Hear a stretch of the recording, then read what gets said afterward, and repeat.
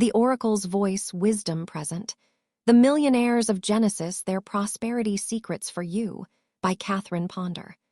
A minister once visited a lady who had studied the power of thought for more than 50 years, yet he found her in a very sad condition. She said to him, "Young man, do not make the mistake I made, and do not let others make this mistake. When I began studying the power of thought, I felt I was too spiritual to include a study of the principles of prosperity, so I ignored that subject.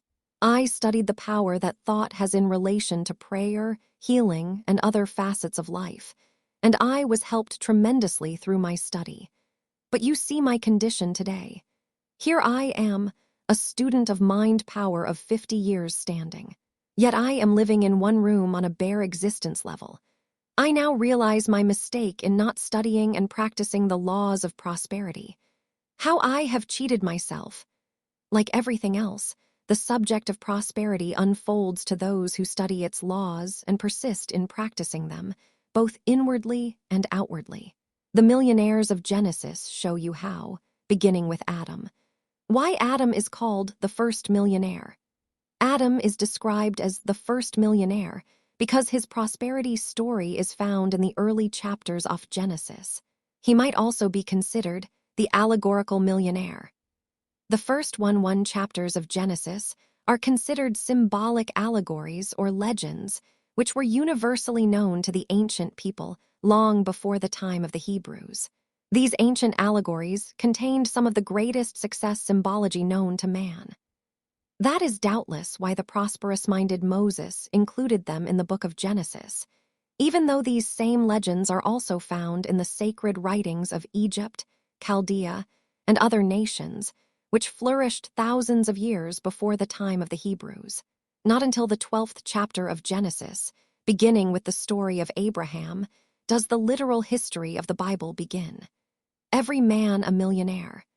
In literal terms, a millionaire is considered a very wealthy person, one worth at least $1,000. Economists explain that there are rich millionaires and poor millionaires. A poor millionaire is a person who has only $1 million or more. A rich millionaire is one with at least 100 million or more. Since Adam of the creation story symbolizes every man, then every person has that same millionaire heritage which God bestowed upon Adam.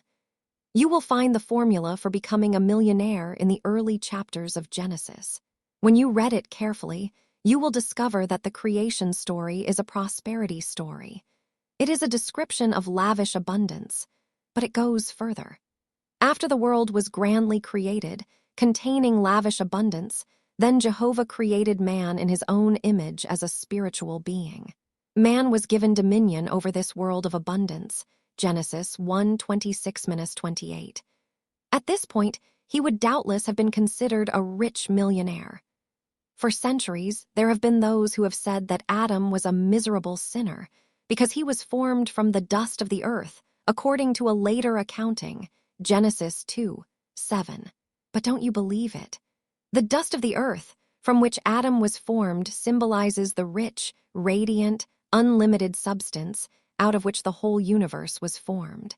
And since Adam symbolizes every person, this means that you are radiant substance, and so am I.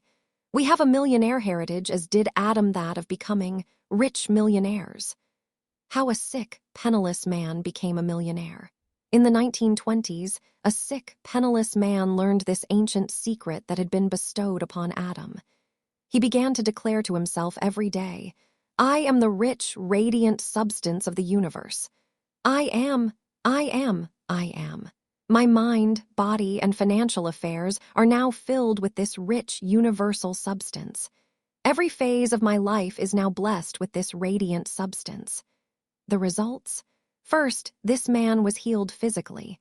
Then he got a job. As he continued privately to call on the unlimited substance of the universe to bless his world, he was given a sutra of money by a friend who suggested he invest it. He did, and his investment grew. Just prior to the Great Depression, his friend suggested he reinvest what he had accumulated in certain stocks that were considered secure even by the super-rich Rockefellers, Fords, and DuPonts. He did so and prospered right through the Depression. Soon he was almost as rich as Rockefeller. He continued to enjoy his wealth for the rest of his life. It all began the day he started to call on universal substance to prosper and to heal him. The prosperity lesson we learn from Adam. The prosperity lesson we quickly learn from that first millionaire, the allegorical Adam, is that he misused his mind powers and fell from his heritage of vast abundance. When he dwelled upon a belief in evil, lack, and limitation, even though he was surrounded by lavish abundance, Jehovah sent him forth from the Garden of Eden to till the ground from whence he was taken. Genesis 3:22-23. At that point, Adam developed a hard work consciousness. Most of us can identify with Adam. Perhaps you have erred in the same way he did. You may have been tempted to dwell upon a belief in lack and limitation, even though you obviously live in a world of vast abundance. If so, you may have found yourself tilling the ground from whence you came. However, it's not as bad as it sounds. That ground from which Adam was taken symbolizes the substance of the universe. To till it means to begin using the inner laws of prosperity, as described in this book, to bring abundant supply into your life again. The good news is that you do not have to remain in the hard work consciousness into which Adam fell. How man emerges from a hard work consciousness. How does man's body and world emerge as radiant substance? How does he get out of a hard work consciousness? When you begin to use your mind to think and act prosperously again, you evolve out of a hard work consciousness into a world of increasing abundance. In its oldest form, the word man means mind. Man is mind. Man is mind power. It is through your mind power that you can generate the radiant, luminous substance which is the basis of your world. It is through the mind that you can claim your millionaire heritage of lavish abundance. All great philosophers and metaphysicians have known this. In ancient legends, Adam was described as a luminous being, his body composed of a kind of radiance. Plato talked about man being luminous substance. As pointed out previously, the description of man's creation is found in the book of Genesis, and the word Genesis means becoming or emerging. This means that you and I are in a constant process of becoming or emerging as radiant substance when we recognize it with our minds. Why call man a millionaire? You may be thinking, why do you call man a millionaire? Why can't you be satisfied with calling him a potentially prosperous being? Let us face the truth honestly. Man seeks unlimited bounty. It is an innate desire in every normal person. Nothing can possibly satisfy anybody short of unlimited supply. Why should it, once you learn that there is no limit to the bounty of divine substance, and that, through the action of your mind, you can form it in unlimited amounts out of the ethers of this rich universe? In my own growth out of poverty into a gradually increasing affluence, I have found that the more I employed the inner laws of prosperity and unfolded their abundance, the more I have appreciated the beauty and freedom that are a part of it. My experience appears to be a universal one among those who are also on the path of prosperous thinking. So be honest and admit that you seek unlimited bounty, that nothing short of unlimited supply can possibly satisfy you. Admit that this is mentally and emotionally healthy, that it is normal and right for you. A loving Father thought of it first and provided a lavish universe of unlimited substance. He then gave you a mind with which to claim it. God is just as much the provider for his children as he is the healer. That the Lord can provide for you is just as much a biblical promise as that the Lord can heal you. You should not get mixed up with the idea of lack any more than you should get mixed up with the thought of sickness. Substance owns all things. Are you afraid of the word millionaire? Knowing this, you can stop apologizing for the use of the word millionaire in this book. You can even stop trying to tone down that word if you want to unleash in your own life the abundance that is yours by divine right. I once gave one of my millionaire seminars to a group of business and professional people in a church. They talked about becoming spiritual millionaires as though there was something wrong with becoming financial millionaires. I am not sure the people in that church will ever become millionaires of any description. They were much too afraid of the word. Later, I gave that same millionaire seminar in another church to a similar group. The people in that class did not flinch when I talked about the millionaires of the Bible and how we are all potential millionaires. One reason the word millionaire did not bother them may have been because there were at least 30 millionaires attending that seminar. Of course, they may have been poor millionaires with only 1 million or so trying to become rich millionaires. In any event, they had no psychological blocks against the word, the magic word for wealth. Here is one of the first prosperity secrets we learn from the early millionaires. The Bible describes man's wealth often in terms of substance. The word substance was a magic word for wealth in Bible times. The wealth of Abraham and Lot was described. Their substance was great, Genesis 13:6. Joseph's wealth was described. King Pharaoh made him Joseph, lord of his house and ruler of all his substance. Psalms 1:5-21. Job's vast wealth was described in terms of substance, Job 1. King David appointed stewards to take care of all the substance, I Chronicles 28:1. Solomon advised his followers, "Honor Jehovah with thy substance, and with the first fruits of all thine increase. So shall thy barns be filled with plenty, and thy vats shall overflow with new wine." Proverbs 3:9-10. The Bible speaks of God giving King Hezekiah very much substance. Romans 2 Chronicles 32:29.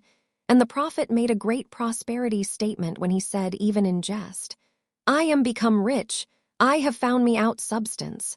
Hosea 12:8. Jesus described the poverty that came upon the prodigal son when he wasted his substance in riotous living. Luke 15:13.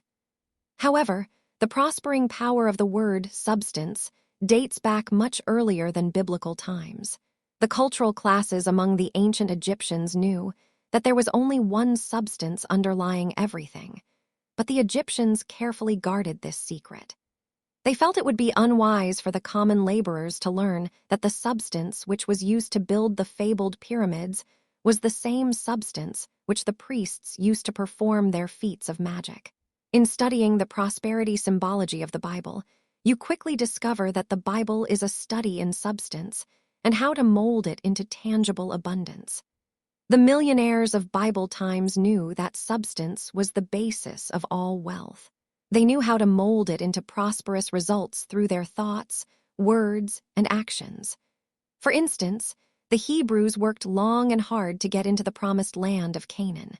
Metaphysically, the word Canaan means realm of substance. They were trying to get into their promised land of substance. They were trying to gain an understanding of substance and how to manifest it as visible results. That they did learn this age-old secret is evidenced by the fact that they became one of the wealthiest groups of people the world has ever known. As you use their success secrets, which are both literal and symbolic, you can move forward toward your promised land of rich, unlimited substance. 2. How wealth came to her out of the ethers. Some of the ancient people gained such an understanding of substance that they could produce whatever they wanted right out of the ethers. Jesus did so on a number of occasions as he manifested instant loaves and fishes, instant wine, and instant tax money. 3. A select few down through the ages have been able to do this. During the 16th, 17th, and 18th centuries in Europe and Asia, there were sages and adepts who could manifest money instantly. In the Far East, the holy men have been doing this for centuries. A friend once related that she had studied the subject of substance over a period of time, until she was finally able to cause a gold piece to appear right out of the ethers. It became visible on the floor by the chair where she often sat and meditated. She kept this lovely gold piece in her home for some time. Finally, it faded away again. But that was not the end of her story. As she continued declaring that substance was the basis of all her supply, she became a very wealthy woman with property, investments, and money in a number of banks. These assets did not fade away. She enjoyed them for the rest of her life. How to claim your millionaire heritage. Perhaps you are thinking, but what does this subject of substance have to do with my millionaire heritage? Substance owns all things. Therefore, the better you understand the nature of substance out of which all wealth comes, the better you will be able to bring forth whatever you desire, and the better every phase of your life will be. All of the substance out of which your home, friends, health, and wealth are made is within you and all around you. It begins to manifest for you when you recognize it and call upon it for help. The word substance means that which stands under all visible forms of life. Metaphysicians have described it as the body of God, out of which all things are formed through the action of the mind. Why haven't more people become wealthy if they are surrounded, even filled, with this rich substance of the universe? Because substance is passive. It waits for you to deliberately mold it and shape it through your prosperous thoughts, words, acts. In the very beginning, man was given dominion over this visible world of lavish abundance, as well as over the invisible world of unlimited substance. It is up to you to definitely claim it. How do I deliberately contact this universal substance and make it mine as increased wealth? You may be asking. Through your words. You can begin to claim your millionaire heritage by declaring that you are substance, that the universe is substance, that by your spoken words you are forming that substance into tangible results. You can begin now by declaring daily, divine substance is the one and only reality in my financial affairs now. Divine substance heals me. Divine substance prospers me. Divine substance establishes order in my life and financial affairs now. How divine substance made one family rich. At the turn of the century, there was a businessman who learned that substance was the basis of all wealth. He became so fascinated with this mystical success method that he began to declare daily, divine substance cannot be withheld from me. Divine substance cannot be taken from me. Divine substance is the one and only reality in my financial affairs now. Divine substance is manifesting the wealth of the universe for me in rich, appropriate form here and now. I am sustained and prospered by the infinite riches of divine substance. The result was that he prospered when business associates all about him did not. People who came into his store to shop were surprised when he did not give them a hard sell. Fellow merchants were even more surprised when this man's business prospered through good times and bad, until he finally was able to open several more thriving stores around the city. When a friend asked how this man prospered in spite of his apparently casual approach to business, he replied, I know the secret of the ages. That divine substance is the foundation of all wealth. I do not depend upon customers, economic conditions, or any outer situation for my supply. Instead, I think prosperity, and I daily call on divine substance to prosper me. This method has freed me from all the usual concerns about business. Later, this man's daughter also learned that same secret. That divine substance is the foundation of all wealth, and she meditated upon it daily. When she inherited her father's thriving business, it continued to prosper under her leadership until she became a very rich woman. When friends would ask the secret of her success, she always replied, From my father I learned about the prospering power of substance. Rich ideas, not hard work, bring fortunes. If you have been one of those well-meaning people who have gotten into the old Adam consciousness of hard work, thinking that to be your salvation from lack, or if you have erroneously believed that hard work alone would bring you riches, you are in for a pleasant surprise. Wealth, especially vast wealth, rarely comes as a result of backbreaking work. Fortunes are the result of rich ideas. The idea that can help you experience increased wealth is the idea of substance. How $20,000 came to her. There once was a lady who needed $20,000. She began to declare every day, I am all the substance there is. I am divine substance. Within a few weeks, the money came through an investment that paid off unexpectedly. how a drug addict moved toward healing.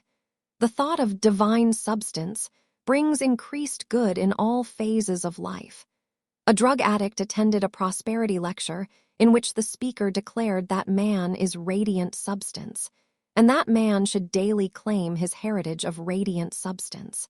At the close of the lecture, everyone attending affirmed together that they were radiant substance, and that the rich substance of the universe was the one and only reality in their lives and affairs. Later, an usher found a large vial of drugs sitting on top of one of the seats.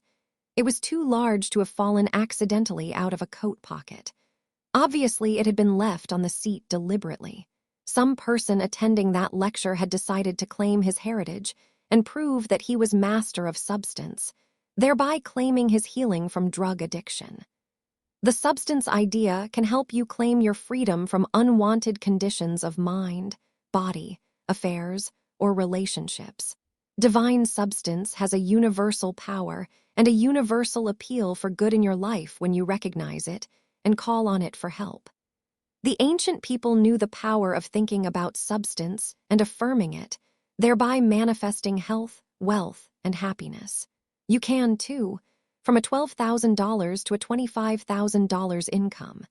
A businessman who was dissatisfied with his $12,000 a year income began to declare daily, "I am surrounded by divine substance, and this divine substance manifests a large financial income for me now." Within 6 weeks, he was offered a $25,000 a year job. He had not even gone out looking for this job. It was offered him through a long-distance telephone call from the board chairman of a large corporation. He accepted it gladly. As he continued calling on divine substance, he gradually grew into a 6-figure income. How her dental problems were healed. A school teacher in England learned that she was master of substance. She began to declare daily, "I am master of substance. Therefore, I have good teeth because they are radiant substance." Dental problems of long standing began to clear up. How substance brought $2,500, then doubled the income. Once on a cold day when the financial income of my church had been low, I spent some time declaring, "I invite the powerful, loving substance of the universe to produce abundant supply here and now." The next day, a check for $2,500 was given to the church. It seemed like a fortune. On another occasion, when the church's financial income was low, I asked members of my prayer group to meet with me regularly to call on substance to meet our needs. We began to declare at our weekly meetings, "This ministry is surrounded by divine substance, and this divine substance manifests abundant supply for this church here and now." Things began to improve. Later, the accountant informed the church trustees that the income had doubled that year, even though our financial needs had been kept secret. There had been no fundraising drives, no legacies, no other financial windfalls. Prosperity during a recession. A group of business people once decided to test the prospering power of substance during a recession. They agreed privately to declare each day, "I praise my world as the perfect creation of divine substance, and I now see more financial income for myself than I have ever seen before. I shall continue to recognize divine substance as the foundation of all my wealth." The results. One man's investments on the stock market shot up. He sold them at a tremendous profit. The owner of a cleaning plant was able to stay in business and prosper when several other cleaners nearby went out of business. A doctor, an engineer, a housewife all had financial demonstrations in the face of previous financial challenges. An insurance executive, a salesman, a merchant all had new channels of income open to them. The allegorical millionaires. Eve, the allegorical millionaires, started out rich but ended up poor. She misused her feelings when she, too, dwelled upon a belief in lack while still in the midst of abundance.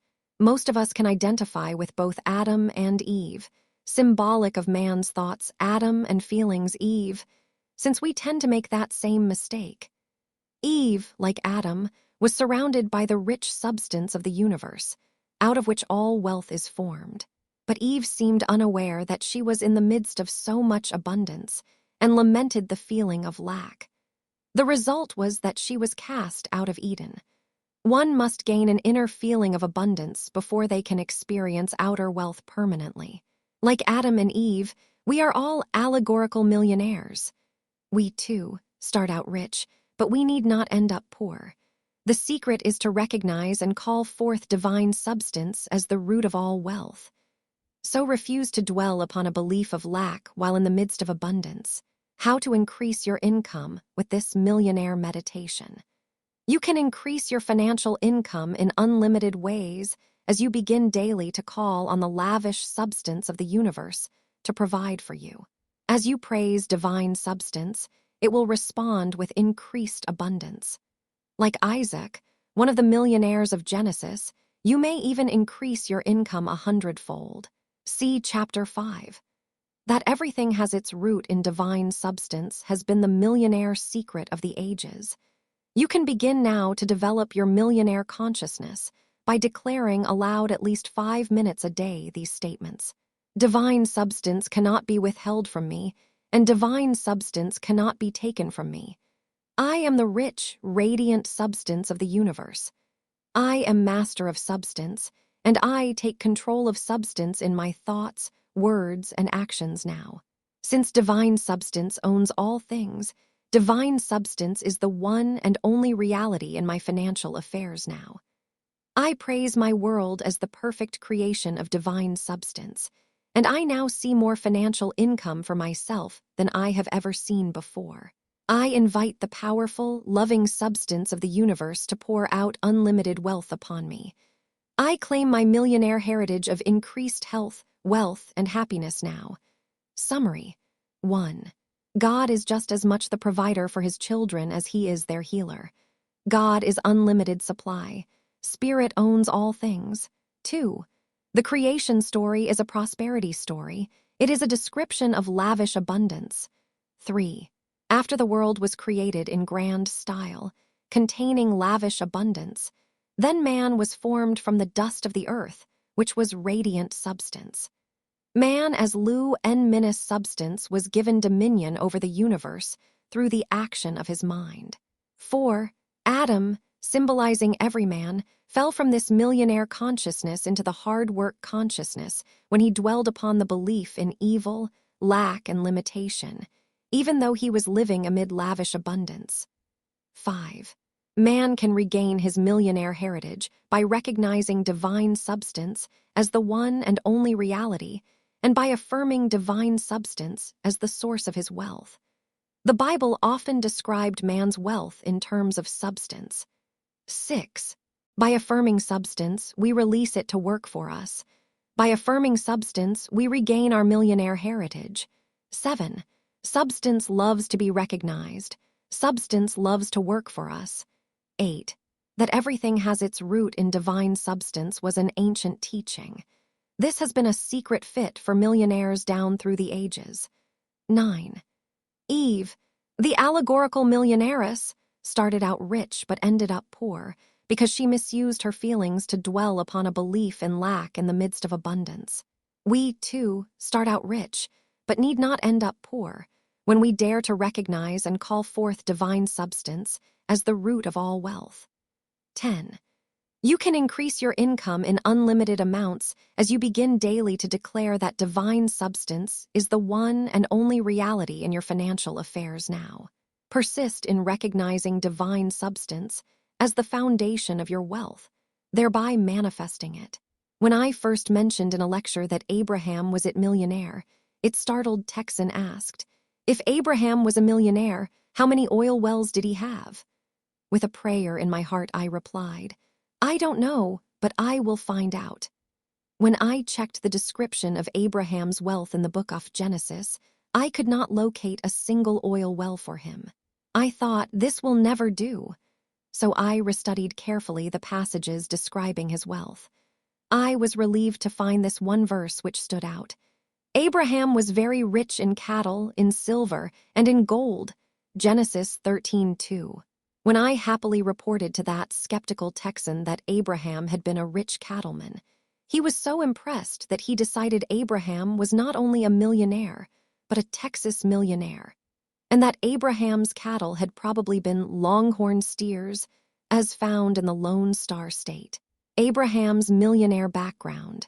The history of the Bible, in the 12th chapter of the book of Genesis, begins by describing the life of Abraham, first called Abram, and his tremendous wealth. We have often thought of Abraham as the father of the Hebrew people as a great spiritual leader, which he was. But Abraham also became a man of vast wealth, which the Bible boldly describes. His background gave him both a material understanding and a spiritual understanding of prosperity, and how to manifest it in his world. His life began in the Babylonian city of Ur. The Babylonians were an advanced and prosperous people. By their ingenious techniques in agriculture, commerce, and finance, Babylon's citizens became the richest of their era. It was the wise Babylonians who first developed and practiced the sound financial principles we regard so highly today. Those of insurance, savings, home ownership, investments, and systematic tithing. It was into this prosperous, advanced civilization that Abraham was born and spent the first 75 years of his life. During this period, he observed those wise business practices of the Babylonians that had led them to vast wealth. As he absorbed the millionaire consciousness of the Babylonians, it gave him a material understanding of wealth and all that it could do to ease life's burdens. Abraham studied at a prosperity academy. According to ancient lore, during this first period of his life, Abraham also studied in the academy of Melchizedek.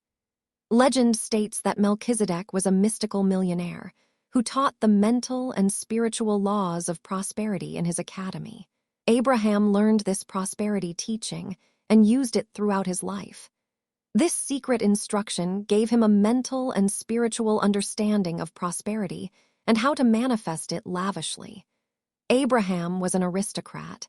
In the past, you may have regarded some of the people of Genesis as native tribesmen, wandering about in the dusty, sandy desert. But historians have described Abraham as a learned man and prophet of God, who belonged to a wealthy Babylonian family. They describe him as having a princely nature, as being a true gentleman of pioneer aristocracy. A pioneer is one who goes before, preparing the way for others to follow. That's what Abraham did. During that first period of his life spent in Babylon, Abraham had gained an understanding of the nature of substance and how to manifest it as vast wealth through his thoughts, words, and acts. He had learned that everything has its root in substance. That substance is the basis of all wealth. The uplifted state of mind prospers. The word Abraham in Hebrew means father of height or father of exaltation. It is the heightened, uplifted, exalted state of mind that is the prospering state of mind.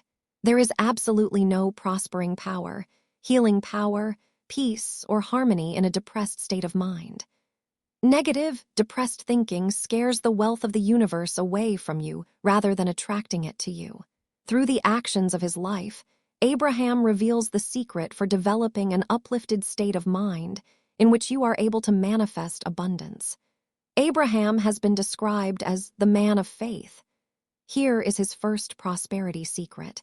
The ancient people knew that faith moves on substance. The events of Abraham's life show you how your simple acts of faith can move on the lavish substance of the universe and manifest it as increased abundance in your world. Indeed, a review of his life reveals a fascinating study of his use of the dynamic laws of prosperity, which are available to you, too. How to go from competitive to creative prosperity. Abraham's first act of faith was to follow the Lord's command to get out of the country he had occupied for 75 years, and to go into a new land in which the Lord promised to bless him, and to make him great. Genesis 12:12. His departure from Babylon symbolizes your departure from a material and competitive consciousness of prosperity, and your growth into a creative level of supply through the use of your mind. Many people who are striving to be successful are still in a physical, sweat-of-the-brow, hard-work consciousness. They erroneously believe they must compete for the wealth that is already visible in the world about them, wealth that belongs to someone else. Abraham's journey into the land of Canaan symbolizes the development of a creative consciousness of prosperity that does just the opposite. It does not compete for wealth already visible. It dares to create its own new wealth from the invisible substance of the universe through prosperous thoughts, words, and actions. The land of Canaan symbolizes that rich realm of substance. Most of us are in the process of growing out of a competitive, hard work consciousness of prosperity into the creative level of prosperity, where we create our prosperity mentally first. In this process, we grow into an understanding of the realm of substance in order to get into the land of Canaan. We learn to mold that rich realm of substance with our prosperous thoughts, words, and acts. This land of Canaan that was given to Abraham's heirs by Jehovah for an everlasting possession is a gift to every one of us.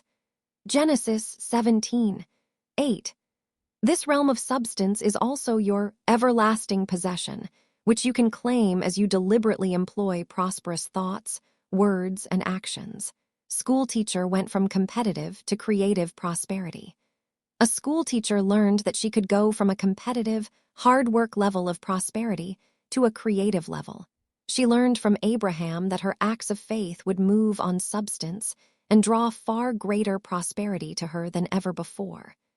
To help her faith move on substance, she began to declare, "I am now shown new ways of living and new methods of work. I am not confined to the ways and methods of the past." At first, nothing happened. As she persisted in declaring these words every day, her workload became lighter and her working conditions more pleasant. When she continued reminding herself that she did not have to compete for her prosperity, ideas began to come to her, and she set them down in articles, which she sold. This encouraged her to begin setting down more of her ideas in books. Within 2 years, she had prospered to the extent that she was able to retire early from her teaching job. Her statement worked. She was shown new ways of living and new methods of work. She is no longer confined to the competitive ways and hard work methods of the past, and she is far more prosperous. How to get out of stress and strain. The person in a material and competitive consciousness of prosperity would not have dared to do what Abraham did, leave the old country, especially such an affluent one. The person who is in a competitive state of mind depends upon people and conditions for his prosperity. He panics if the people and conditions connected with his prosperity fade out or change. He may try to hang on to them, or he may try to force his good in other ways. Such a person is in a constant uproar over world conditions and economic trends because he feels they control his destiny and that he is subject to them. He feels he is their hopeless, helpless victim. He blames forces outside himself, people, and conditions for all his financial problems of the past or present. His life is a vicious circle of financial uncertainty and strain. In getting out of the old country, Abraham was trying to show us that we must let go such limited ideas about the source of our supply. We must recognize that God, not man, is the true source of all our good. How a chiropractor prospered. A doctor of chiropractic said, "Learning that God is the source of my supply was the turning point in my life from failure to success. This freed me from depending upon my patients or from blaming economic conditions when things did not go right." After he realized the true source of his wealth, he was able to build a new $100,000 clinic within 8 months. His daily prosperity statement was, "I do not depend upon persons or conditions for my prosperity. God is the source of my supply, and God provides his own amazing channels of prosperity to me now." As he continued to affirm God as the source of his prosperity, people and conditions adjusted to his prosperity consciousness. Vast benefits of the creative level of prosperity. On the creative level of prosperity, you work for the joy of it, and prosperity flows to you and through you in streams of plenty. Instead of working to make a living, you are busy making a life. which includes so much more. Going from the competitive to the creative level of prosperity does not mean that you talk down the money idea. Instead, you would agree with a friend of mine who says, "Money is divine substance dressed up in green pants." On the creative level of supply, it has been established that prosperity may be the result of 98% mental preparation and 27% outer action. On the competitive, hard work level, it is reversed. Man often spins his wheels with too little mental preparation and too much outward action. Why you should form a vacuum. Like the pioneering millionaire, Abraham, you can get out of the old country by forming a vacuum. You must learn to let go, give up, make room for the things you want and desire. You should always want something better than you now have. That is the urge of progress. It shows development and growth. Just as children outgrow their clothes, you outgrow your previous ideals and ambitions. You broaden your horizons of life as you expand inwardly and advance outwardly. There must be a constant elimination of the old to keep pace with your new growth. If you cling to the old, you hinder your advance or stop it altogether. This applies to your tangible possessions as well as to your intangible ideals. You can unblock and undam your good by forming a vacuum. Countless people have done so with amazing results. It is a delightful act of faith that inevitably brings results. How forming a vacuum prospered them. A young couple heard about the prospering power of forming a vacuum at an Iowa prosperity seminar I conducted. The wife had always been a pack rat and had kept their home filled with many items they no longer used. She decided to form a vacuum by having a garage sale at which she sold hundreds of dollars worth of unused items. This was their first prosperity demonstration. As they continued to clean up and clean out, the husband was offered the finest job of his life in Denver. A few months later, he and his wife attended my Denver seminar and gave a prosperity testimonial explaining how the vacuum law of prosperity had quickly worked for them, why some people are never permanently prospered. You can also get out of old states of mind and circumstances, symbolized by the old country that Abraham left, by forming a vacuum in an inner way through the practice of forgiveness. Many people are never permanently prospered, no matter what else they do, because they are holding grudges and negative feelings toward other people. Until they get down to business and forgive, their prosperity does not come because they have not made room for it, mentally or emotionally. The word forgive means to give up. Forgiveness is not an unpleasant, dramatic, outer act in which you say, "I am sorry," when you are not. Instead, forgiveness is a pleasant inner act which leaves you at peace with yourself and others. It is wise to give yourself a universal forgiveness treatment every day. This keeps your mind and emotions cleared of negative feelings that can block your good. You might declare daily, "All that has offended me, I forgive. Within and without, I forgive. Things past, things present, things future, I forgive. I forgive everything and everybody who can possibly need forgiveness of the past or present. I forgive positively everyone. They are free now, and I am free, too. All things are cleared up between us now and forever." How forgiveness brought $250,000 and healing of incurable condition. When you hold resentment towards someone or some condition of the past or present, you are bound to that person or condition by an emotional link that is stronger than steel. This blocks your prosperity and keeps you tied to the very person or condition you are trying to get free of. The practice of forgiveness is the only way to dissolve that unhappy link and go free to a better life. A friend in New York began to practice forgiveness daily. So many names and situations of the past and present began to float up in her memory that she made a forgiveness list, placing each name and situation remembered on it. Daily, she spoke words of forgiveness for all the people and situations on her list. "I fully and freely forgive you. I loose you and let you go. You fully and freely forgive me. You loose me and let me go. All things are cleared up between us now and forever." She was very honest. She said it took her a year to forgive some of the names and situations appearing on her list, but it proved to be the most fabulous year of her life. First, a great sense of peace enveloped her and released her from past unhappiness and judgments. Second, she was healed of a supposedly incurable health condition. Finally, one of the people she had just spent a year forgiving made her a gift of $250,000. You can make a forgiveness list and begin to practice forgiveness daily in the full assurance that forgiveness heals, forgiveness prospers. 2, she became a millionaire through forgiveness. A friend in Florida once said, "I know that forgiveness prospers. We have had many hurts in our family, but my sister has refused to accept any of those hurts or to dwell upon them. The more she has practiced forgiveness, the more wealth has been poured out upon her. My sister is a millionaire today because of forgiveness." How artist sold his $200 dog. Another way you can get out of old states of mind and circumstances is by writing out what you want eliminated from your life. An artist had sold one of his paintings to a client who paid him off with a $200 dog.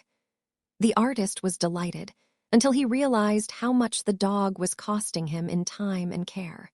He had to feed him, walk him, entertain him, and take him to the vet for shots. When he decided to sell this pet, he quickly discovered that no one seemed interested in owning such a high-class dog.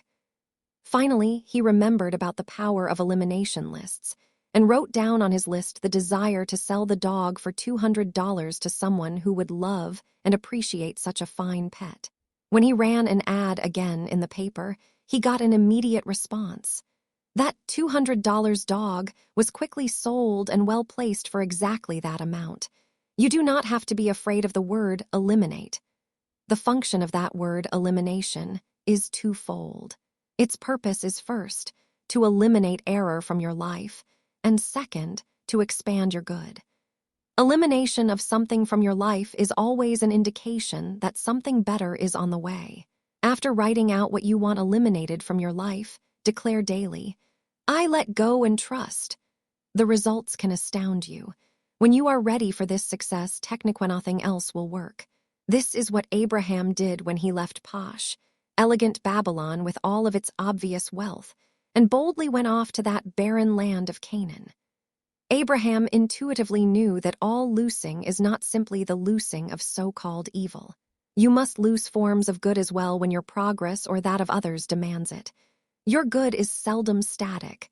It is progressive. It changes and evolves. You must change and evolve with it. In the land of Canaan, Abraham became rich, but he had something to learn first. Upon arriving in the land of Canaan, it looked so barren that he left it and decided to try his luck in fertile, prosperous Egypt. Judging from appearances, Abraham had made a wise decision, but he got into trouble in Egypt and was soon forced to leave and return to the land of Canaan. This may happen to you, too, as you begin to develop your millionaire consciousness. Why? Egypt appeared to be a rich land of opportunity, but it symbolizes a material consciousness of prosperity. Abraham only got into trouble in Egypt because he was ready for something more than mere rich appearances of wealth. He was ready to develop an inner understanding of a mental and spiritual one. Abraham was forced to return to the land of Canaan, which means realm of substance, and in that apparently barren place to gain an understanding of divine substance and how to manifest it through the action of the mind. As he practiced this prosperity method, he gained vast wealth. Like Abraham, even after you have learned the deeper mental and spiritual laws of prosperity, such as he had allegedly learned at the Academy of Melchizedek in Babylon, you may first attempt to return to old methods of demonstrating prosperity. If so, like Abraham in Egypt, you will quickly discover that they no longer work for you because you are ready to learn how to take hold of invisible substance, even though it looks barren and inadequate to you. You are ready to begin the practice of manifesting that invisible substance as visible results in your life. Once you learn this inner method, you will never again depend upon the outer competitive methods of supply. Gaining an inner hold on substance and learning how to manifest it as visible supply are fascinating, soul-satisfying processes which give you cosmic security. You will never fear lack again. Abraham proved this when he returned to the land of Canaan and settled down there. So can you, as you use his methods. How you can manifest supply through pictures.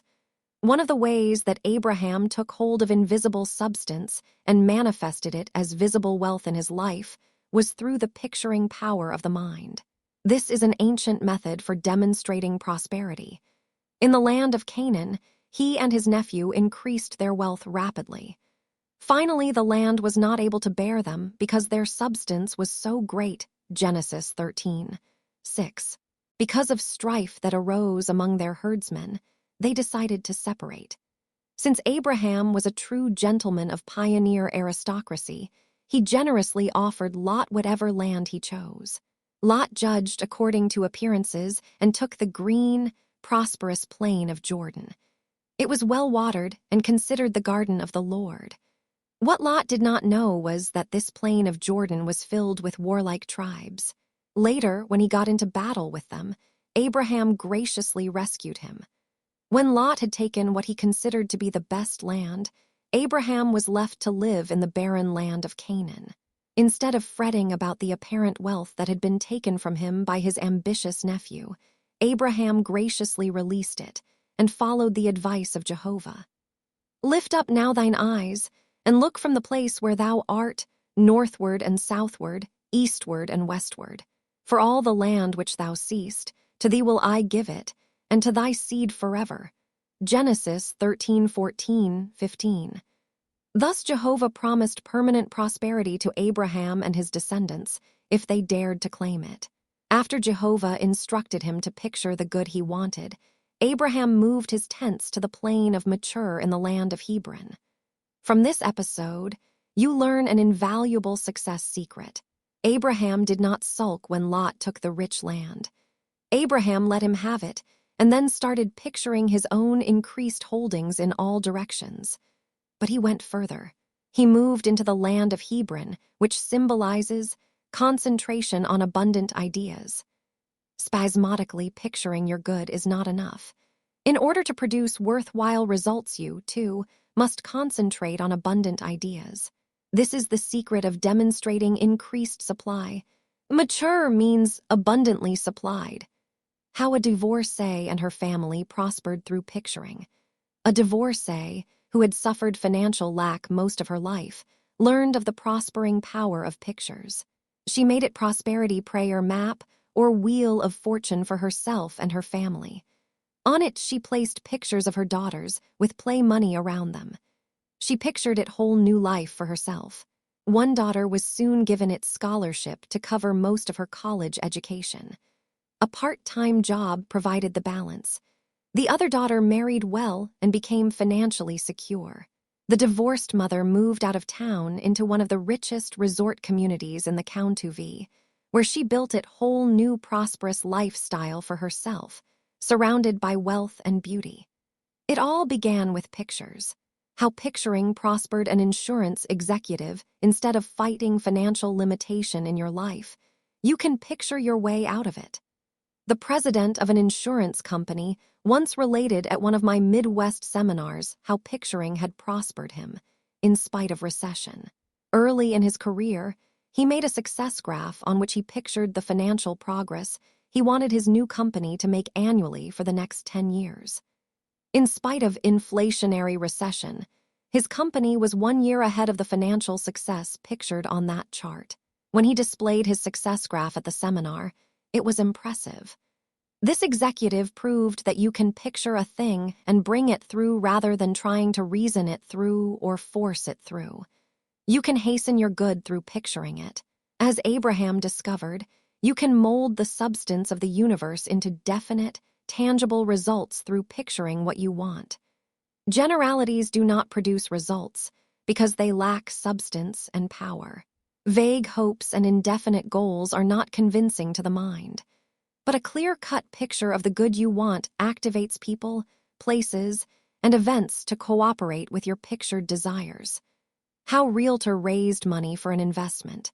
A man in the real estate business wanted to buy an apartment house that was for sale, but he had been unable to raise the money. Even though financing had not been arranged, he spent some time every day in quiet meditation, picturing himself as the owner of that building. When he gained a sense of peace about the matter, he released it from his mind. While negotiating a loan on other properties one day, one of his millionaire benefactors learned of his desire to own the apartment house and quickly arranged financing. But nothing happened until the realtor had first pictured it. To remind yourself of the fantastic power of pictures, declare often, "I picture my good and bring it through, rather than trying to reason it through or force it through. I hasten my good through picturing it." 3. How to protect your prosperity. In the land of Hebron, Abraham sealed or protected his prosperity by doing something the ancient people often did when their prayers had been answered. He built an altar to God. When the Hebrews built altars and gave sacrifices, these acts carried financial significance. It meant that they made financial offerings to Jehovah. They often built altars and gave faith offerings before their prayers were answered. They often built altars and gave thank offerings in appreciation after their prayers had been answered. They felt that giving before a prayer was answered opened the way to receive that answer. They felt that the act of giving after answered prayer helped seal or protect the result and make it permanent. Abraham's giving at this point indicated his thanks that the good he was picturing had and would come in ever-increasing degrees. His gift was both a faith offering and a thank offering. This age-old prosperity technique still works for those who use it. A woman of wealth said, "When anything negative happens to me, I know it is an indication that I have not been giving enough. I always get busy and give either a faith offering or a thank offering to protect my wealth. This method has always prospered and protected me." How to be lavishly prospered. When Lot got involved with the enemy forces who occupied the plain of Jordan, Abraham graciously rescued him. Lot symbolizes the negative side of faith that judges according to appearances and has to learn that things are usually not what they seem. Upon returning home from victory in battle, Abraham tithed a tenth of the vast wealth gathered in battle. He gave this fortune to the high priest of Salem. In return, the priest blessed him, and Jehovah made Abraham a promise that carries vast financial significance for us today. "Fear not, I am thy shield and thy exceeding great reward." Genesis 15:1. Although the act of tithing was an ancient prosperity practice, many of our modern millionaires attribute their lavish wealth to this practice. Why? Because giving is good, but consistent giving through the act of tithing 1/10 of all one receives to God's work is far better. Consistent giving opens the way to consistent receiving. As promised Abraham, those who tithe are not only prospered exceedingly, even lavishly, but they are also protected from the negative experiences of life. Vast wealth always brings the need for protection. Tithing gives that assurance. You can be consistently prospered despite recessional inflation when you practice consistent giving through the act of tithing. In the process, you should claim for yourself the same millionaire promise that was made to Abraham. "I fear not, because God is my shield and my exceeding great reward." The mystical millionaire to whom Abraham tithed such lavish wealth will be discussed in Chapter 3. How he went from $1,000 annually to $100,000. Some years ago, a young businessman, with a growing family to support, heard of this mystic law of prosperity and began to practice tithing off his income at a time when he was making only $1,000 a year.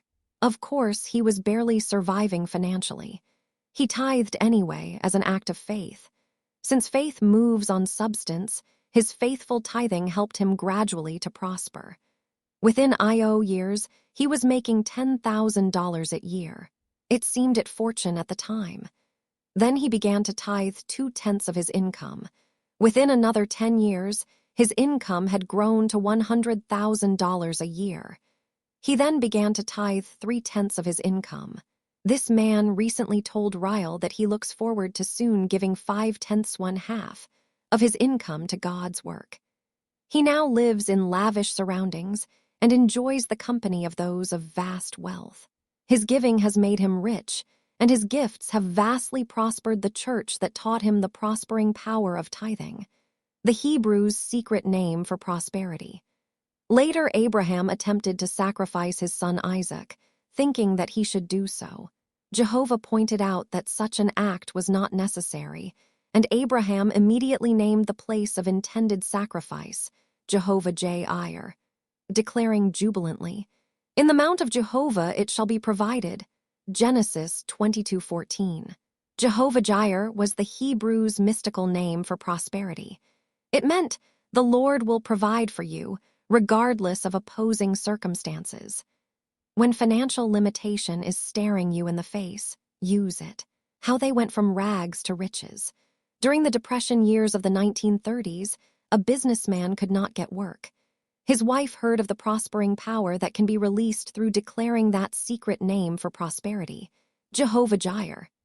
She began to spend a few minutes each day privately declaring, "Jehovah-Jireh, the Lord Law richly provides for us now." Her husband soon got a job. It was not one that measured up to his fine executive abilities, but it put food on the table. Realizing the prospering power in that sacred name, this man began joining his wife each night in declaring, "Jehovah-Jireh, the Lord richly provides for us now." He was soon offered a better job. As they continued to call on this name daily, he got work in line with his fine training and executive ability. Over the years, he continued to get one promotion after another with this large corporation. Finally, he became one of its highest-paid executives. This man never let his success go to his head, but continued to join his wife daily in affirming and meditating upon that sacred name, Jehovah-Jireh. Together, they traveled the world for his company on a generous expense allowance. After his death, his wife was provided a handsome pension. She felt the mystic power in that name had led them from rags to riches. A millionaire promise for you. Along with the other prosperity methods, Abraham used to become the Bible's first historical millionaire. He employed a basic prosperity principle you can use often. He constantly asked Jehovah for guidance, and he received it. Abraham proved the prospering power of that statement. "I do not depend upon persons or conditions for my prosperity. God is the source of my supply, and God provides his own amazing channels of prosperity to me now." In return for his faith, Jehovah made Abraham promises of the unlimited good that would come to his heirs. They included vast wealth, many heirs, and a longed-for promised land for his descendants. Genesis 22:17, 18. From Abraham, we learn patience, because it was to be many years before all of these promises would be fulfilled for his kinsmen. But he taught them to believe as they waited and grew into their expanded good. He proved the prospering power of faith. The Bible summed up his success. Jehovah had blessed Abraham in all things. Genesis 24:1. This millionaire promise applies to you, too, as you follow Abraham's example in invoking the prospering power of faith through the use of the dynamic laws of prosperity, which include his use of release, forming a vacuum, forgiveness, picturing, prosperity affirmations, tithing, giving thank offerings and faith offerings, and through claiming your heritage of wealth on all levels of life. You can get busy helping your dreams come true by declaring daily, "I have faith in God. I have faith in people. I have faith in things." This is how Abraham became a millionaire. Summary. 1. Adam, the Bible's allegorical millionaire, misused his mind powers to dwell on the belief in lack and fell from his heritage of abundance.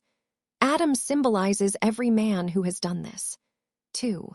Abraham, the Bible's first historical millionaire, shows us how to reclaim our heritage of lavish abundance through some simple acts of faith. 3. Abraham's life in Babylon gave him both a material and spiritual understanding of prosperity. Abraham symbolizes the man of faith who goes from a competitive sweat-off-the-brow understanding of prosperity to a creative understanding of prosperity, which is invoked through the action of the mind. 4. The land of Canaan into which Abraham went symbolizes realm of substance. Our acts of faith move on substance and form it as rich results in our lives. 5. The acts of faith which Abraham performed were these. A. He left his old country of Babylon and went into the land of Canaan. This symbolizes releasing old possessions, relationships, and ways of living for new and better ones. It includes the practice of forgiveness and making an elimination list. B. When Lot took the richest land from him, Abraham looked up and pictured the good in all directions and became very rich. You can picture your way out of limitation. Make a success map. C. He practiced giving through faith offerings and thank offerings by building an altar to God and giving financial sacrifices. We should, too. D. He tithed a tenth of all to the high priest of Salem. Tithing is the mystic law of prosperity because consistent giving opens the way to consistent receiving. E. Jehovah-Jireh was the sacred Hebrew name for prosperity. It releases prosperity to those who affirm that name. 6. Abraham's basic prosperity secret was that he constantly asked Jehovah for guidance and got it. He did not depend upon persons or conditions. 7. In return for Abraham's faith, Jehovah blessed him in all ways and promised lavish abundance for his descendants as well. 8. As we use the simple prosperity methods Abraham used, our faith moves on the rich substance of the universe and opens the way for our heritage of lavish abundance to manifest. It is in the life of Abraham that you meet the mystical millionaire, Melchizedek, who was both king of Salem and its high priest. He is a mysterious figure in the Old Testament because nothing is definitely known of his background. It is believed that he was a descendant of one of the Babylonian high priests and probably distant kin of Abraham. According to ancient legend, Melchizedek conducted a wisdom school in Babylon, which Abraham attended during that first period of his life when Abraham lived in Babylon. You can learn certain prosperity principles from the elegant Lelchizedek that are indispensable to a permanent, enduring wealth. How your prosperity can become an automatic process. There are many success courses and self-help books on the subject of prosperity available today, and they are all good. Any instruction that helps you to open your mind to increased abundance is worthwhile.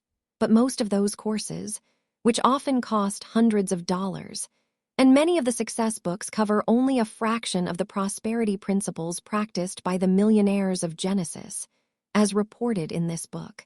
Most of the success courses and books available today explain how you can create your prosperity mentally, first through deciding what you want, and then going after it through the goal-setting methods of 1.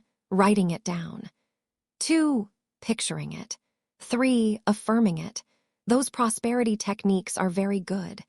As is shown in this book, the Millionaires of Genesis used them.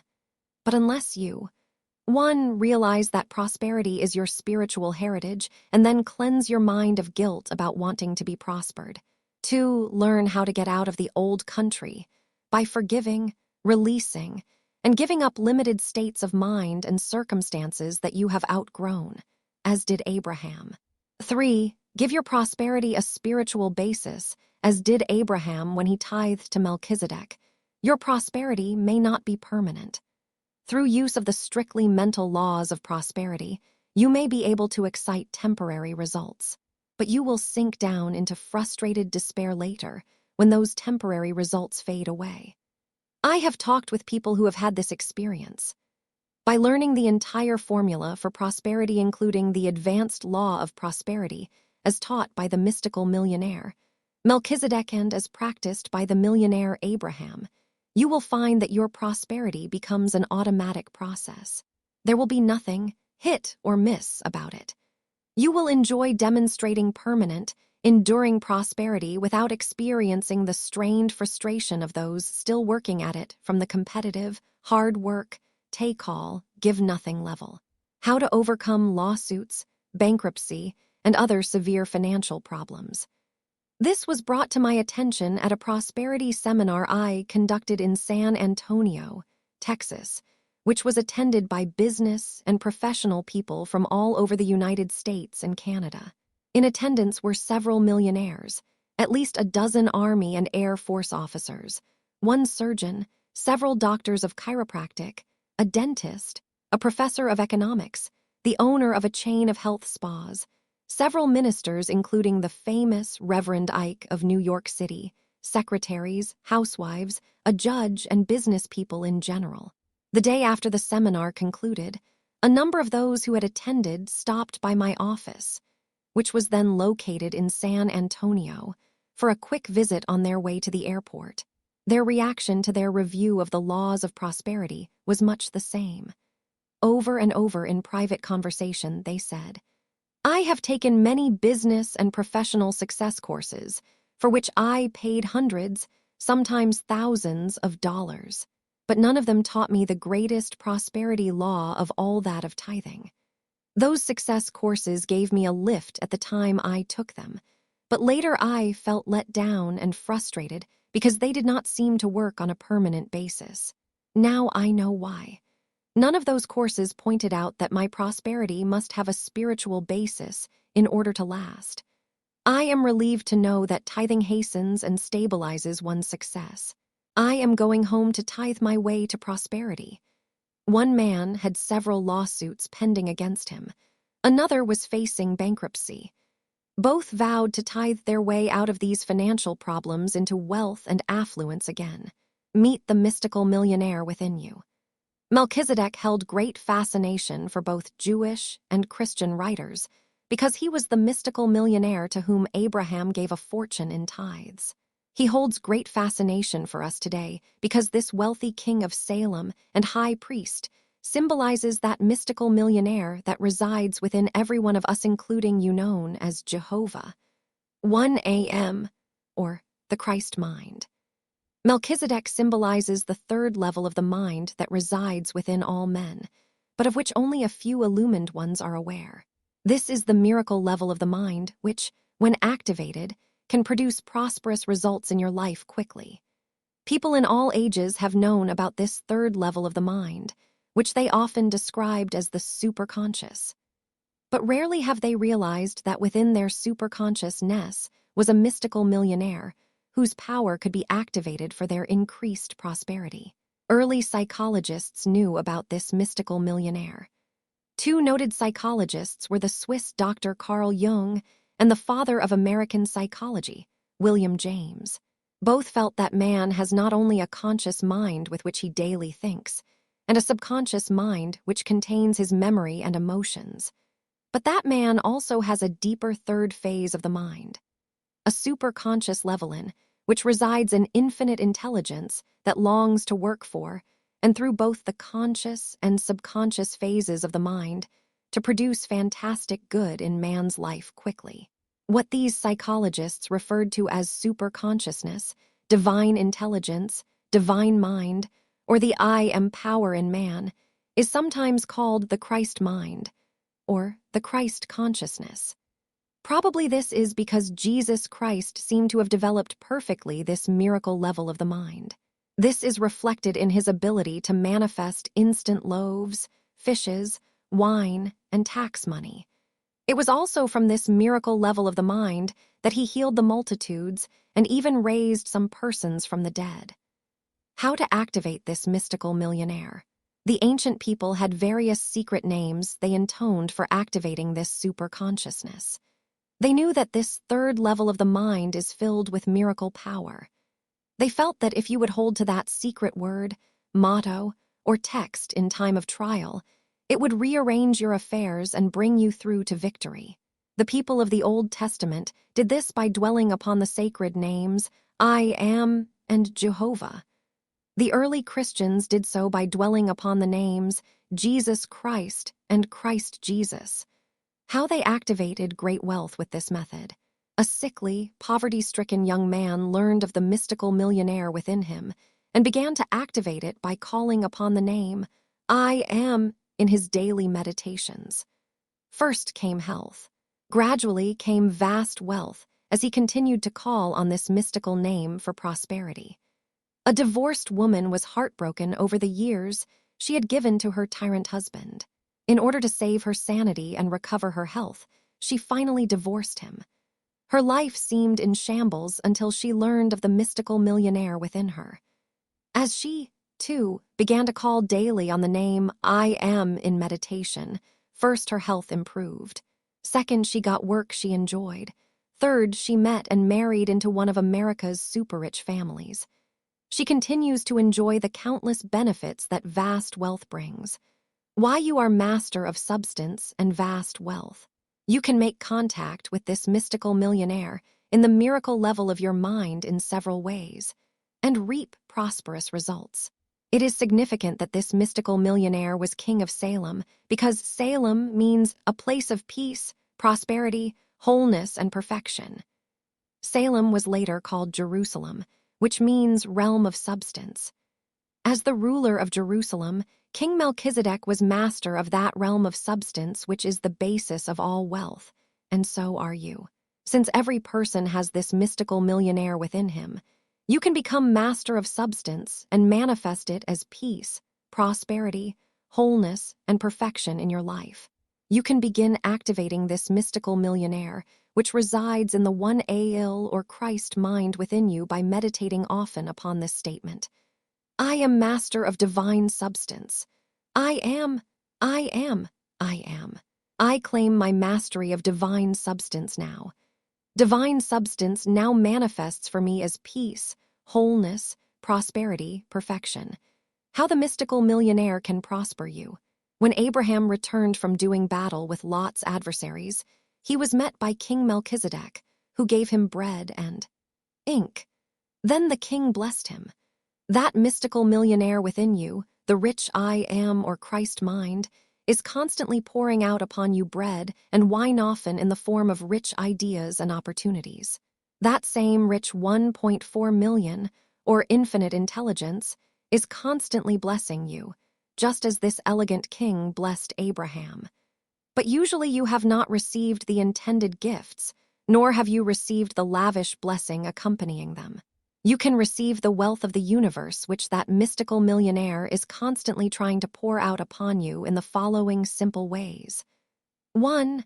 By realizing that it is spiritually right, instead of spiritually wrong, for you to be prospered.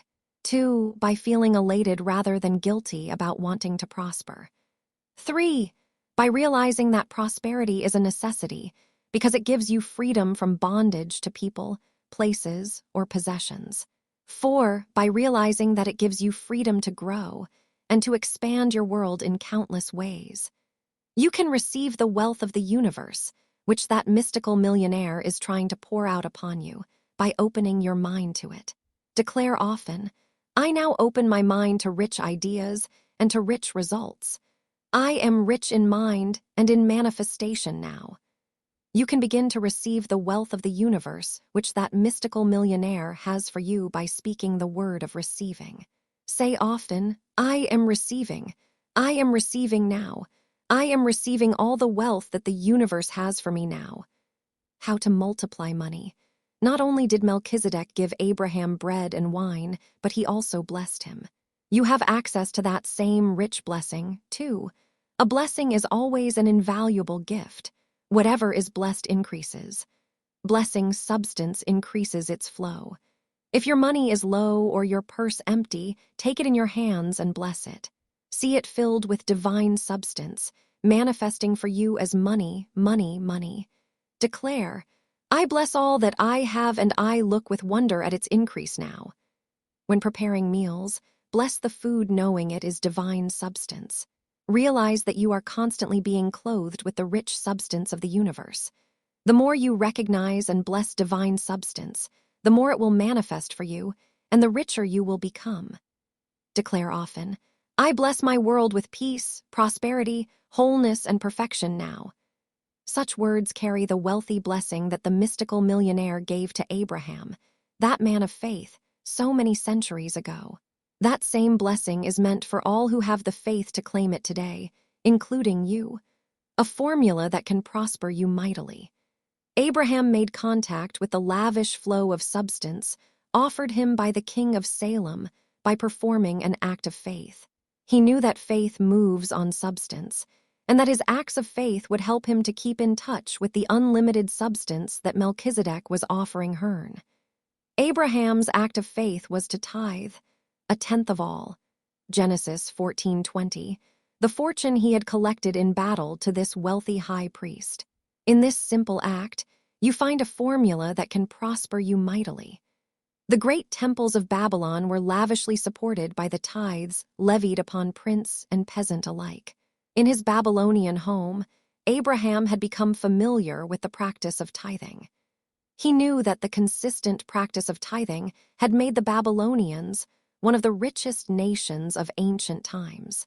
Since ancient times, it has been proved that those who tithe 10% of their income to God's work find that their prosperity increases by leaps and bounds until all fear of poverty has disappeared.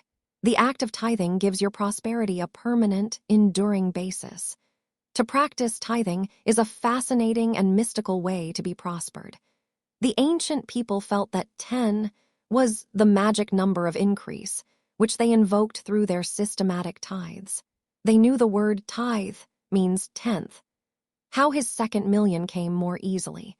It is common knowledge that many of the most successful businessmen of the present day, great industrialists and captains of industry, attribute their success to having formed the habit of tithing. Hundreds of thousands of people have grown out of poverty into financial affluence and comfort through the practice of tithing. Hundreds of thousands more are doing so today. A young tycoon attended one of my prosperity seminars. At the close, he said, "I made my first million through sweat-off-the-brow methods. It was hard work, and I always feared losing it. Now I see why it was such a strain. I did not invoke the mystical law of tithing, which would give my wealth protection and permanence. I now plan to tithe my way into my second million, and I expect it to be much easier to make and to keep this time." A businessman's million-dollar formula. You can see how consistent giving to God's work opens the way to consistent receiving in your own work. It is a practice that is businesslike, orderly, scientific, and practical. If the farmer refused to give back to the soil a certain percentage of the crops which the soil had given to him, he would have no crops.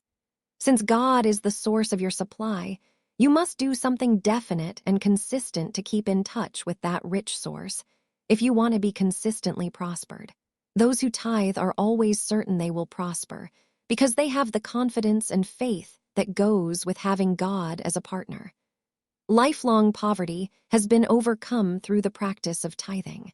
I can personally attest to that. One businessman who went from rags to riches after a lifetime of poverty explained it simply. "I tithed my way to prosperity." It was his million-dollar formula. Throughout Hebrew history, they gave not the last and the least, but the first and the best. And their giving made them rich. Why her prosperity stopped? The act of giving restores a harmony and balance in both mind and body that results in happiness as well as prosperity. When your life gets out of harmony, you need to give in order to restore balance and abundance. A businesswoman learned that the act of giving restores balance and harmony, which results in both happiness and prosperity. She began consistently to tithe to the church where she had learned this prosperity secret. It worked. She was prospered in her business. Then she was offered a business opportunity that could make her a millionaire. She took the new job, but was so confident of prospering that she no longer tithed. One day she said to a friend, "I cannot understand it. I was guided to accept this business opportunity, but nothing is working out right." The friend suggested that she review the laws of prosperity to discover which ones she was no longer using. When she did, she quickly realized she had stopped tithing. At this point, she had only $500 left in her checking account for both living and business expenses. She boldly wrote out a tithe for $50 and put it in the mail to her church. Customers soon appeared for her new business. Things straightened out in other phases of her life, and she has prospered again. Money invested in spiritual things is never loss but gain 100-fold. how she paid off $9,000 indebtedness. Perhaps you are thinking, but I cannot afford to tithe. That is when you cannot afford not to tithe. The greater the present financial necessity, the greater the need for invoking 10, the magic number of increase. You can tithe your way out of indebtedness. A businessman who had always felt he could not afford to tithe found himself $9,000 in debt at the time of his retirement.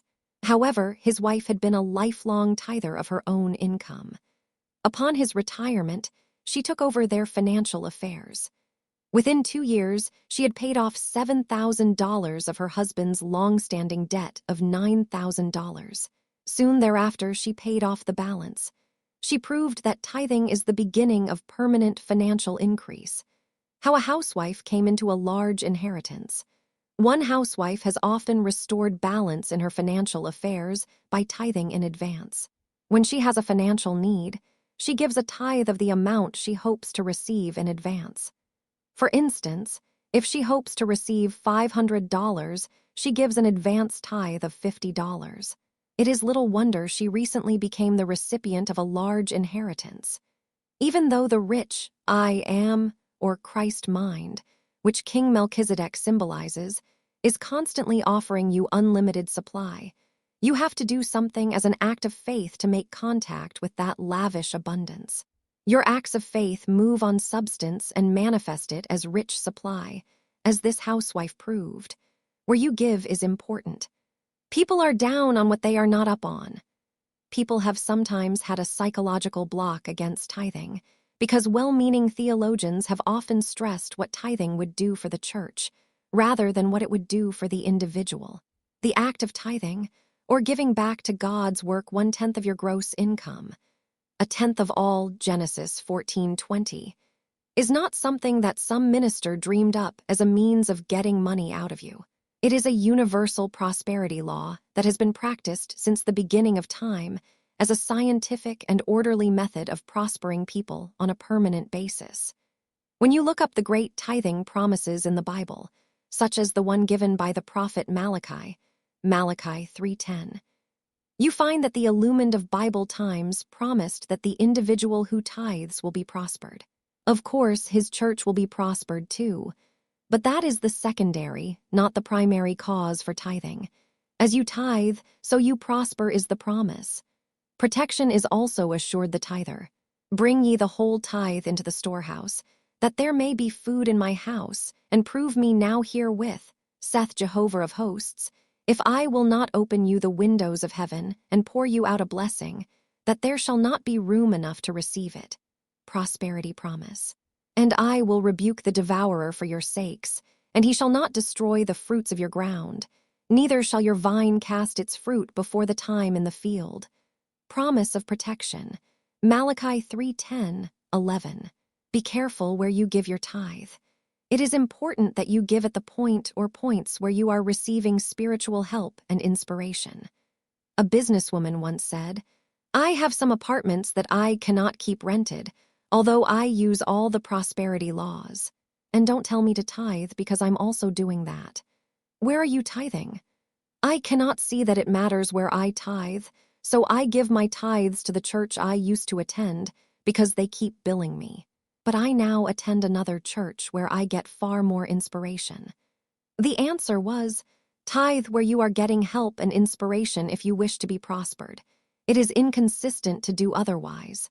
To get inspirational help from one church, yet tithe to another is like going to one doctor for help, yet trying to pay another.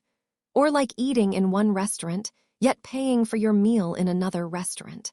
Give at the point or points where you are receiving spiritual help and inspiration. This keeps you in touch with the flow of supply. How wrong distribution of tithes caused financial problems. People sometimes say, it is difficult to know where to give my tithes because there are so many needy causes that are crying out for support. True, but there is a standard rule that will guide you rightly in your giving, one laid down in ancient times as a businessman discovered. This man was in the real estate business and got careless with the distribution of his tithes. One month, he gave his tithes to a problem-prone relative, rather than giving it impersonally to his church. Everything went wrong. His bank account got mixed up and a number of checks bounced. A real estate deal, from which he expected a commission of several $1,000s, did not go through. Other channels of supply dried up, and he was left in a financial bind. Everything stagnated until he put God and not a problem-prone relative first again financially. There is nothing wrong in helping one in need if you are careful what you give. By giving them only money, you offer only temporary help. Your charity can even keep them in poverty. It is far wiser to give them books and literature that show them how to use the laws of prosperity for themselves. This will help those in need to become self-supporting, even permanently prosperous. It will help them to become independent of poverty programs or charity handouts. The ancient law on where to give. The ancient laws on tithing were very definite about where the tithe was to be given. The first tenth went to the priests, who then gave a tenth of that tithe, known as a heave offering, to the place of worship.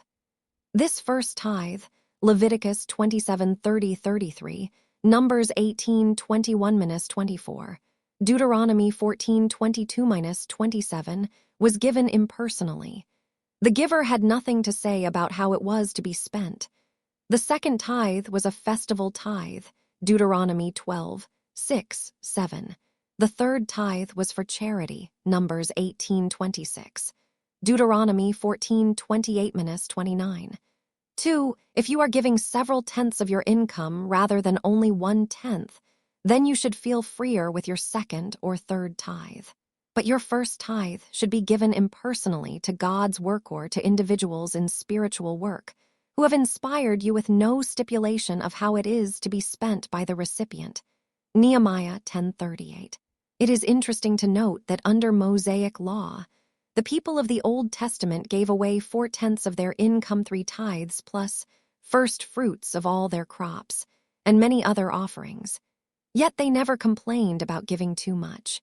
Instead, the more they gave, the wealthier they became. They suffered financial reverses only when they became self-satisfied and stopped tithing during the latter part of Solomon's reign. Then came financial disaster and exile. When they held back, it was withheld from them. You learn of this mystic law of prosperity when you are ready in your expanded understanding to begin using it. You soon discover that if you do not give voluntarily to the constructive experiences of life, you will find yourself giving involuntarily to the destructive experiences of life. But give you must. It is the law of the universe. Several friends were working together on a special project that lasted a week. Every night after work on this project, they would go out together to eat. 3 of these people took turns paying for the evening meals. The fourth one did not offer to pay for anything. After concluding this special work project, on their last night together, they decided to dine out in special celebration. Again, the fourth member of the group paid for nothing, though she enjoyed a lavish meal in beautiful surroundings. On the way home that night, she discovered that she had lost about $50 in cash. Some prized jewelry she had been wearing was also missing. She had quickly proved the law: hold back and it will be withheld, even taken from you. How tithing brings a job. A businessman heard of this mystic law of giving and wrote out a check for $60 to his church at a time when he was in financial straits. His giving enriched him. He got the finest job of his life. Why the Hebrew priests were millionaires. That Melchizedek was not only a king, but a priest of great wealth has prosperous significance. In ancient times, the priests were millionaires because the people gave their tithes to the priests, who then gave a tithe of the tithe to the place of worship.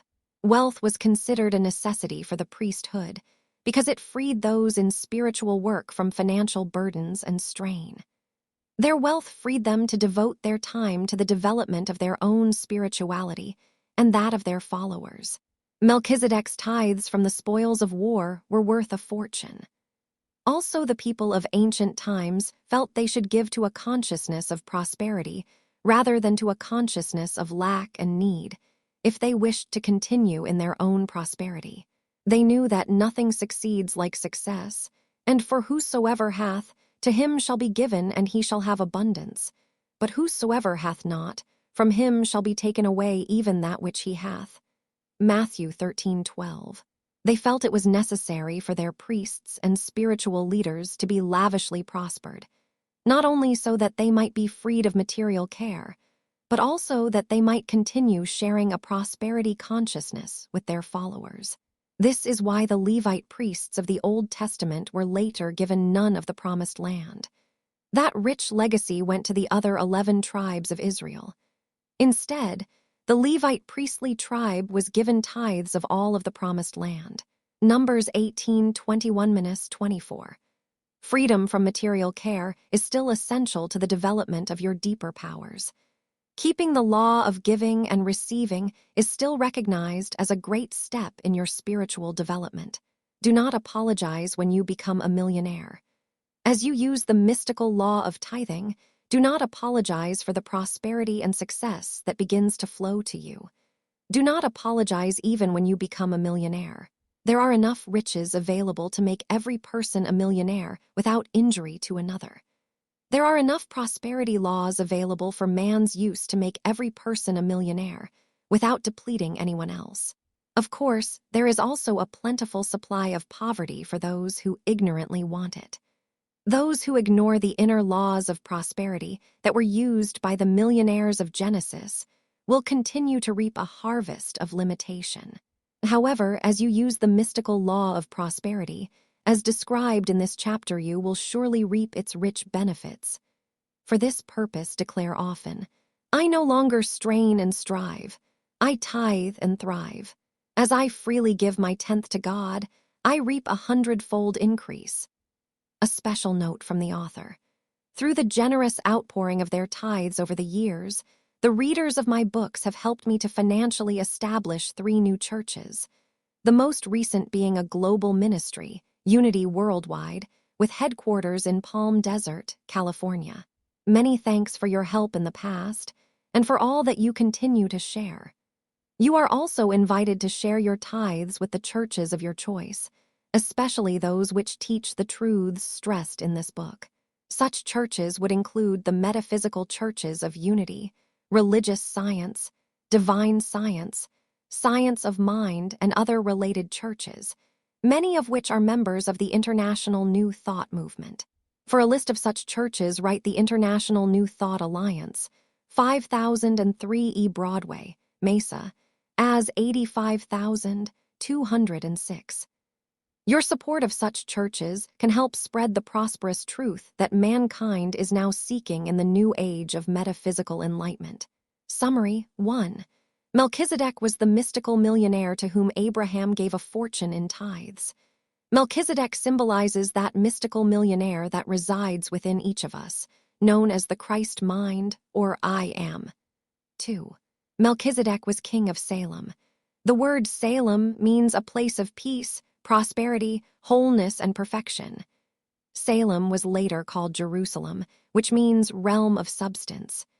As the ruler of Jerusalem, King Melchizedek was master of that realm of substance. 3. Since every man has this mystical millionaire, the Christ mind within him, every man can become master of substance and manifest it as peace, prosperity, wholeness, and perfection in his life. 4. The mystical millionaire within us is constantly pouring out upon us bread and wine, or the rich substance of the universe, as did Melchizedek through his gifts to Abraham. 5. That mystical millionaire within us is constantly trying to bless us, just as King Melchizedek blessed Abraham. 6. You can open your mind to receive the wealth of the universe, which the mystical millionaire is pouring out upon you by opening your mind to rich ideas and rich results. Also by speaking the word of receiving. 7.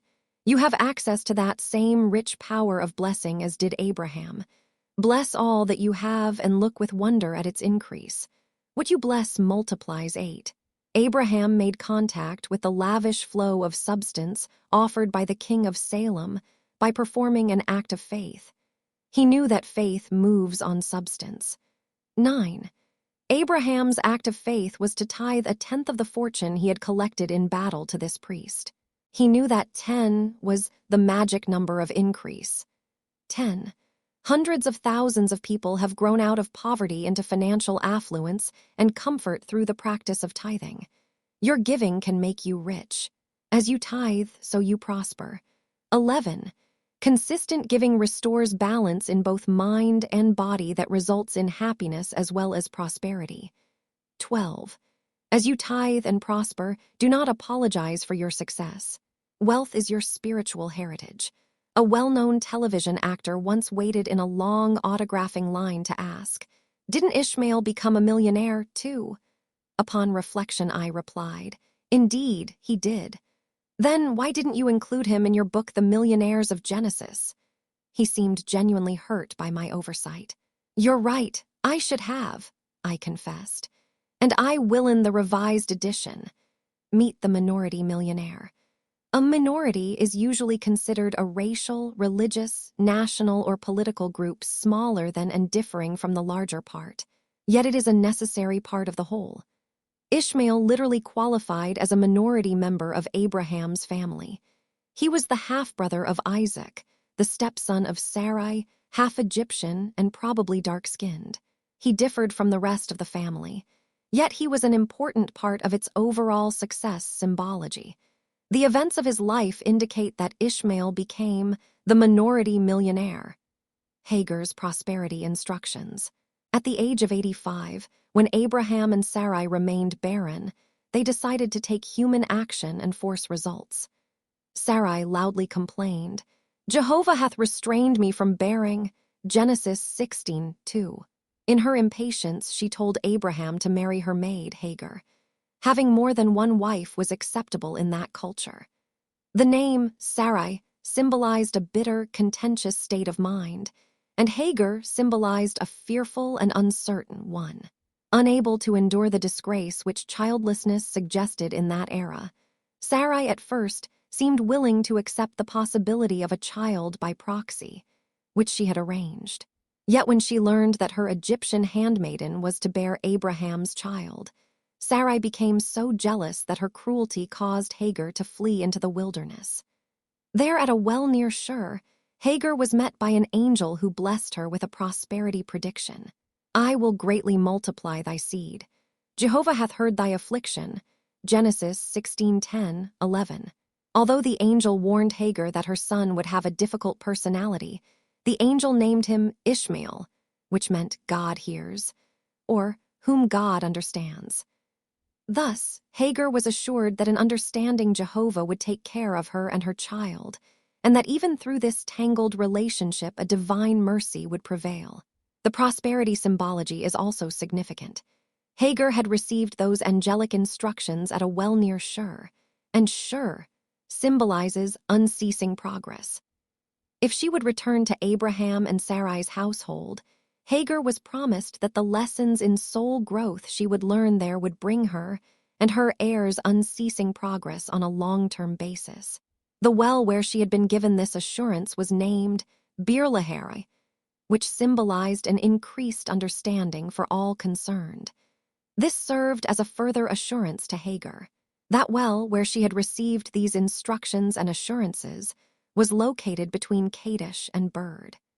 Kadesh was situated on the southern border of the land of Canaan, and Hagar was being told to return to Canaan, or realm of substance, in order to gain more understanding of divine supply. She was not yet ready to survive in the wilderness with her unborn child. How was she to gain more understanding of divine supply? That well where she had been given these instructions was also located near Bird in southern Palestine. Bird means to scatter. It symbolizes a sowing of uplifting ideas which can produce a 100-fold increase in fruitful results as they are acted upon. She needed to sow thoughts and words of love and praise, and then to act upon them in kindness in order to overcome her previously fearful, uncertain states of mind, and to help harmonize her life. The prosperity symbology of Hagar's actions is obvious. Most of us, upon facing unpleasant experiences, have tried to flee from them, only to realize that we had to face them in a harmonious state of mind before we could be freed to go forward to greater good. When we dared to do that, then came the abundant results we had originally sought. How did Hagar fare upon her return to Canaan? Under Babylonian law, the birth of Ishmael was considered legitimate since the head of the family had no direct male heir. Yet, thus, Hagar felt she had risen above her mistress in importance in Abraham's household, and that she should be treated accordingly. But Sarai would not hear of this. So Hagar paid her dues by remaining in Abraham's household on Sarai's terms until Ishmael was 17 years of age. During this long period, Hagar had ample opportunity to follow the angelic instructions that had been given her at the well, to gain more understanding by sowing uplifting ideas in the realm of substance, which could bring 100-fold increase for all concerned. That her efforts paid off is shown by the bountiful blessings that later came to all involved in this relationship, from manipulator to princess of God. When a son, Ishmael, was born to Abraham and Hagar, he was not the child Jehovah had promised. Instead, Ishmael was wild, rebellious, full of conflict and opposition, and not without cause, as any prenatal expert might explain. When you get into an impatient, contentious state of mind like Sarai, and join your faith, Abraham, to fear and uncertainty, Hagar, you always get a dissatisfying result, Ishmael. It is important to note that Sarai had been promised by Jehovah. At the set time, when the season cometh round, Sarah shall have a son. Genesis 18:14. Yet Sarai had refused to listen to this divine promise. She had not yet learned that delay is a time for growth. Instead, she had willfully tried to force results through personal manipulation. There is no rush in spirit. By trying to force results from a human standpoint, instead of waiting upon the outworking of truth, she had demonstrated a chaotic result. If she had remained in spiritual consciousness and patiently waited for the promised Isaac, there would have been no disruptive Ishmael. However, a loving father understands and blesses our failures as well as our victories. Later, after getting freed of bitterness and impatience, Sarah was blessed, under divine timing, with the peaceful Isaac. The normal spelling of her name at this point indicates a normalizing of her attitudes. Jehovah finally gave Abraham a royal promise, that Sarah would become the mother of nations, and her descendants would even become kings. She not only became the revered wife and mother of some of the Bible's earliest millionaires, but historians referred to her as the Princess of God. That Abraham so honored her in death is indicated by the patriarch's grave in which her body was placed. He paid 400 shekels of silver for it, which was then considered an exorbitant sum. Other of her illustrious kinsmen among the millionaires of Genesis later joined her there in that, their final resting place, from barrenness to birth. Holistic medicine teaches the power that mental attitudes and deep-seated emotions have upon the body. Like the willful, disobedient Sarai earlier, many a woman has not had children because of bitter, resentful, unforgiving attitudes. Also, willfulness and disobedience may have caused many a woman to rush forth and try to force a result that would have happened naturally had she waited patiently for divine timing, which usually seems to work slowly to the person in impatient, human consciousness. One such woman married while still in her teens. She and her husband later had a child, but that child died during the first year of its life. This woman then blamed God for her child's death. She became bitter and said, "God took away my child. God cursed me with barrenness." During the next 20 years, this woman and her husband longed for more children, but in spite of the best medical treatment, she had none. Her physicians repeatedly told her that there was no physical reason for her barrenness. This woman poured out her bitter story to a newfound friend, who replied, "God has not kept you from having children. Your own bitter attitudes have prevented it. What kind of mother would you make, as bitter as you are? Change your attitudes and you can still have children. Begin to think of God as a loving father, not as a spiteful tyrant, and thank God every day for giving you children. You had a child once and you can have children again. Bless the soul that was given you early in your marriage, then release it to its good elsewhere, and you will make way for the children that can still be yours. Within a year, this woman, childless for 20 years, gave birth to a girl. The next year, she gave birth to a boy. They grew into healthy adults who then gave her grandchildren. Along with holding bitter attitudes toward God, many people have stopped their good through their resentment toward themselves or others, as did Sarai. In his book, The Sermon on the Mount, Dr. Emmett Fox has explained, if your prayers are not being answered, find out if there is not some old thing about which you are very resentful. Search and see if you are not really holding a grudge against some individual or some body of people, nation, race, social class, some religious movement of which you disapprove perhaps, a political party. If so, then you have an act of forgiveness to perform, and when this is done, you will probably make your demonstration. If you cannot forgive at present, you will have to wait for your demonstration until you can. A princely blessing. In retrospect, after Isaac's birth, Sarah had feared Ishmael would share in the vast inheritance of Abraham. This had prompted her to demand that he and his mother be dismissed from her household. The noble patrician, Abraham, was tenderly attached to his first son, and it grieved him to send Ishmael away. Yet he realized that such an arrangement was necessary from a financial standpoint in order to keep his vast inheritance intact for Isaac's possession. When Abraham sent Ishmael and his mother into the wilderness of Paran to live, such release was not considered heartless by Jehovah, who promised Abraham, "As for Ishmael, let it not be grievous in thy sight. Behold, I have blessed him and will make him fruitful, a great nation, and will multiply him exceedingly. He will become the father of 12 princes." Genesis 17:20. Since the power of blessing was considered the most priceless gift one could receive.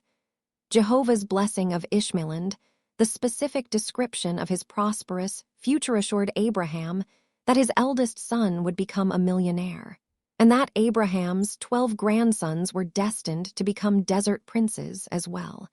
An ancient method for achieving successful results. The ancients felt that a blessing carried great power to accomplish good, that to bless a situation, condition, or personality could bring the desired results where there had been none. The power of blessing people and atmospheres. A reader from Alaska wrote, "I worked in a very confused office. There was much pettiness and jealousy. So many mistakes were being made that it was hard to relax or to enjoy going to work. Then I began to bless the whole situation, and within the period of 1 year, I have seen dramatic improvement. There are fewer mistakes made, more productivity, and less confusion. Things the company has wanted to do for years are all of a sudden getting done.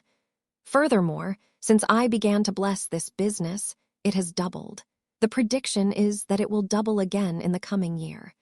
The act of blessing has also brought both increased harmony and prosperity into my personal life, as well as into the lives of my family and friends.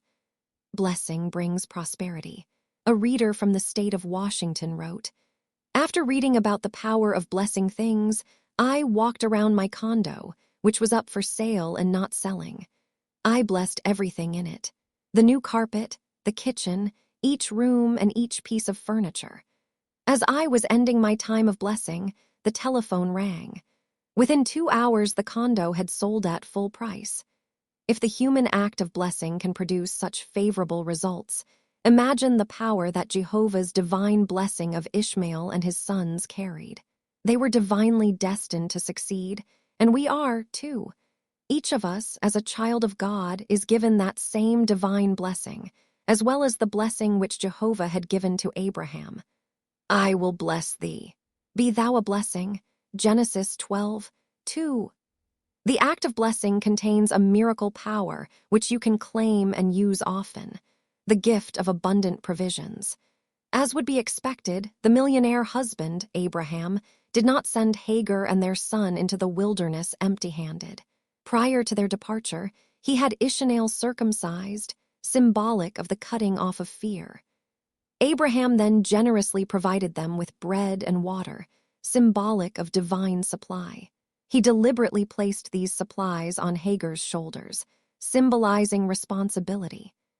Abraham's actions indicate he had faith that Hagar was ready in her soul growth to take emotional and financial responsibility for her life, and that of Ishmael. It was plain that they needed freedom from past restrictive influences in order to grow, expand, and develop a way of life for which they were ready, and that was right for them. And they prospered in that release, even though she had been promised the best of everything. When they first arrived in the wilderness, Hagar lamented her fear of lack in their apparently barren surroundings.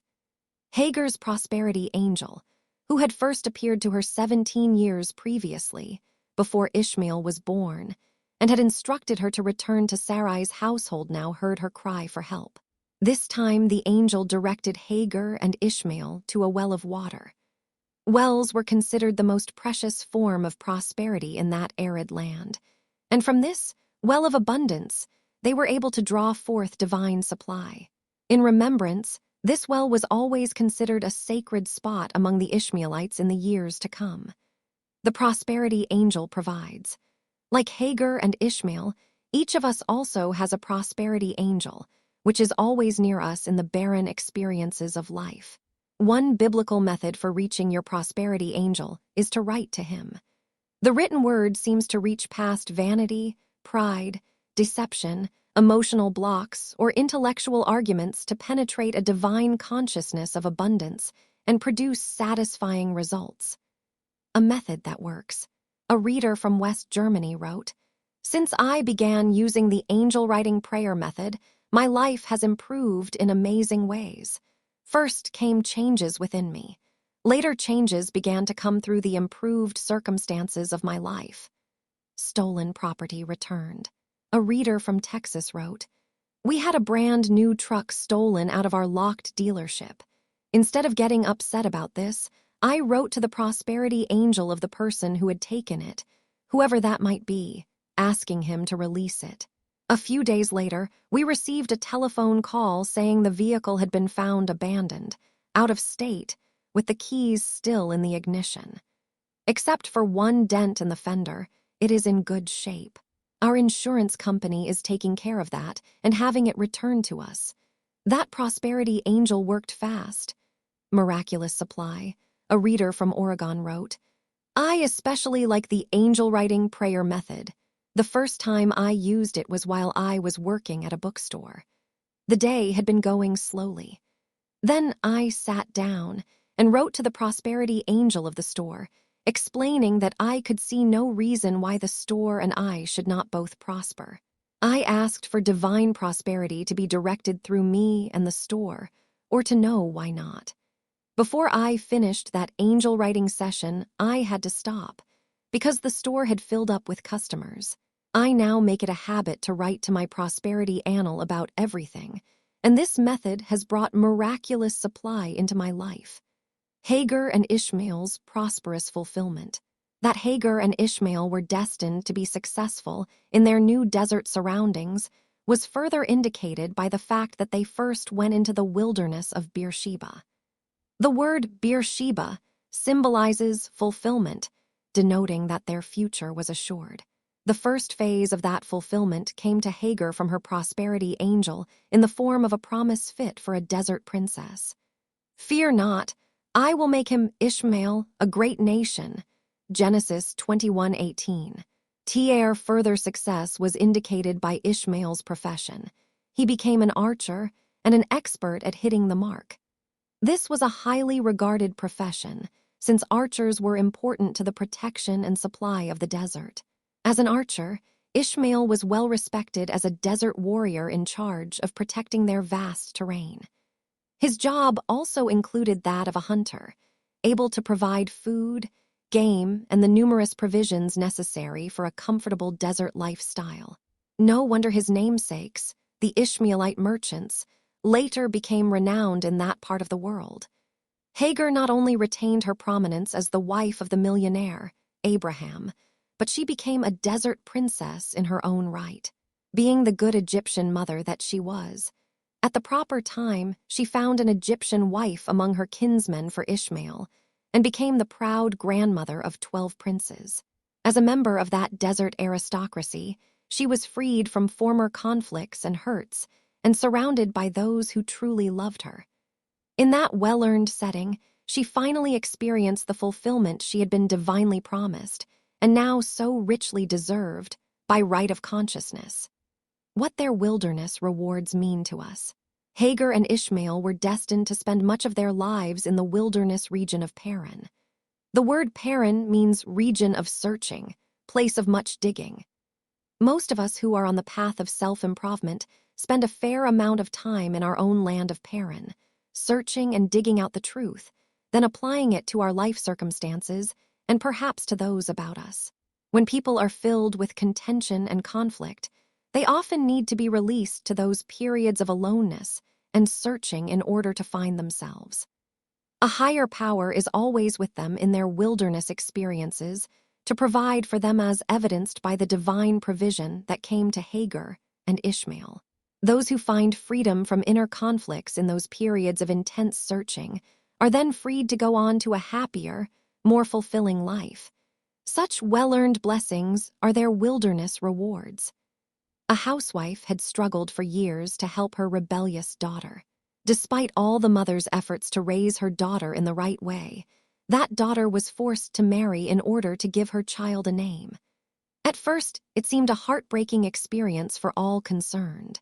But the mother said later, "My daughter's husband and baby are teaching her all the things I tried for years to teach her. The discipline I tried unsuccessfully to give her is now being placed upon her by the life circumstances she chose. It is surprising that she seems to be responding to it with adult understanding. Others are teaching her effortlessly what I tried hard to teach her in vain." Emerson wrote, "There are always some leveling circumstances that put down the overbearing." This daughter's wilderness period of searching and digging proved a needed lesson in her maturity. Upon reaching a similar maturity, Ishmael had happily married, become the father of 12 desert princes, and lived to the ripe age of 137. That line, "It's not how you start, but how you finish," could have been written by Ishmael. He finished fine. The importance of the minority princes. Since they were considered desert royalty, Ishmael's sons experienced the best of everything. They enjoyed the psychological benefits of a wealthy family background. Their father, Ishmael, had been born in the land of Canaan realm of substance, symbolic of all wealth. They had an aristocratic grandfather, Abraham, a prominent uncle, Isaac, and their matriarchal grandmother was now considered a desert princess. These 12 princes became literal millionaires as they reigned over the vast mystical desert known as Arabia. Isn't it interesting that this same area is now an oil-rich empire? They controlled its affluent assets as well as the commerce across and near its borders. They made famous the term Ishmaelite, which in future generations continued to describe the caravan traders who were so important to the prosperity of that part of the world. And both the father and grandfather of these desert princes, Ishmael and Abraham, remain figures of historical importance in that rich, yet esoteric, land of Arabia until this day. Yet in spite of their prominence elsewhere, the 12 tribes of Ishmael were considered a minority group among their Hebrew relatives. Since their mother's family had been Egyptian, they were considered mixed blood by their Hebrew kin, who tended to regard them as second-class citizens. However, the 12 tribes of Ishmael had received a special divine dispensation from Jehovah. He had promised not only to bless their father, Ishmael, but to make these 12 princes a great nation. Thus, their success was assured. Furthermore, their importance in history is shown by the fact that all 12 gave their names to tribes mentioned elsewhere in the Bible, some of which, significantly, became wealthy pastoral and trading tribes. The success symbology of the 12 tribes of Ishmael. Along with their historical and literal significance, the importance of the 12 tribes of Ishmael is shown in the meaning and symbology of their names. Ishmael's first son, Nebaioth, symbolizes the germination of words of truth, which, when patiently cultivated, can bring fruitful results. The second son, Kedar, had a degree of power, which, when properly developed, could produce satisfying results. The third son, Idbil, had a yearning for something higher and better. Once it has received the necessary training in working with divine law, this state of mind always brings forth fruit in due time. The fourth son, Mibsam, sensed the joys and beauties of studying truth. The fifth son, Mishma, had a receptive, attentive, obedient attitude that was teachable. The sixth son, Duma, symbolized release or the necessary endings that lead to happy new beginnings. The seventh son, Massa, symbolized the ushering in of new attitudes through affirmative thought and prayer. The eighth son, Hadad, had an all-powerful intellect that is most productive when it awakens to truth. The ninth son, Tema, symbolized abundant substance, the source of all supply. The 10th son, Jeter, symbolized the power of divine order to make things right. The 11th son, Naphish, symbolized the activity of the breath of life, which when stirred up in prayer, meditation, and inspirational study, leads to soul satisfaction and divine fulfillment. The 12th son, Kedema, symbolized the individual's turning within and developing his spiritual nature, thereby reaping fruitful results in all areas of his life. The Bible concluded the story of Ishmael and his family by stating that his descendants dwelt from Havilah unto Shur. Genesis 25:18. The land of Havilah has been described as one of gold and precious stones, Genesis 2:11-12, and is symbolic of the inner effort that is often needed to produce satisfying outer results, even lavish abundance. Shur has already been described as symbolic of the unceasing progress that comes to those who dare to make that inner effort. This success symbology shows us that although nothing came easy to Ishmael, his 12 princes or their descendants, they nevertheless succeeded handsomely in their desert environment as they dared to persevere in both inner and outer ways. From their success symbology, we can learn much about how not only to survive but thrive in our own wilderness experiences. From minority to desert aristocracy. Like Ishmael and his family, who among us has not been considered a member of a minority group sometime and somewhere in our lives? And how often, as in the case of Ishmael's Hebrew kin, the nitpickers may have been those who were near and should have been dear to us. If so, take a lesson from the 12 tribes of Ishmael. Turn from the pettiness of human thinking. Instead of seeking human approval, declare often, God loves me and approves of who I am and what I do. You can do this, knowing that in our minority experiences, each of us has received a special divine blessing from Jehovah, too, which assures our success. Remember that a minority is always a necessary part of the whole. So, bloom where you are and let results be what they may. In this way, you can form your own desert aristocracy and reap its inner and outer benefits. Special note: in conjunction with this chapter, also see Chapter 10 of the author's book, The Prosperity Secrets 0% the Ades. Summary. 1. A minority is considered a racial, religious, national, or political group smaller than and differing from the larger part, but a necessary part of the whole. 2. Ishmael, Abraham's eldest son by Hagar, became the minority millionaire.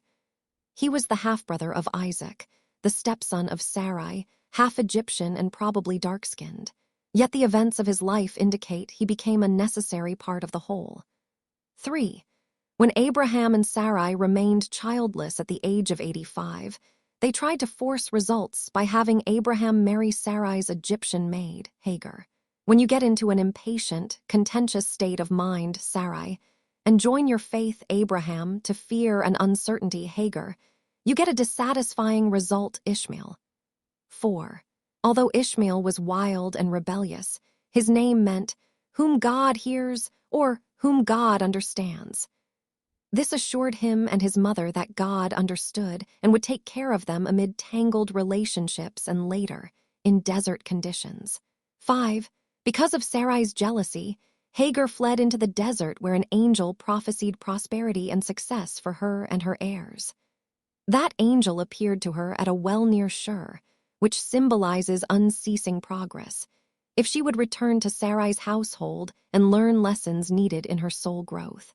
6. That well where she was given these assurances was named Birlahere, which symbolized increased understanding for all concerned, a further assurance to Hagar. 7. That well was located between Kadesh and Bird. Kadesh was situated on the border of the land of Canaan, and Hagar was being told to return to Canaan, or realm of substance, in order to gain more understanding of divine supply. She was not yet ready to survive in the wilderness. 8. Bird means to scatter. It symbolizes a sowing of uplifting ideas which can produce 100-fold increase in fruitful results when acted upon. 9. Hagar paid her dues by following these instructions and remaining in Abraham's household on Sarai's terms for 17 years, a long period of soul growth for her. 10.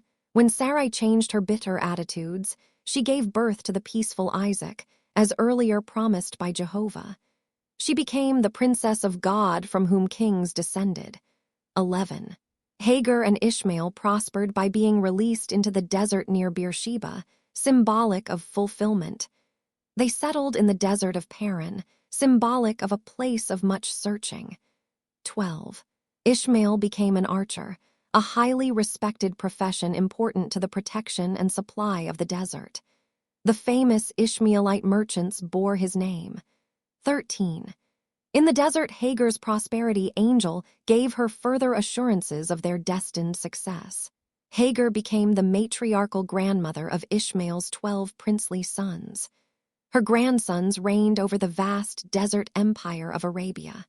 14. Since a minority is a necessary part of the whole, we are all a necessary part of the whole in our minority experiences. As we bloom where we are, and let results be what they may, we can then form our own desert aristocracy and reap its inner and outer benefits. From the millionaire Isaac, you learn how to increase your income 100-fold in just 1 year. Isaac has been described as the man of peace. He was so peaceful that his importance has often been overlooked. Isaac has been regarded only as the rich son of Abraham, a quiet, pleasant man, but unassertive. Historians have described him as a gentleman. Abraham raised his son in the cultured, refined ways of the Babylonians. History reveals that Rebekah married Isaac for his money. She knew he was a millionaire and the son of a millionaire. From a financial standpoint, there seemed little reason for Isaac to work. He was well provided for by his father, who finally gave him a fortune, Genesis 25:5. But in spite of wealthy surroundings and a rich inheritance, Isaac did work. He demonstrated prosperity on his own in a big way. Isaac sowed in the land, and the same year reaped 100-fold, Genesis 26:12. The lavish abundance that came to him from his own efforts, independent of the vast wealth which Abraham bestowed upon him, has been described. And Jehovah blessed him, and he waxed great, and grew more and more until he became very great. And he had possessions of flocks, and possessions of herds, and a great household. Genesis 26:12-14. The prospering power of joy. How did this quiet, pleasant, unassertive man increase his income 100-fold in just 1 year? The clue to his success is found in his name. The word Isaac means joy, laughter, happiness, peace. Just as Isaac was a well-opener, the power of joy opens up many powers deep within man's being and releases them as great good in his life. The pleasant state of mind is an attracting power for prosperity and success, whereas the unpleasant, over-serious, strained, overworked state of mind repels prosperity. This explains why some people work hard all their lives, yet are never prospered. They are too serious and radiate a strained vibration that repels prosperity. There is a mystical saying that explains. Has a joyous declaration been recurring all the way through your life? If not, you have had a great deal of defeat you were not entitled to. There once was a lady who felt she could not go on. In mourning over the death of her husband, she was heavily in debt and both mentally and physically exhausted. One night when she was struggling mentally just to survive, she heard the word joy as though someone had spoken it to her. Her first reaction was, "What do I have to be joyous about?" The thought came, "At least you have the gift of life." Other blessings came to mind: friends, family, job. She began to say, "Joy, joy, joy. My life is now filled with joy." Things began to improve at once. Her grief slowly healed. Members of her family obtained jobs. A relative recovered from a grave illness. Her own work became easier, and she began to clear away her indebtedness. In time, joy had overcome all of her problems. A businesswoman was advised to hold to the thought of joy amid somber working conditions. As she daily dwelled upon that word, the atmosphere around her brightened up. When it became so joyous that fellow workers were responding to the point of hilarity, this lady concluded her meditations in the knowledge that joy had done its perfect work. The prospering power of peace. The peaceful state of mind, which Isaac symbolizes, has been underestimated. A healing method that became famous early in this century was very simple. The metaphysician who developed it got people into a relaxed, peaceful state of mind. Healing occurred naturally. A high-strung businessman had suffered the pain and discomfort of ulcers for years. Then he began to attend a prayer group whose members spent time dwelling upon peace as a healing power. Months later, this businessman realized he had not only become more peaceful, but that his ulcers were gone. They never returned. Another businessman had struggled for years in an effort to stop smoking. None of the usual methods had worked to cure his desire. Then he attended a lecture where the speaker talked about the restoring power of peace. After this man silently considered these ideas, he joined in a closing meditation on peace. That same day, this man discovered that his desire to smoke was gone, never to return. In the word peace is found every element of good: life, love, wisdom, power, substance. The mystics have long taught that the consciousness of peace is always the forerunner of victory. In the peaceful state of mind, all of the blessings of life are found. The peaceful state of mind will win out against all odds. It will always demonstrate good results for you. Isaac proved this with the Philistines in his wells of abundance, experiences as related later in this chapter. You can gain control of your mind, body, financial affairs, and relationships with others by first speaking words of peace.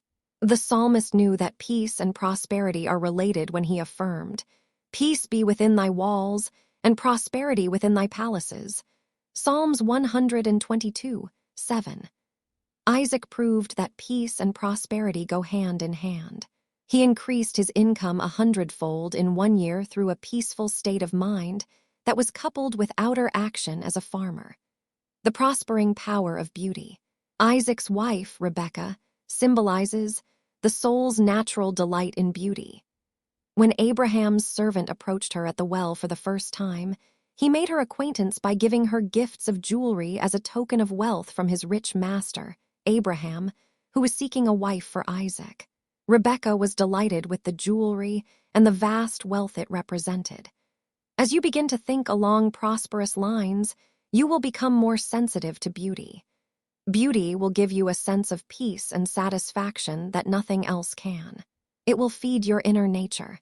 This is why you will crave more beauty in your world. When you are trying to demonstrate increased prosperity, put your best foot forward. Wear your best clothes, use your best china and silver in your home. Create as much beauty as possible in your business surroundings. To do these things makes you become an attractive power for increased supply. How a Palm Beach apartment came to the author. You can demonstrate prosperity by absorbing beauty. Wherever you go, absorb everything that is pleasing to your soul. Learn to drink in everything around you that you can enjoy and appreciate. Beauty, color, music, the aroma of flowers, the beautiful atmosphere of a room, building, or out of doors. This feeds your inner nature. When your inner nature is sufficiently fed, your outer needs are far more easily met. I once lectured in the Palm Beach, Florida, area for a 6 weeks period. Arrangements had been made for me to use a small apartment. Though it was adequate, it was not located in the Gold Coast area.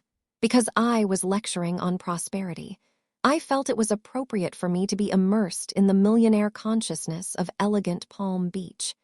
Since beauty is an attracting power for prosperity, it occurred to me that I should absorb the beauty of the area. I spent an entire afternoon driving up and down the famous county road that winds for miles along the Palm Beach coastline. Along with the lavish abundance of nature found in that area, there are hundreds of beautiful estates located on that route. Absorbing the beauty of that area was an unsurpassed prosperity treatment, which I engaged in for several hours.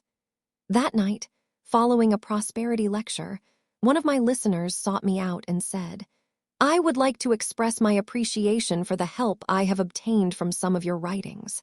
I am a Palm Beach realtor. I have a lovely furnished apartment located just a block from the ocean on Palm Beach. It will be vacant for another 6 weeks. I would like you to use it during that period as a gift." Within a few hours from the time I had completed my long drive along Palm Beach, I had the key to a lovely apartment there, which I thoroughly enjoyed for the rest of my stay. How the author moved into the most beautiful office building in town. Along with absorbing the wealth found in large areas, another way to demonstrate prosperity is by absorbing the wealth found in beautiful buildings.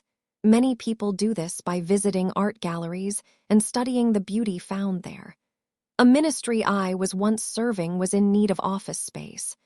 I felt that until we could have lovely quarters, it was best to have none. So we did not, for some time. Then a new building was erected in the downtown area overlooking the state capitol. It was by far the loveliest building in town.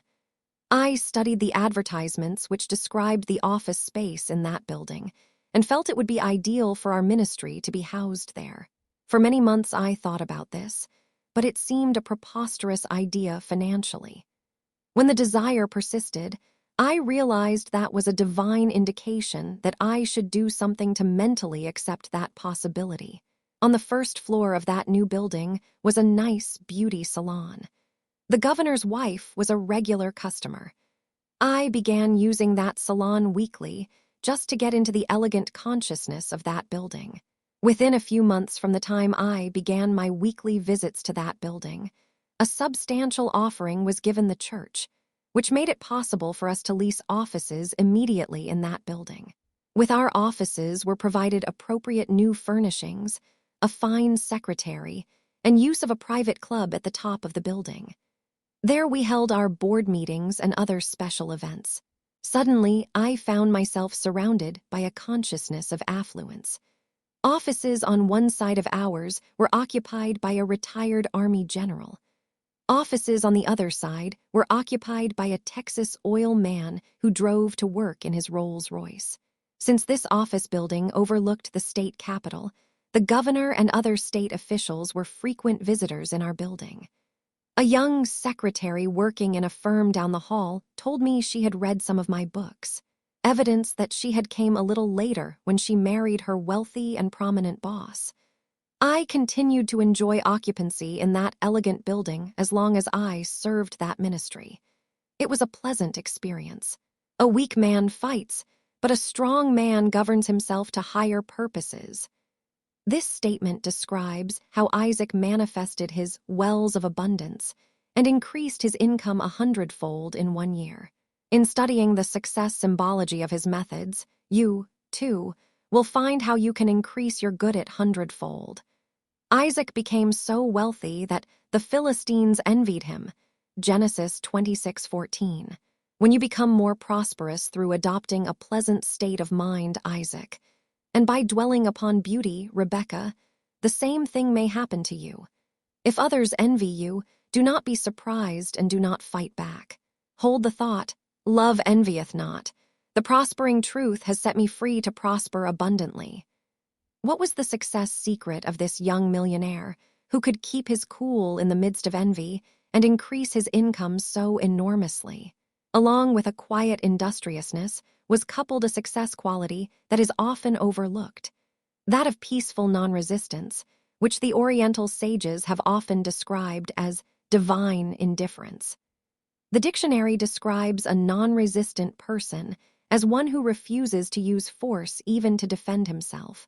A non-resistant person is one who is neutral to and unconcerned by forceful appearances. Such non-resistance forms a vacuum, which quickly acts as a magnet to attract one's good. People often do just the opposite. They fight for their good. The negative vibrations they stir up drive away the very good they are fighting to get. As a man of peace, Isaac knew that becoming inwardly still in the face of a disturbing situation was the surest way of deliverance from it. Isaac's obvious use of the success power of non-resistance is shown in the way he diplomatically handled the troublesome Philistines. This was a tribe of people against whom the Israelites were constantly trying to defend themselves.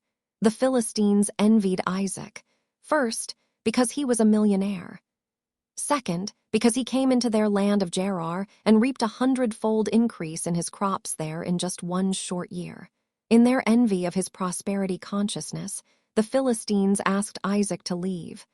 "Go from us, thou art mightier than we." Genesis 26:16. With his large herds, many servants, countless possessions, and vast wealth, Isaac could easily have retaliated. But he refused to fight for his rights. He released, loosed, let go, and left. He hung onto none of his valuable land, Gerar, a halting place. After moving his vast possessions into the valley of Gerar, Isaac's herdsmen began to dig wells of water. Well digging in a land of few rivers, where rains fell only at certain seasons, was of utmost importance. However, the word Gerar meant a halting place. Isaac knew this valley of Gerar symbolized a halting place in his growth. It was not a place in which he wished to settle down. Isaac's first and second wells of abundance. Each well was given a name. From the metaphysical meaning of the name of each well, you discover how to manifest wells of abundance in your life, too. The first well his herdsmen dug was named Esek, which meant coming in touch with substance. The troublesome Philistines appeared and said, "The water is ours." Genesis 26:20. Isaac gave them the well and moved on to another spot. As a mystic, Isaac was doubtless aware of that age-old teaching. Never ask why a problem has come to you, for always the indication is that your soul needs to learn the lesson to be gained in solving that problem. The second well was named Sitnah, which meant strife, contention, oppression. When the Philistines appeared and wanted these two wells, Isaac quickly released them. He knew that in the expansion of his prosperity consciousness, he was beginning to come in touch with the inner flow of abundance, Esek. But he did not have to settle for that limited amount. By releasing this well, he expanded into a place of greater supply. He also knew that to have hung on to the second well would only have caused strife and contention. Sitnah. How these wells of abundance can have an electrifying effect upon your life. Can you identify with Isaac's experiences in developing his wells of abundance? I certainly can, in tracing my progress through my various life experiences. Especially in my workie, find that I have been busy for a number of years digging wells of abundance in consciousness and experiencing the same outward results as did Isaac. I can pinpoint that well-digging area in my life, Gerar, which proved to be a start in my progress. But because it was not as productive as I expected, it proved to be only a halting place in my growth. This motivated me to move on. I can pinpoint my experience with that first well, Esek, in which I began to come in touch with substance. It was at this point that I began to learn the deeper laws of prosperity and to gain an understanding of the universal laws for successful living. But in my Esek experience, I was only able to begin to become aware of them. I was not yet able to do anything more than just begin to use them step by step. It was a slow process, but one that greatly encouraged me, since I could see how this unlimited way of thinking could lead to a fabulous new way of life. The possibilities were just so exciting that they motivated me to try and try again. I can certainly pinpoint my experience with that second well, Sitnah. It was at that point that I began to use more fully the inner laws of success I was learning. This caused strife and contention among some unprogressive people who tried to oppress or hold me down to their limited level. That oppression was a great blessing because it prompted me to release everything gained up to that point and to move out into new experiences, where the seals of abundance, described in the next section, were broken in consciousness. From that point on, nothing could hold back my good. It began to flow slowly but surely, and it has been gaining momentum ever since. The prosperity explanation of Isaac's wells of abundance experiences have had an electrifying effect upon so many people who have learned its deeper meaning. I trust this mystical prosperity formula will prove equally illuminating for you. How to break the seals on your wells of abundance. The wells his herdsmen dug symbolize an inward source of life, a fountain of inspiration. When the seal is broken on this inward source of life, new substance flows forth in the form of increased energy, ideas, opportunities, and prosperous results.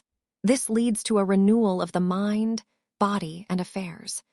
The seal is broken through continued digging in consciousness, or by persistence in expanding your thinking and your world. This is exactly what Isaac did, because at this point he moved from the valley of Gerar into his expanded good. You can break the seals in consciousness on your wells of abundance through your persistent thoughts, words, and pictures of prosperity. As you get definite about prosperity in your thoughts, words, and actions, then prosperity gets definite about you, and it manifests. How they broke the seals on their wells of abundance. A businesswoman needed more money. She began to arise before daybreak each morning and to quietly meditate upon the substance of the universe. She called it to her until she actually felt an inner flow of energy pour forth into her world. The results. $20,000 quietly came to her in an unexpected way. A businessman broke the seal in consciousness and saw his income double soon after he made a success map, picturing himself surrounded by money. As he privately looked at that map every day and declared that the enormous sums of money that were his by divine right were coming to him, they did through increased business transactions. Isaac's third well of abundance. After Isaac left the valley of Gerar, his herdsmen dug a third well which he named Rehoboth. It meant a broad place, enlargement, greater expression, expansion of thought. The Philistines did not try to take this well. Instead, when they appeared, they wanted to make peace with Isaac. You may have this same experience as you expand your prosperity consciousness. When you are digging inwardly and outwardly for your good, perhaps you will get results. Yet the Philistines of limitation may appear in some form and demand the good you have realized. Like Isaac, you can know that you still have more wells to dig. You should continue to dig deeper in consciousness because you are not yet in your true place, that big place in your growth where your full-blown good awaits you. Like Isaac, if you refuse to fight back, if you refuse to say, "My good has been taken from me," or "My good has been withheld from me," then you will expand into that place which Isaac called Rehoboth. It will be your place of enlargement and of greater expression. When you have expanded sufficiently in consciousness to its broad place, there will be no negative experiences to try to claim your good. After this third well-named Rehoboth was dug, Isaac exclaimed, "For now Jehovah hath made room for us, and we shall be fruitful in the land." Genesis 26:22. It is in such a broad place in consciousness that you demonstrate vast benefits as never before. How Isaac sealed his good and made it permanent. Isaac was so grateful that they were able to keep this third well that he built an altar to Jehovah and rendered thank offerings. Genesis 26:25. People sometimes neglect to give thanks or so long that things get very had for thane. Lost of us have had hard experiences because we neglected to be thankful. As mentioned in Chapter 2, giving thanks in biblical limes was not done through mere lip service. It always took definite financial norm. Before embarking on a journey, going into battle, or facing any challenging experience, The Hebrews gave faith offerings to their priests or place of worship in the faith that their mission would be successful.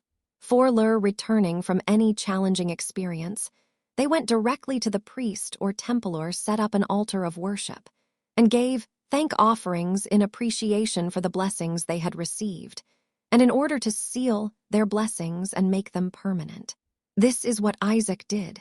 He built an altar and rendered thank offerings, not only in appreciation for being able to keep this third well, but also to seal this blessing and make that third well a permanent one in his possession.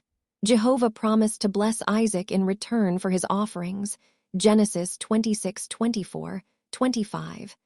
An important part of the success process. A reader from California wrote, "I realized recently I had not sealed our latest good fortune with a thank offering. So here is a tithe from the sale of our house. It sold within a week from the time we placed it on the market, and at the price we had asked." Sealing one's good with thank offerings is a part of the process that assures successful results, then makes them permanent. I have discovered the harmonizing power of non-resistance. After Isaac's herdsmen discovered this well, the Philistines appeared for a different reason. They wanted to make peace with Isaac. As they approached, Isaac asked them, "Why have you come, since you hate me and sent me away from you?" Genesis 26:27. They replied, "We see plainly that Jehovah is with thee. Let us make a covenant with thee, that thou wilt do us no hurt, as we have not touched thee, and as we have done unto thee nothing but good, and have sent thee away in peace. Thou art now the blessed of Jehovah." Genesis 26:28-29. Isaac might have argued the point with them when they claimed they had not hurt him, that they had cloned nothing but good to him, even though they had taken his wells from him and had pushed him out of their land. They had also demanded reconciliation with him. But Isaac seemed pleased that these troublesome Philistines wanted peace at last. He prepared a feast for them and asked them to remain overnight as his guests. The next morning they departed in peace. In the East, overnight hospitality is given only to those people who are regarded as lifetime friends. Isaac's generosity indicated complete reconciliation with the Philistines. Isaac's fourth well of abundance. From Isaac's experiences, we observe why you can afford to be non-resistant, even to the most demanding Philistines that may appear in your life. When you are, your good overflows. As soon as the Philistines departed in peace, Isaac's servants rushed in to say they had just dug another well and had found water. Isaac victoriously named this place Beersheba, which meant well of fulfillment. After you have been tested and have reacted with non-resistance, then comes fulfillment. If you have been seeking fulfillment and it has not come, do not give up hope. It is because you are still on your way into that bigger place in consciousness. When you are non-resistant and divinely indifferent to the Philistines, when you do not make a fuss about what they seem to take from you for a time, they have no permanent power over you. They finally depart in peace, and you demonstrate your well of fulfillment. The prospering power of agreement. You may have regarded non-resistance as an indifferent yielding to whatever occurred. You may have considered it a teaching fit only for the unfit, or as a practice suited only to those who are incapable of self-defense. Most people have. However, non-resistance is stronger than resistance. Its practice requires far more mind power than is required for fighting back. You resist what you oppose, criticize, or resent. Resistance centers on detail. Non-resistance accepts the generalization. When you resist a difficulty, you antagonize it and it fights back. You probably know people who are constantly upset over details. They cannot see the forest for the trees. Such people either die young or suffer from ill health, emotional stress, or financial problems caused by their own fretful attitudes. How can you refrain from criticism and resentment to a situation that is not being handled right? If you will agree where you can agree and refrain from dwelling upon points that you cannot accept, you will keep in harmony with your inner self and with the universe. Always there is ground for agreement. Agree or withdraw in peace. This is the prosperity lesson you learn from the peaceful millionaire, Isaac. He did not become upset by apparent injustices. He did not fight for his rights. He withdrew in peace and dug deeper wells in consciousness. Isaac went deeper within his own being each time to meet the challenges presented him by the hostile Philistines. As he looked for grounds for agreement and refused to fight back, it is little wonder that his income increased 100-fold in just 1 year. Isaac knew that no one could take his good from him, and that which was his by divine right would come to him under divine timing. How businesswoman prospered through using the power of agreement. A businesswoman found herself exposed in business to a man who always talked about poverty and financial limitation. This made her feel poor, and her business was affected. In order to demonstrate increased supply, she knew she must feel prosperous because a feeling of opulence precedes opulent results. She had disliked the businessman who made her feel poor. She had blamed her dwindling business on him. Then she reversed her thinking. She began to bless this man. Every time she thought of hire, she would say to herself, "This man is in my life for my good and for my prosperity." Through this same man, she soon met a client for whom she performed a business service.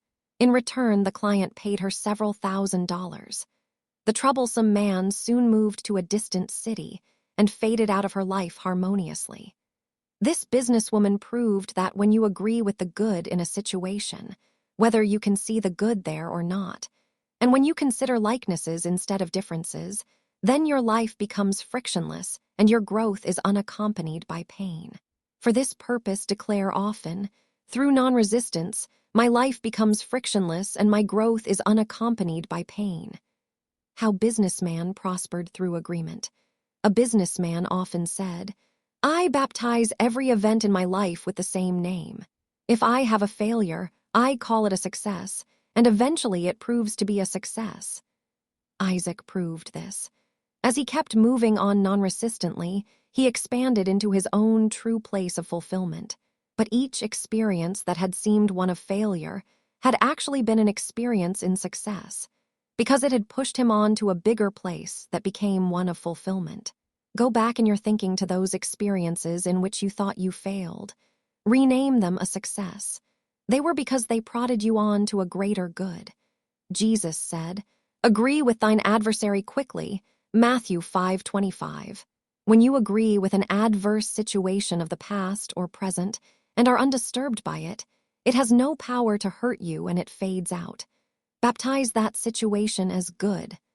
Pronounce it good regardless of what it appears to be. Find some point of agreement with it. You will be victorious in meeting it, and you will be prospered by it as you do this. How the power of agreement worked on a complaining wife. At the end of her first year of marriage, a young wife decided the time had come to tell her husband about all of his faults. "Now that we've been married a year, we should be able to be honest with each other," she said to her husband. "I am going to point out all your faults to you, dear. Then you can point out all my faults to me." She recited a long list of woes about her husband, all of which centered on details. Then she said, "Now it's your turn. Tell me what is wrong with me." This non-resistant husband wisely replied, "You are perfect in every way, and I would not have one thing about you changed." Silence fell upon this woman's lips. She inwardly vowed that never again would she allow herself to think that her husband had any faults. When you find yourself in the midst of negative experiences, ask, what details am I resisting, opposing, or criticizing? Dwell on likenesses, not differences. Look for something to agree with in the situation. Agree with it and withdraw in peace. By doing so, you keep your peace of mind. You become victor instead of victim to the experiences through which you have passed. How cruelty in marriage was healed. A wife had what she considered to be a very cruel husband. She kept trying to find something good about him, but his cruelty overpowered everything else. She began to realize that by thinking of him as cruel, she was giving his cruelty emotional power. She decided she must find something about him with which she could agree. She decided that if she refused to allow his cruelty to upset her, and if she refused to feed it mental or emotional power, His cruelty would fade away for lack of attention. She realized that the only way a negative condition can remain in force is for someone to continue to feel badly about it. Then she remembered how kind he was to their dog. She reasoned that anyone who was that kind to animals could not be all bad. This was the point of agreement she held to when old criticisms of him tried to flare up. As she deliberately dwelled upon this one good trait, other of his commendable qualities came to her attention. As her attitude toward her husband began to improve, he subconsciously responded.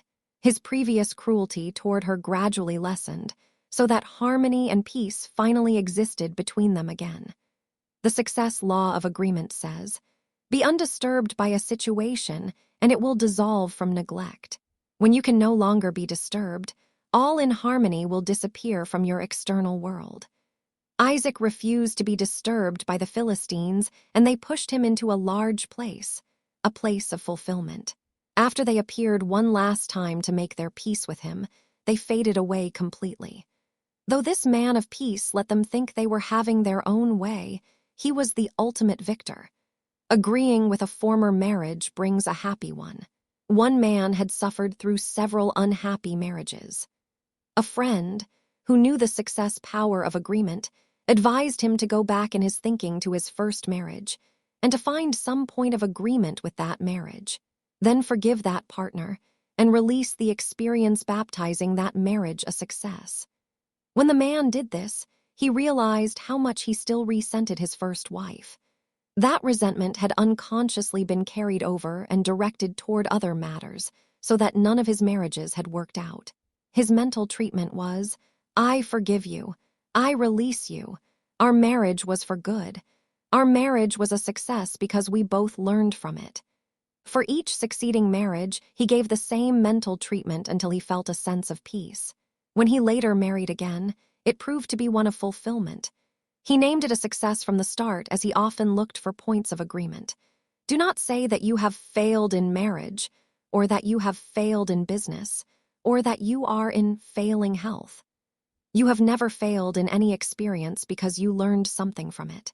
So long as you keep your thoughts upon personal troubles of the past or present, you bind them to you. When you name them a success and look upward, the forces of heaven rush to your aid. How a bereaved woman got a job through the prospering power of agreement. A woman was curt and rude to a widow. The bereaved woman used non-resistance on the thoughtless acquaintance. "I will remember only how kind you have been to me in the past. There are many nice things to remember about you, so it does not matter what you say to me now." The previously rude woman soon surprised the widow by finding a job for her just when she needed it most. When you are non-resistant to negative appearances and give them no power, this opens the way for your good to still appear.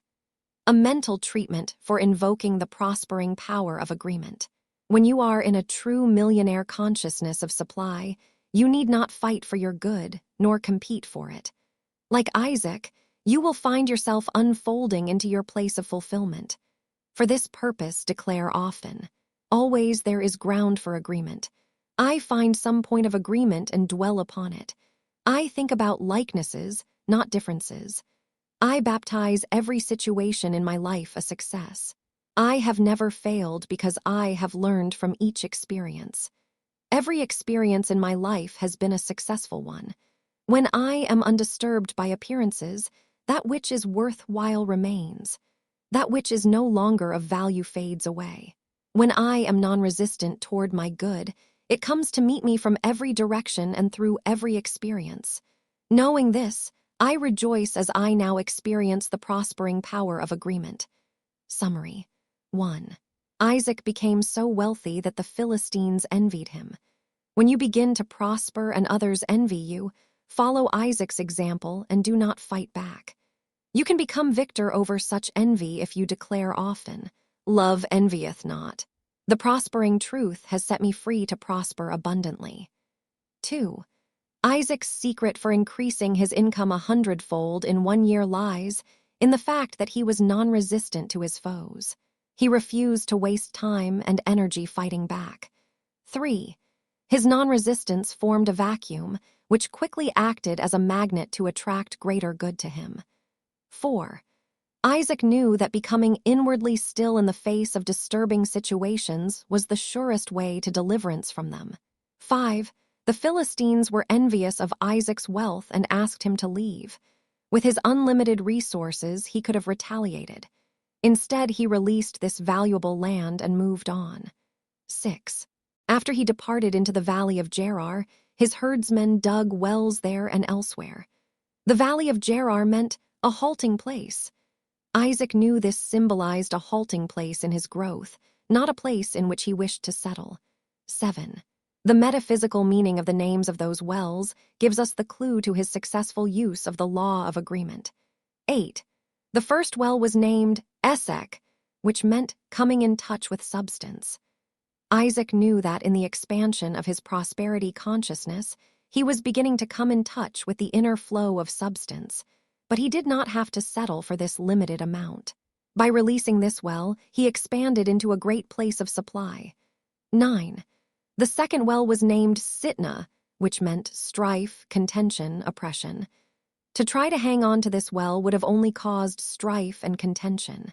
He released it, too, to the Philistines and moved on. 10.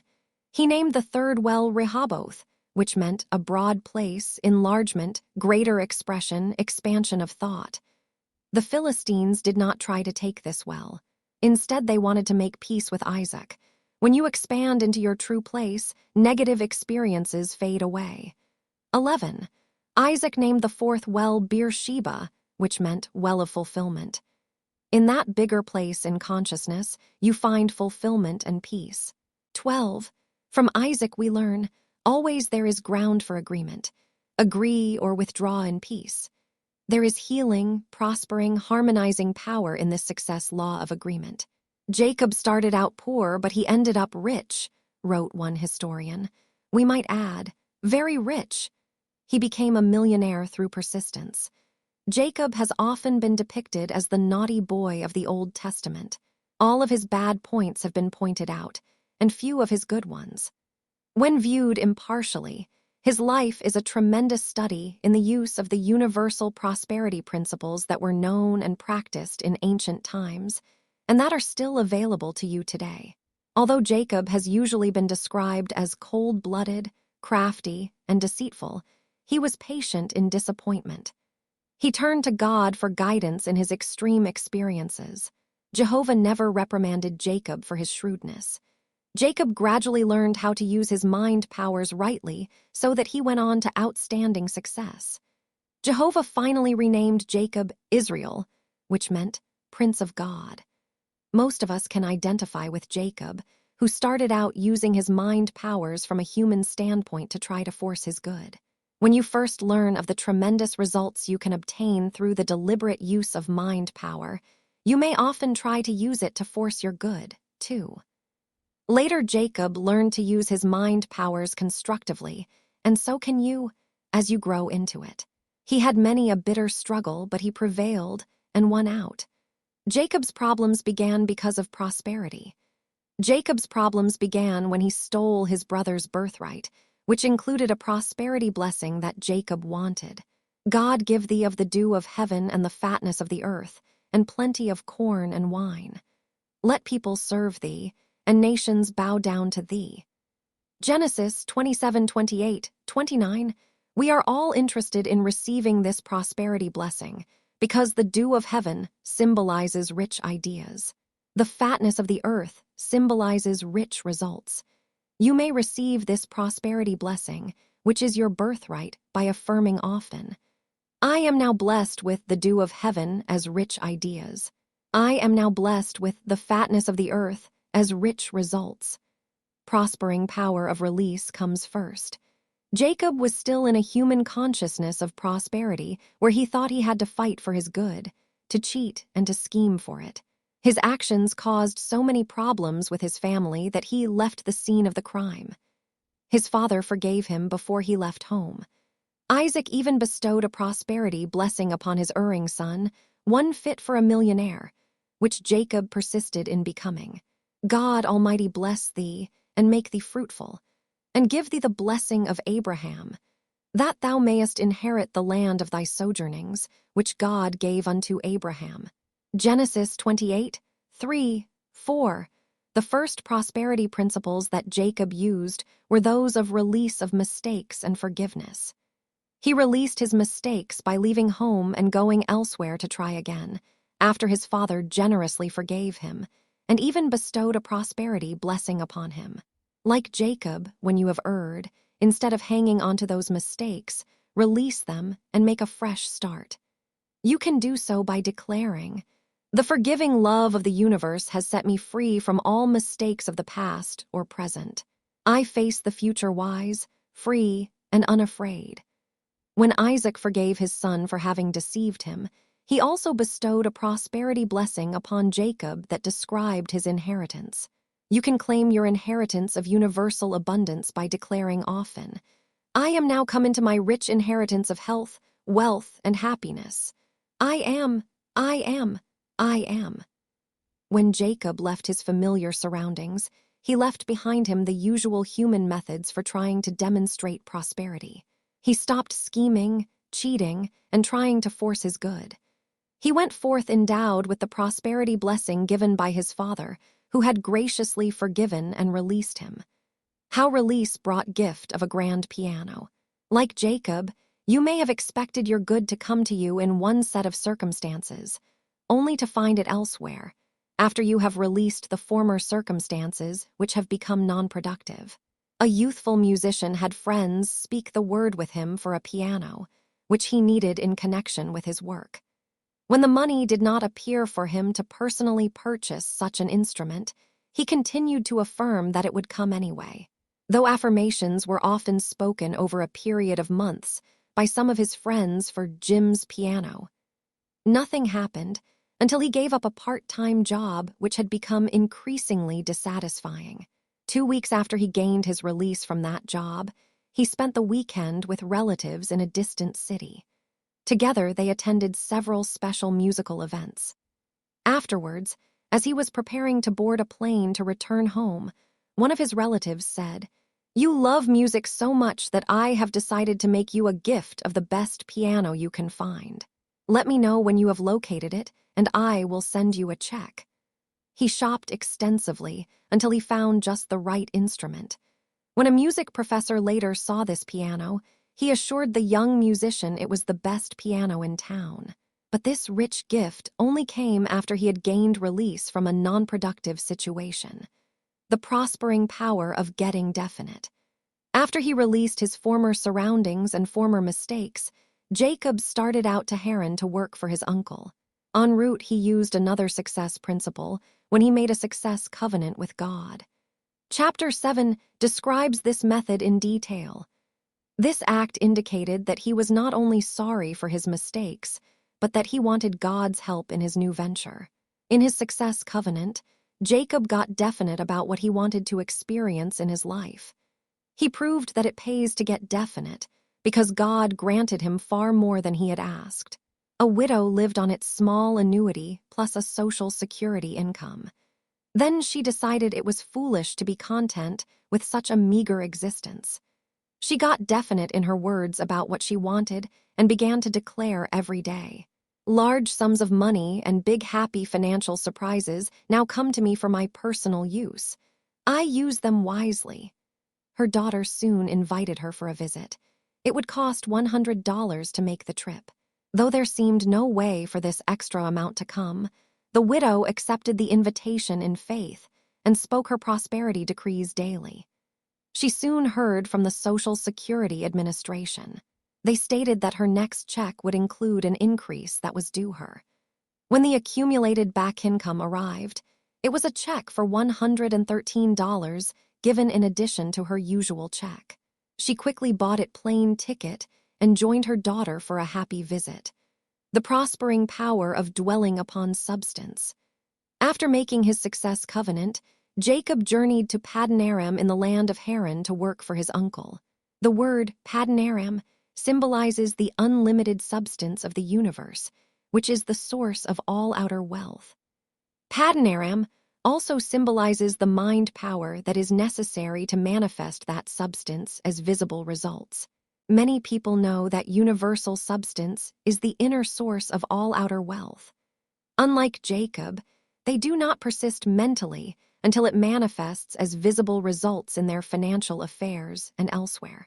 A housewife decided to test the power of substance in a trying situation. She related, "My husband and I were coming home from a trip.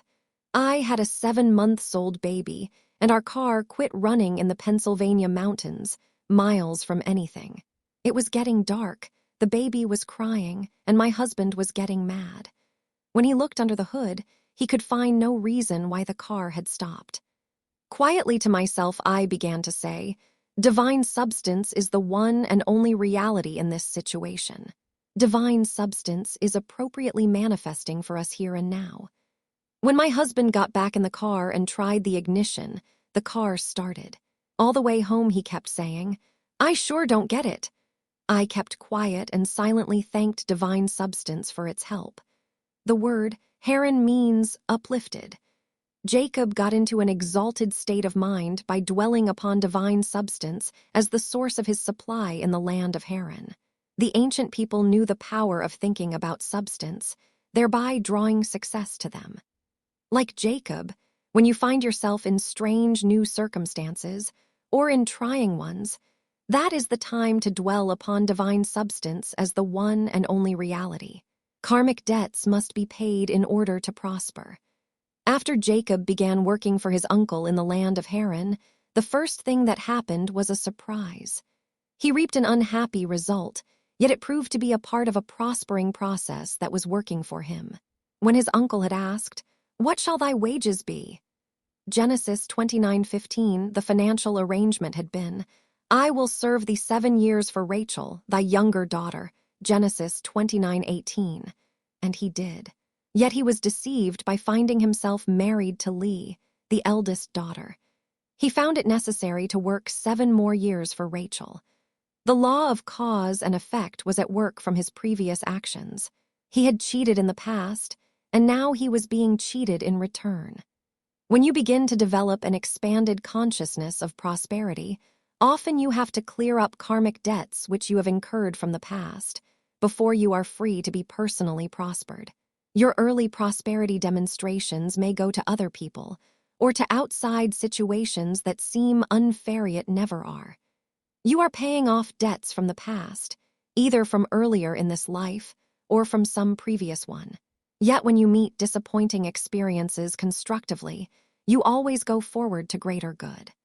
When you are cheated or your good is withheld from you, it may be that, like Jacob, you cheated or withheld someone else's good in the past.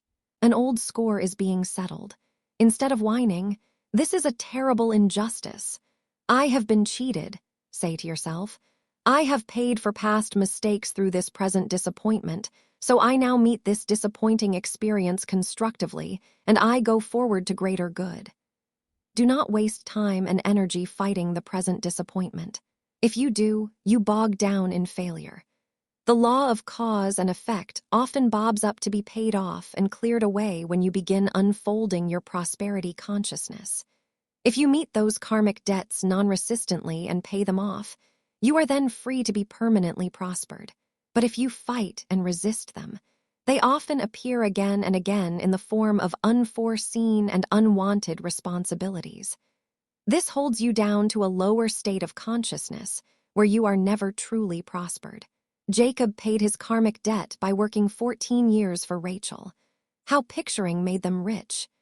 Jacob later asked for a financial settlement from his uncle because he wanted to return home. His uncle did not want to free him because Jacob was making Laban rich. Laban asked Jacob to state his wage. Jacob asked for all the speckled and spotted cattle that would be born in the flock, so that he could start his own herd and begin to feel financially independent. Laban agreed that Jacob was to have all the future spotted cattle that were born for his own herd. It soon became apparent that Laban had no intention of sharing his flock with Jacob, though Jacob had made him rich. Instead, Laban secretly ordered the spotted female animals removed from the flock, leaving only the plain ones which he assumed would reproduce plain cattle. To keep from being cheated out of his good, Jacob used the picturing power of the mind.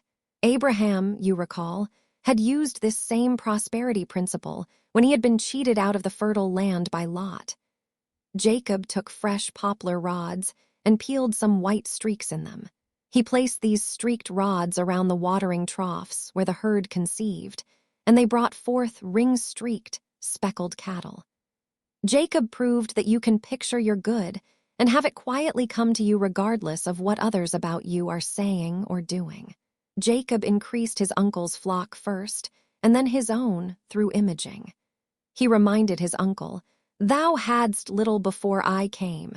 It has increased into a multitude, and the Lord has blessed thee since my coming." Genesis 30:30. When your good is withheld from you, instead of fighting, arguing, or trying to reason with anyone to make it come to pass, just picture the desired results. As Jacob proved, you can image your good and bring it through rather than trying to reason it through or force it through. You can hasten your good through picturing it. Imaging was a well-known success technique among the ancient people. The wealth Jacob acquired through the picturing power of the mind is described. And the man grew exceedingly rich and had much cattle, maidservants, manservants, camels, asses. Genesis 30:43. How a father made comeback after daughter's death. A businessman was heartbroken over the death of his daughter. He had been unable to pull himself together, and his business dwindled until he learned of the prospering power of pictures. He made a success map picturing the financial success he needed to survive. At the top of his success map, he placed these words, on which he meditated daily. "Divine substance cannot be withheld from me now. Divine substance cannot be taken from me now. I picture my way to prosperity, and my abundant good quickly manifests now." Soon afterwards, he began to rise out of his emotional slump, and his business became more prosperous than ever. His newfound success proved therapeutic in overcoming his former grief. How to claim your freedom from experiences you've outgrown. Laban and his sons finally became so jealous of Jacob's wealth that Jacob decided to leave the country and return home, even though Laban did not want to release him. Jacob had to claim his freedom by just leaving anyway. When you have learned all you can from an experience, after you have demonstrated prosperity in it, and after you have helped others to achieve satisfactory results, you will probably grow out of that experience. If that experience does not want to release you, you will have to claim your freedom from it anyway. You can begin doing so by declaring, "My success cannot be limited, so I am now freed to the next step in my progress, growth, and success." Your success is progressive. When you have reached certain stages in your growth, others around you may become hostile to your success. Often you will find, like Jacob, that you have completed the phase of your growth due from that experience. You have outgrown that present experience and are ready to move on into new circumstances, where you will be able to expand rapidly without restraint or interference by others. At such times it helps to declare, "My success is progressive. I now go from success to greater success, quickly and in peace." The divine dissatisfaction arising at such times is good, because it gives you the incentive needed to dare to launch forth into new and untried experiences elsewhere. The author's growth experience. Like Pharaoh, hardening his heart, when the Israelites wanted to leave Egyptian bondage too, so old conditions and experiences will harden against you when you have outgrown them. First, your former good may turn hostile, then it will dry up completely. Though such events may startle you, they happen for a purpose. They help you to release that which you have outgrown and to freely go on to something better. Your good is expanding, and you are experiencing the labor pains of birth into something better. It has happened to me more than once in my growth experiences. I once had a job I had held successfully for 10 years, then it was no longer satisfactory nor seemed friendly to me. I was informed that I had gone as far up the ladder of success as I could go in that position, that I had reached the top, and that no further pay raises or promotions would be forthcoming. Furthermore, my employers seemed to grow unappreciative and even disinterested in my efforts in their behalf. My employers had long felt I should work long hours, do weekend and night work, with no overtime or other fringe benefits in return. Yet these same demands were not made of other members of the staff. My employers knew I was the sole financial support for my child, and they confidently told me there were no better jobs available in that town, and they were right. I had reached the top in that line of work and in that part of the country. After praying for many months for divine guidance, and in response to a sense of divine dissatisfaction growing within me, I finally located another job, in another line of work, in another state. After 10 years of working days, nights, and weekends, I gave 2 weeks' notice.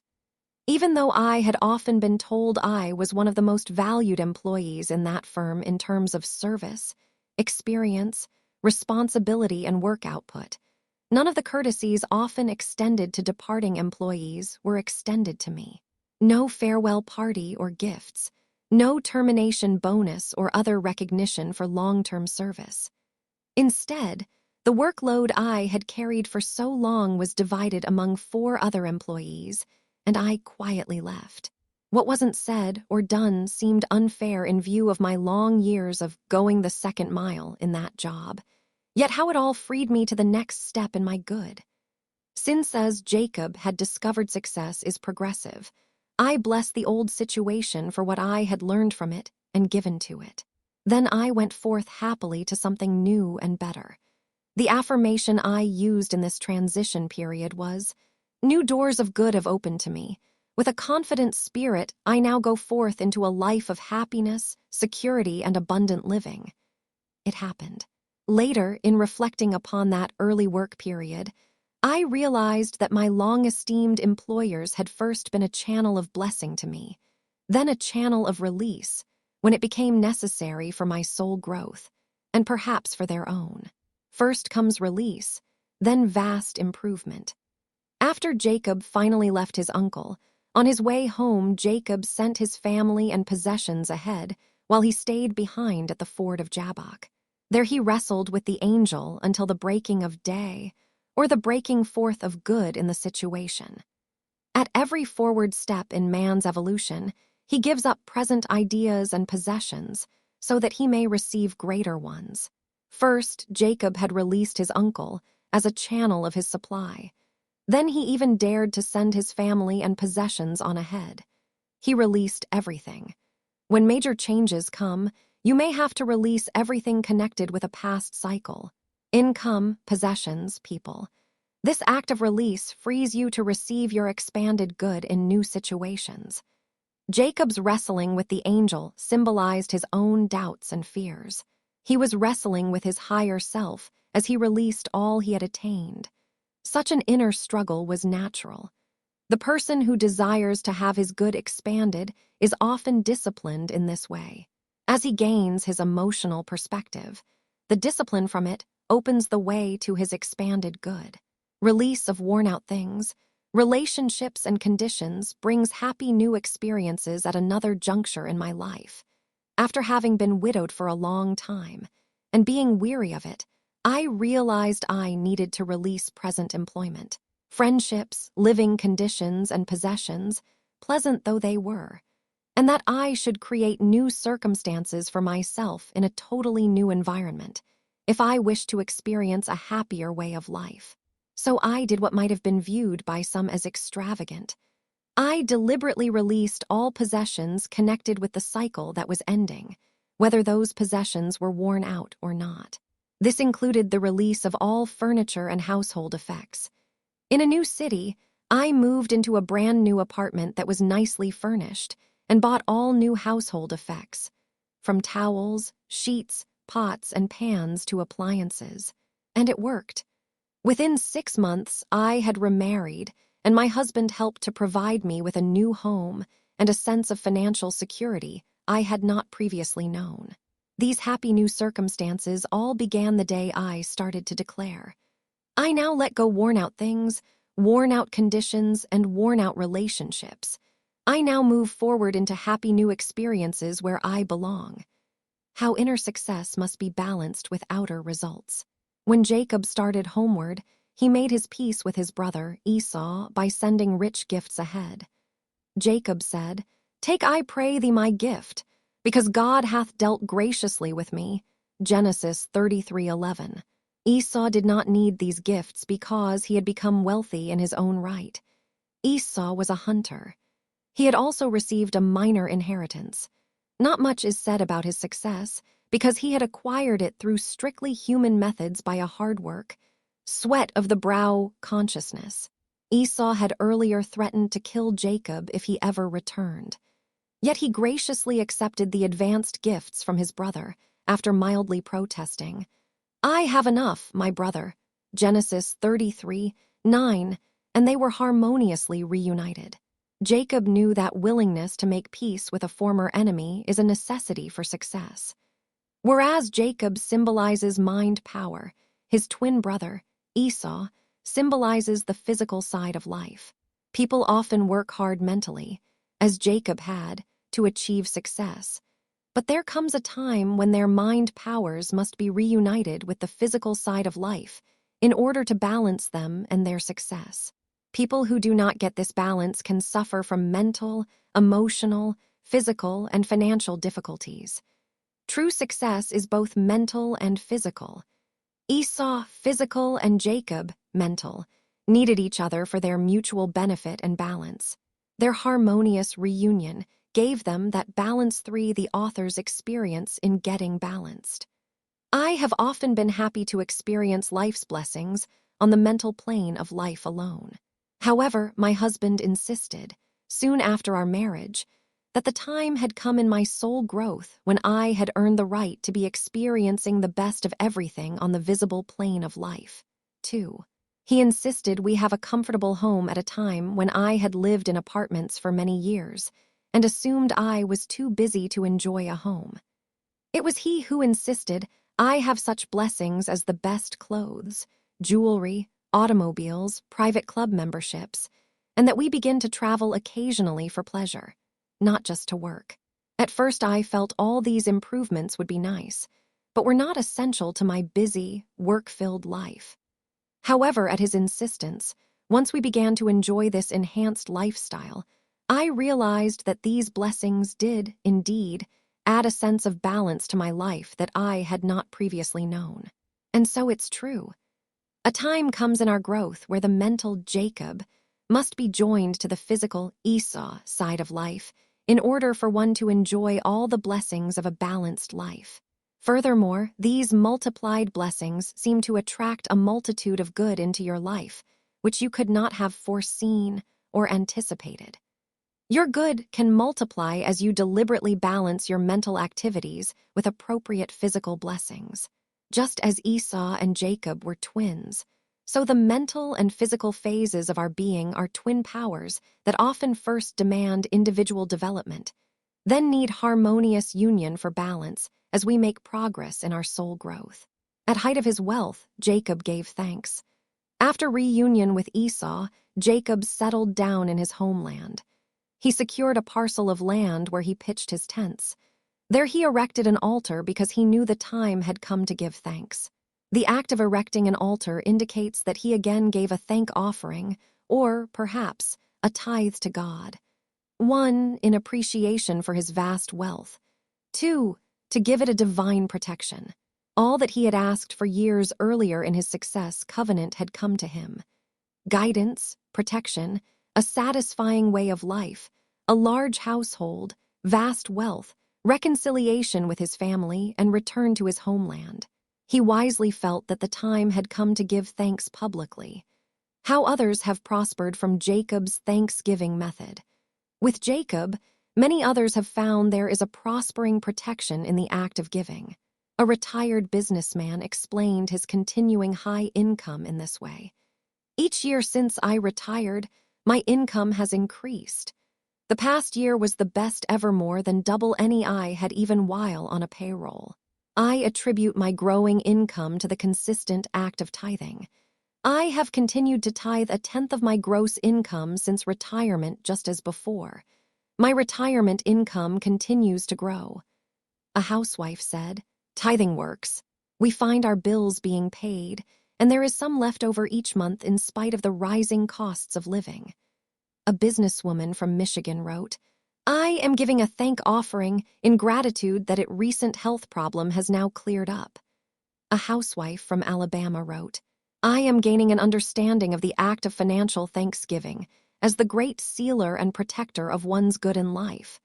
How powerful that prosperity method is, and it works." Over the years, my readers have used Jacob's Thanksgiving method with increasingly interesting and satisfying results. You can, too. Jacob's later years were spent amid vast wealth. After his son Joseph became a billionaire as Prime Minister of Egypt, Jacob went there to live amid vast wealth. For many years, he enjoyed tremendous prestige as father of the popular Joseph. At Jacob's passing, the Egyptians paid him special homage as father of their beloved prime minister. When you persist toward success through the constructive use of your mind power, like Jacob, your present success finally supplants and replaces all previous failures. Life forgives you for past mistakes. For life becomes rewarding and satisfying for you. You can persist into success by declaring often, "Life now forgives me for all past mistakes. Life now becomes rewarding and satisfying for me. I am grateful." Summary 1. Most of us can identify with Jacob, who symbolizes mind power. When we first learn of the power of thought, like Jacob, we are inclined to use it to try to force our good. However, Jacob went on to outstanding success when he learned to use his mind power constructively, and so can we. 2. After Jacob stole his brother's prosperity blessing, he released his mistake by leaving home. His father generously forgave him and bestowed a blessing upon him before he left. 3. En route to work for his uncle, Jacob got definite by making a success covenant with God. This indicated that he was sorry for his mistakes and wanted God's help in the future. 4. In Paddan Aram, in the land of Haran, Jacob got into an uplifted state of mind by dwelling upon divine substance as the source of his supply. Like Jacob, the ancient people all knew that, by dwelling upon substance, they could draw success to them. 5. The first thing that happened to Jacob in Haran was a surprise. The law of cause and effect worked from his past actions. He was deceived into marrying Leah when he thought he had married Rachel. Jacob paid his karmic debt by working 14 years for Rachel. 6. When his uncle tried to cheat him financially, Jacob used the picturing power of the mind to produce the spotted cattle that had been promised him. He proved that you can picture your good and have it come to you regardless of what others about you are saying or doing. 7. Jacob made himself and his uncle wealthy through the picturing power of the mind. 8. Jacob finally realized he had outgrown his relationship with his uncle, and he wanted to be financially free from him. When his uncle did not want to release him, he left anyway because he knew his success was progressive and he must expand. 9. After releasing his uncle as his former channel of income, he also released his family and vast possessions, sending them on ahead while he remained behind. His higher self, Angel, wrestled with his own doubts over this vast change and won out. 10. After being harmoniously reunited with his brother, Esau, indicating that success is both mental Jacob and physical Esau, Jacob did not forget to give thanks. All that he had asked for years earlier had been given him. 11. His later years were spent amid vast wealth in Egypt, where he enjoyed tremendous prestige as father of the popular prime minister, Joseph 12. When you persist toward success, through the constructive use of your mind powers, like Jacob, your present success finally supplants and replaces all previous failures. Life becomes rewarding and satisfying. The German philosopher Goethe once advised, "What you can do or dream you can, begin it. Boldness has genius, power, and magic in it." The way to help your dreams come true is by making a success covenant. Jacob made one at a crucial time in his life. Abraham, Hannah, and other biblical figures made covenants with God that were equally successful during trying periods in their lives. At the time Jacob made his success covenant with God, he had every strike against him. He had cheated his brother, hurt his mother, and disappointed his father. His brother had even threatened to kill him. After disgracing himself in the eyes of his family, Jacob left their rich household. At this point, Jacob had nothing, not even a good reputation. He was past 40 years of age. En route to Haran, this outcast son sank down exhausted in body, depressed in spirit, and slept. He interpreted his famous dream with the angels ascending and descending the ladder as an omen of forgiveness and of success that could still be his. Upon awakening, Jacob wasted no time in making his famous success covenant with God. Jacob intuitively knew that man can be what he determines to be, that he can be master or he can be serf. Jacob seemed to know, even at that low point in his life, that it rests with man whether he shall fill the high places in life or the low ones, whether he shall serve or be served, lead or be led, be sickly or healthy, poor or wealthy. There lies within most people a divine desire to excel, to succeed. This divine desire for success should be encouraged and developed constructively. Jacob did this by first making his success covenant. Jacob's success covenant. Jacob's success covenant was in two parts. In part I, Jacob specified what he wished God to help him accomplish: prosperity, guidance, peace of mind, reconciliation with his family. Jacob vowed a vow: if God will be with me, and keep me in the way that I go, and will give me bread to eat and raiment to put on, so that I come again to my father's house in peace, and Jehovah will be my God. In part Romans 2, Jacob specified what he would do for God. Of all that thou shalt give me, I will surely give the tenth unto thee. Genesis 28:20-22. Often we have been inclined to tell God what we wanted him to do for us in life. Then we selfishly stopped there. We did not go all the way and agree with God what we would do for him in return and in appreciation. A covenant is a solemn agreement, usually between two people, to do specific things and to achieve specific results. But such a covenant doesn't mean much unless both parties do their part.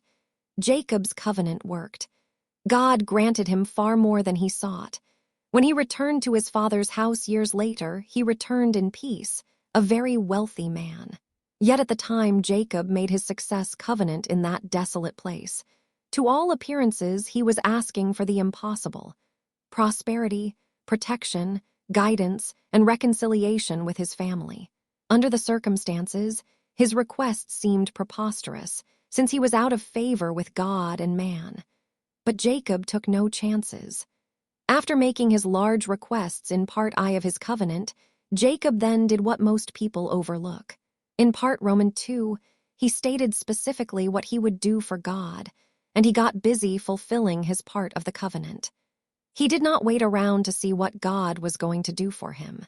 He took it for granted that, as he fulfilled his part of the agreement, God could be trusted to produce the blessings sought. His method worked. Over the years, God granted him far more than he sought in his covenant. Why a success covenant works. Many success books talk about the power of writing down your desired good and then praying for guidance about its manifestation. People have often had marvelous results from use of this success technique. But if that technique has not done for you what you think it should have, it is time you took that technique a step further.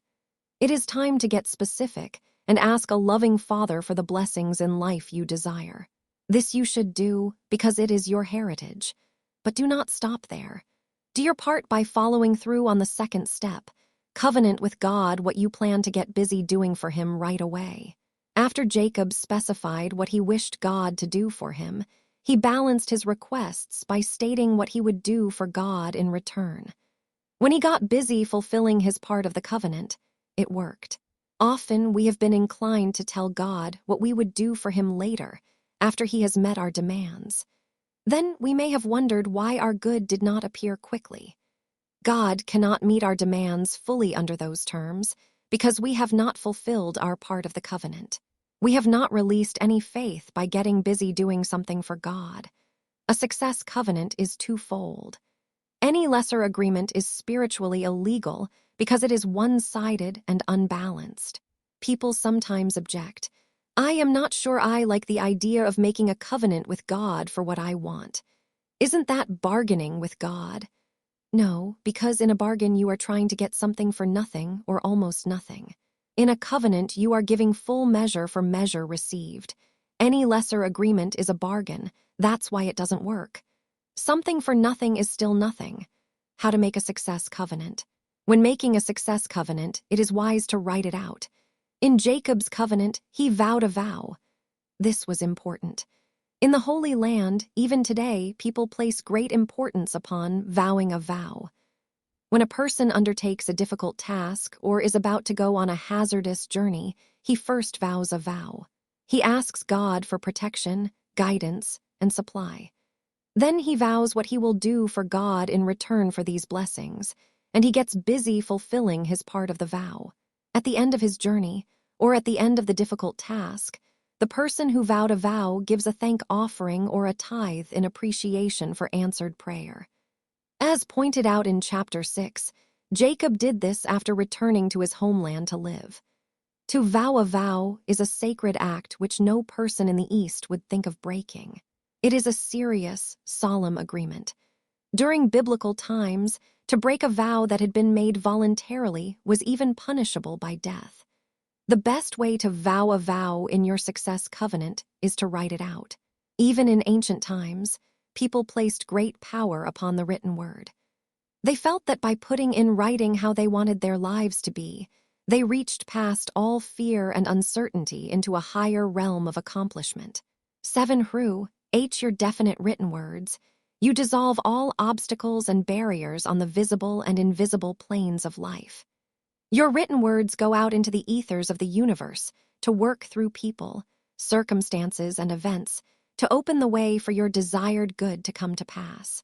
When writing out your desires or vowing a vow in your success covenant, remember that the word choice is a magic word to the mind.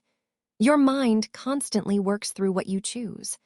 Psychologists state that all things are done by choice. Choice produces results, but it is up to you to choose what you want. How the written word helps doctor to succeed. A doctor of chiropractic told me that for 20 years this had been his secret formula for success. At the time this doctor went into practice 2 decades ago, right out of college, he had nothing. But he and his wife believed that, if they consistently wrote down what they wanted in life, they would get it. At the beginning of each new year, instead of making New Year's resolutions of what they hoped the year might bring, they made a list of what they definitely expected the year to bring. The first year they listed nice rental offices and a thriving practice. The second year they listed the purchase of business property on which they planned to build offices. Later they listed the purchase of a home and the birth of their first child. Another year their list included the acquisition of stocks, bonds, and other investments. Still later they listed a larger professional practice. Then their list included the purchase of a private plane, more cars, a boat. From the first New Year's list this couple made, this method began to work for them. Once they had written down their desires for that particular year, they placed the list in their Bible and simply gave thanks for the perfect results throughout the year. By mid-year, several of the major items on their lists had come about. In other items, it was as late as December before the list began producing results. The year they listed the desire for their first child, she was born in October.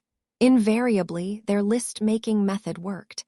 Today, this couple has all the blessings they have put on their New Year's lists over the years. A fine practice and their own business property on which they have built beautiful offices. They now enjoy a lovely home, several cars, their own plain, additional financial assets such as stocks and bonds, and several healthy children who appeared first on their lists. The result is a healthy, happy, prosperous, spiritually oriented family. As an elder in his church, this man has long been a tither. Why you should get specific. The importance of getting specific about what you want in your success covenant is shown in a study of the psychology of the poor.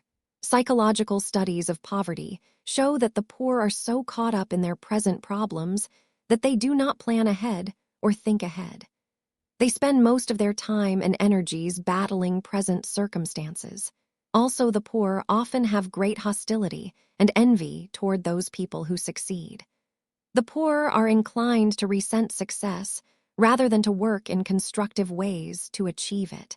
Another reason why you should get specific about what you want is because the soul of man must turn its attention outward, as well as inward, for balance. The soul is the blending area of the mind.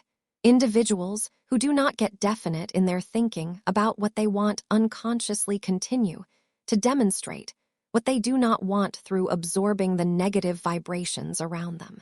They become confused, upset, and suffer from many needless problems which have been subconsciously absorbed. The great people of the Bible knew the power of getting definite. Jesus often specified healing, prosperity, and guidance for his followers. Why bypassing part Roman 2 brings failure? Too many people try to put off part Roman 2 of the covenant until after part I has come to pass. To try to get something for nothing or bargain with God in this way usually leads to failure, and it should. A woman said, "I have some valuable property which I am trying to sell for $1 million. Pray with me concerning the sale of this property, and when it is sold, then I will give a tithe of it to your ministry." A tithe would have been $100,000. Yet this woman was not willing to give even $5 or $10 to God's work at the time she made that statement. So, of course, there was no way for her to expand her consciousness to receive $1 million later and give $100,000 of it to his work. She never sold the property, but died leaving it for heirs to fight over. Conversely, please note later in this chapter how another woman made a success covenant and sold a piece of property for $1 million. A man in the oil business said, "When I strike oil, I am going to give a tithe of the income from my oil wells to your church." Again, this man was not giving $5 or $10 to God's work in the present, yet he thought he would be able to release thousands, maybe millions, to God's work in the future. He never struck oil. Instead, he spent his life savings on oil leases and drilling equipment, only to strike dry holes or sand. You can tell how you would spend much by how you spend little. If you do not give when you have little, you certainly will not give if and when you have much, and you will never have much to give, at least not permanently. A businessman was financially destitute when he learned about the prospering power of tithing. He tithed his way out of financial desperation into his first fortune. He became a millionaire. But then he reasoned that he was giving too much, and he stopped tithing. Right on schedule, he lost his fortune. It was after this happened that he wrote, "I have learned it very expensive lesson. It's just as important to put God first financially when you have $1 million as it is to trust him when you have little." He commented, "I am again tithing my way out of financial desperation into abundance. I now realize I not only need God's help to make $1 million, but I also need his help in order to keep it." You may have been inclined to be like some of the foregoing people, and to tell God what you would do for him later, after he had met your demands. God cannot fully meet your demands under such terms, because you have not fulfilled your part of the covenant. Faith moves on substance, and you must do something as an act of faith in order for it to move on the substance of the universe and manifest increased abundance for you. A businessman said, "I've made a fortune, but I lost it. Now I owe Internal Revenue $1 million. I cannot understand why God has not helped RNE. I prayed about this, and I even gave my church $500. Where you give is where you place your faith. If you do not give much, it indicates you do not have much faith in that area. You reap results accordingly. This man could still resolve his $1 million indebtedness, make another fortune, and keep it, if he would enter into a success covenant and begin to do his part. By consistently tithing of his income, both now and later, he could be permanently prospered. How success covenant works for a musician. A musician said, After making a success covenant and beginning to tithe a tenth of my gross income to my church, I received an appointment to the piano faculty of one of the most famous schools of music in America. It is all the more remarkable that the position opened up just at the beginning of the school term, long after most vacancies are filled. It is even more unusual that I should have obtained it since I happen to be a member of the so-called minority race, for which such appointments are rare. In addition to this job, this musician has a music studio where he does private tutoring. His public concerts are also thriving in this country and abroad. Tourist business prospers through success covenant. A man in the tourist business said, "I entered into a covenant with God at a time of business problems. Our business was family-owned, and my father's drinking was wrecking our financial affairs. Our business was $30,000 in debt, and we were 3 mortgage payments behind on our beautiful home. It was at this hopeless point that I secretly made a success covenant with God, agreeing that I would give 10% of all gross earnings from our business to his work. After I wrote our first tithe check, new customers began to stream in. Their visits brought new business and immediate cash. Several additional checks that were received through the mail made it possible to meet those back mortgage payments on our home. The way now seems to be opening for us to lease a motel which has unlimited financial potential, since it is located in a popular tourist area. The financial picture has quickly improved since I made that success covenant." How a lawyer's success covenant prospered him. A lawyer has made a success covenant at the beginning of each year since he first learned of this method in 1966. In that first success covenant, he wrote out in Part I, 1, that he wished help with the sale of a piece of property that had not sold for 2 years. 2, that he wished help with the sale of another piece of property that had not sold for 7 years. 3, that he wished guidance about some stocks whose value had been low.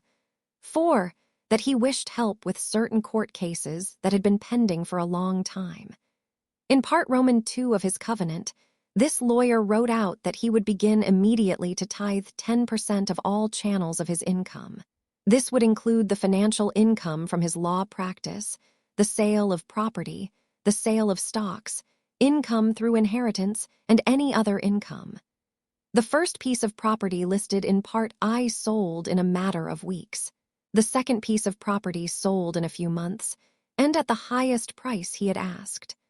The stocks, which had been low, rose in value, and he sold them also, at more profit than he had dreamed of getting.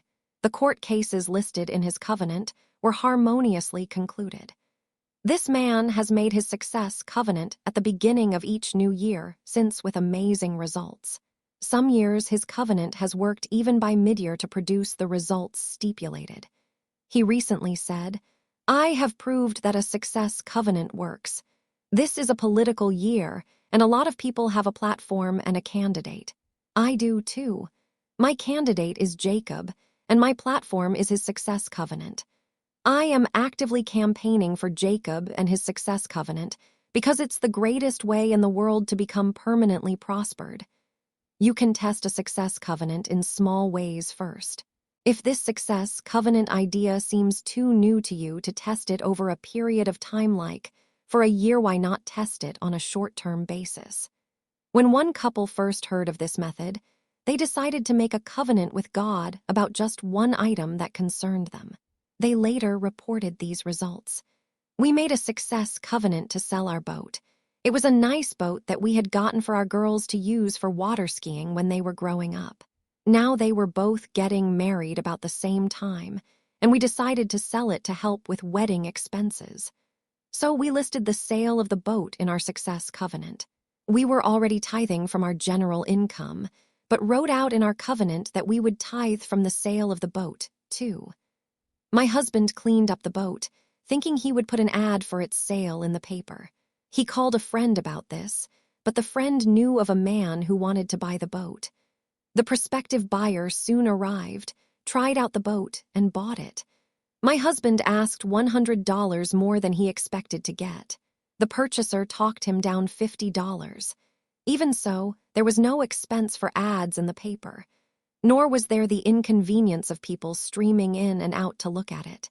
It had quickly sold to the first party that had been interested for $50 more than we had expected to receive. Other ways of invoking Part Roman 2 of the covenant. There are other ways you can invoke Part Roman 2 of your covenant and do something for God besides tithe of your income. However, if you want to make a financial demonstration, you should open the way by proving your faith financially through tithing. Jacob did and became a millionaire. Working for your favorite charity, giving your time in volunteer work, or doing church work are some of the public service ways of invoking Part Roman 2 of your covenant. Having regular periods of prayer, meditation, and inspirational study at home would be private ways of invoking Part Roman 2 of your covenant. A lady said, "I don't see why I should tithe my money to God's work. I tithe my time. I am a Sunday school teacher." She was asked, "What are you trying to demonstrate? More time or more money?" "I would like to have more time, but what I need most is more money." She got the point. How to assure your prosperity. If you would have your material affairs prosper, like Jacob, you should agree with God to give 1/10 of your income to his work and begin to do so promptly. If you keep your part of the agreement, you may rest assured that a loving Father will keep his and abundantly bless you. Many people have written out such contracts and put them away in the full assurance that the terms would be carried out by both parties. It has been found by everyone who has consistently used this method that it has been fulfilled. A businesswoman needed work and made her covenant. She soon had 4 jobs, which she juggled successfully for a time. She finally gave up 3 of them and kept the 4th one. Her income has continued to expand. But none of these jobs came her way until she made her success covenant. A businesswoman had inherited a piece of property that she had tried in vain to sell for $1 million. Nothing happened until she learned about the prospering power of success covenants and decided to make one. Soon after making that success covenant, she sold that piece of property for the long-desired $1 million. As agreed in her success covenant, she then shared 1/10 of the sales price with the church where she had heard about success covenants. That church gratefully used her tithe of $100,000 in their building program. That businesswoman has continued to tithe and to prosper through the use of success covenants. Like Jacob, when you bring God into your daily affairs, you come into a land where peace and plenty go hand in hand. For this purpose, declare often, "As I bring God into my daily affairs, I come into a land where peace and plenty go hand in hand." Prosperity's most fascinating law. A businessman recently wrote, "Many thanks to you, Dr. Ponder, for having the courage to explain the spiritual law of tithing in your books. Too many ministers I have known either apologize for speaking on tithing or ignore the subject entirely. None of them explained tithing as one of the great laws of life. Yet I find that people are hungry, even starved, to know about the power of tithing and to learn how to use it as a success principle. In defense of my ministerial friends around the world, I explained to this businessman that many ministerial schools do not teach their future ministers either the practical importance or the spiritual impact of tithing. Thus, many ministers ignore the subject out of sheer ignorance of one of life's most needed spiritual principles, thereby robbing themselves and their followers of both the inner enlightenment and outer blessings that should be theirs by divine right. Certainly in my own ministerial training, I was never given courses in the spiritual principles of tithing. Nor was I given courses in any of the other spiritual laws of prosperity. Instead, it was TNY good fortune to find the booklet As You Tithe So You Prosper, which first opened my mind to that subject, while I was still working in the business world. Later, while serving in my first ministry, I was forced to begin digging out the other spiritual laws of prosperity for my own information, and that of my followers too. What I learned proved to be survival power for all of us then, and since that time for thousands of others around the world. Special pour. For a tree copy of the author's personalized success covenant, please write her. I am happy that in my reply to that businessman, I was also able to tell him how surprised I was when I first realized that over the years I have received more mail from my readers about the tithing law than all the other prosperity laws combined. That's how hungry, even starved people are to know about the mystical power of tithing. The word tithe means tenth, and the ancient people were right. 10 is the magic number of increase. Jacob proved it to the hilt, and so can you. Summary 1. Jacob made a success covenant with God at a crucial time in his life, and it worked. All that he asked for in it came to him. 2. Jacob's success covenant worked because it was balanced. In part I, he got specific in asking God for what he wanted and needed to succeed in life. In part Roman 2, he agreed what he would do for God, which was to tithe. 3. In like manner, the way to make your dreams come true is by making a success covenant. 4. When making a success covenant, it is wise to write it out. Through your definite written words, you dissolve all obstacles on the visible and invisible planes of life. Your written words go out into the ethers to work through people, circumstances, and events to open the way for your desired good to come to pass.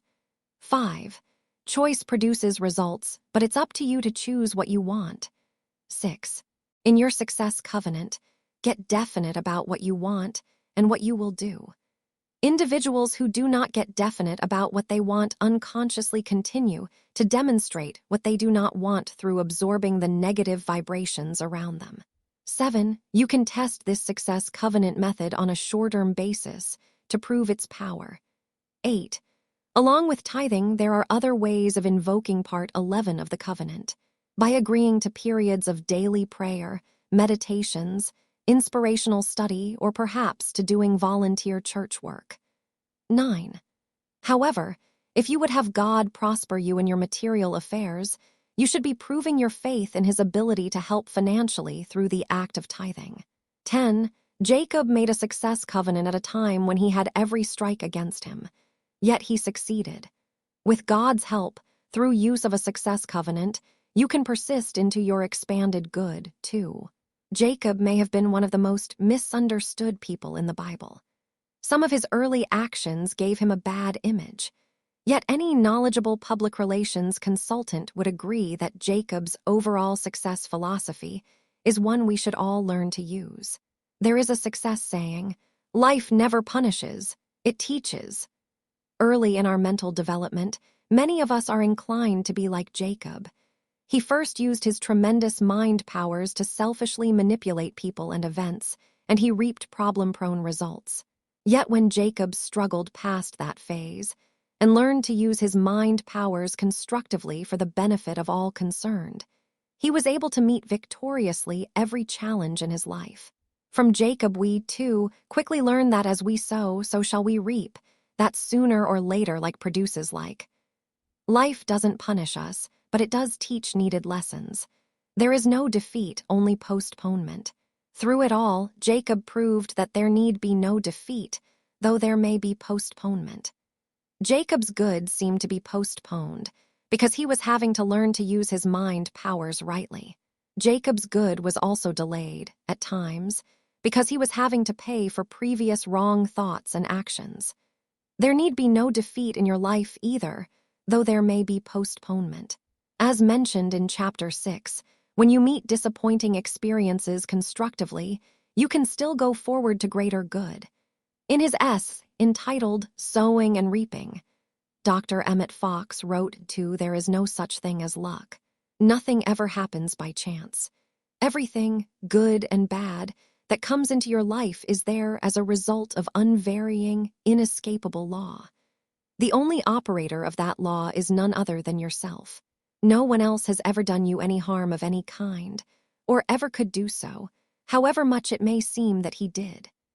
Consciously or unconsciously, you have yourself at some time or other produced every condition desirable or undesirable that you find in either your bodily health or your circumstances today.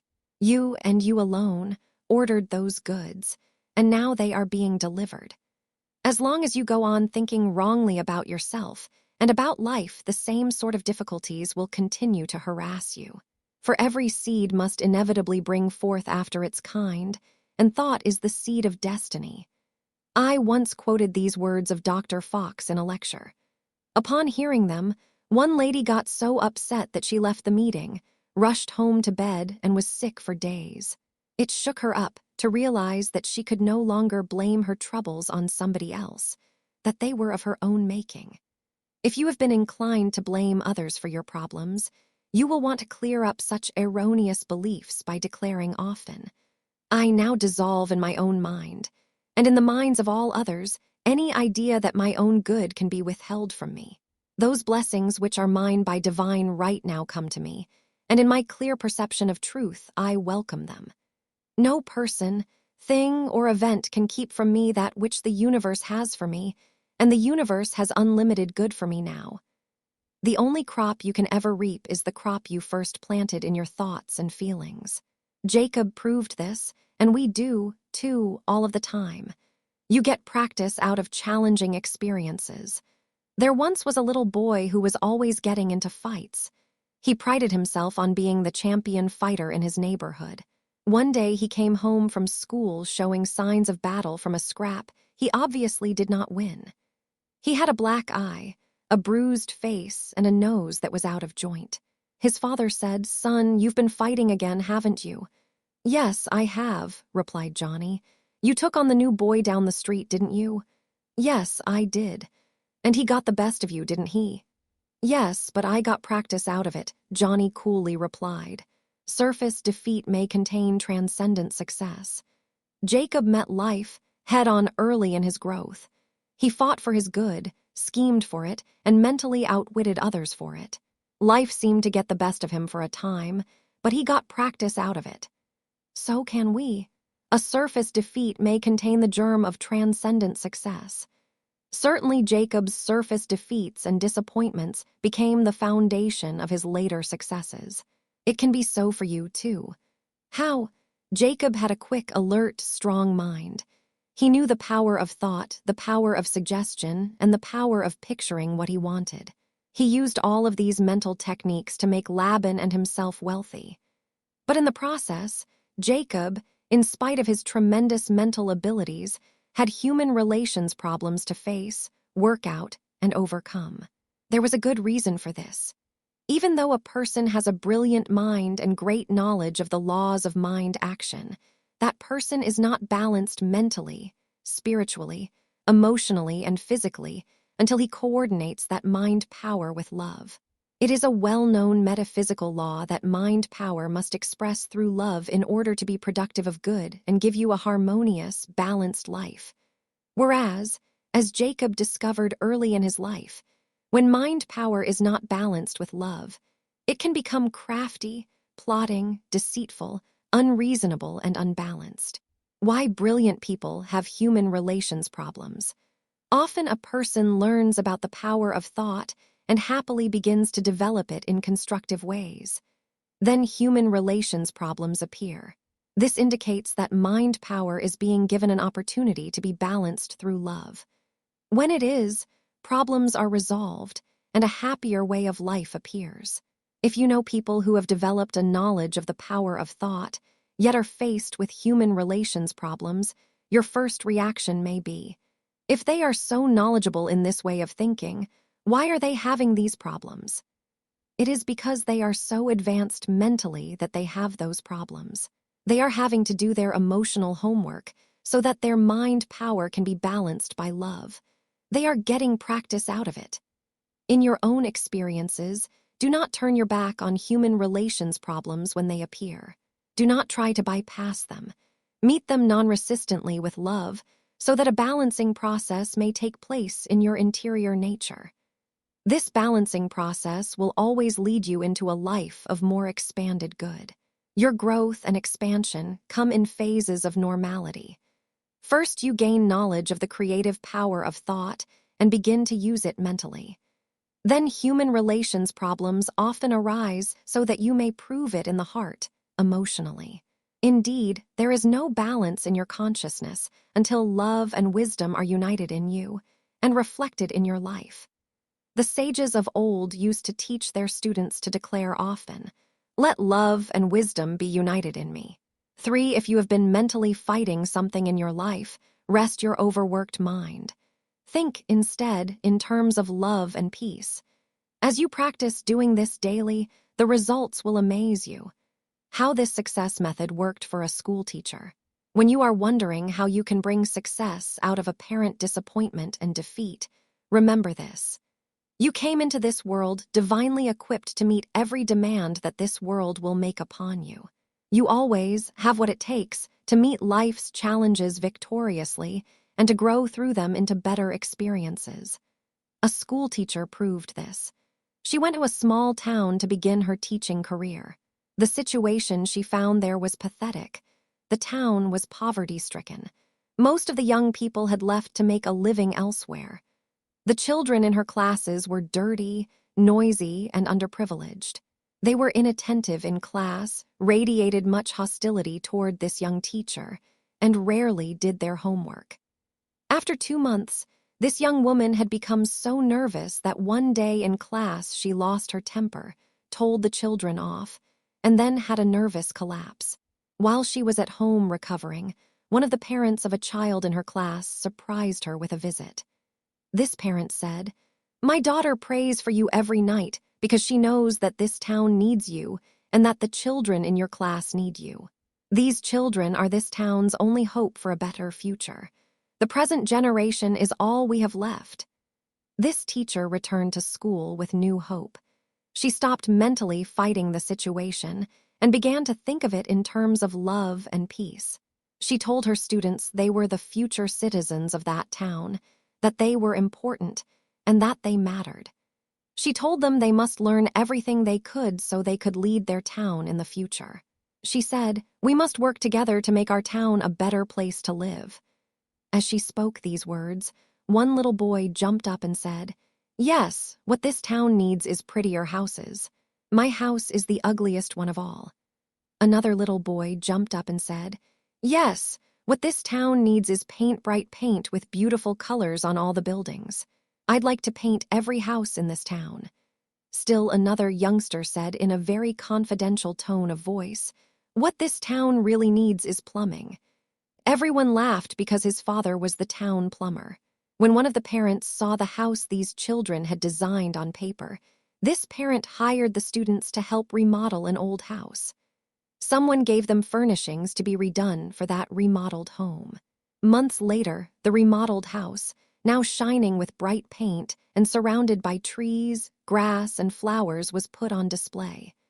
People came from miles around to see it, and it became a showplace. The people in that town took the hint and began to fix up their own houses and businesses. Just one person had started the transformation of an entire town. Her method later became one of the most popular concepts in teaching, known as educational therapy. As long as this young woman mentally fought the original dreary situation, it only got worse. But when she began to meet it with love and peace, everything improved rapidly. The balancing power of love.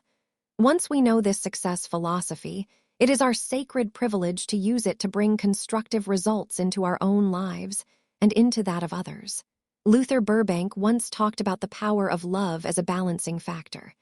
As you hold loving thoughts toward every person and animal, and even toward plants, stars, oceans, rivers, and hills, as you are helpful and of service to the world, so you will find yourself growing more happy each day.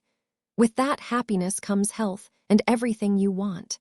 You can balance your mind power with love by asking yourself, "What if I give that will add to the happiness of those about me?" Then give it quickly and privately. You will be surprised how many simple ways will occur to you to brighten the lives of other people in your midst. Willingness to cooperate with life brings success. There are those people who pride themselves that they do not follow the herd, that they do not have a crowd consciousness. Such people sometimes think that no one understands them. They may be inclined to become eccentric in thought, deed, and habit.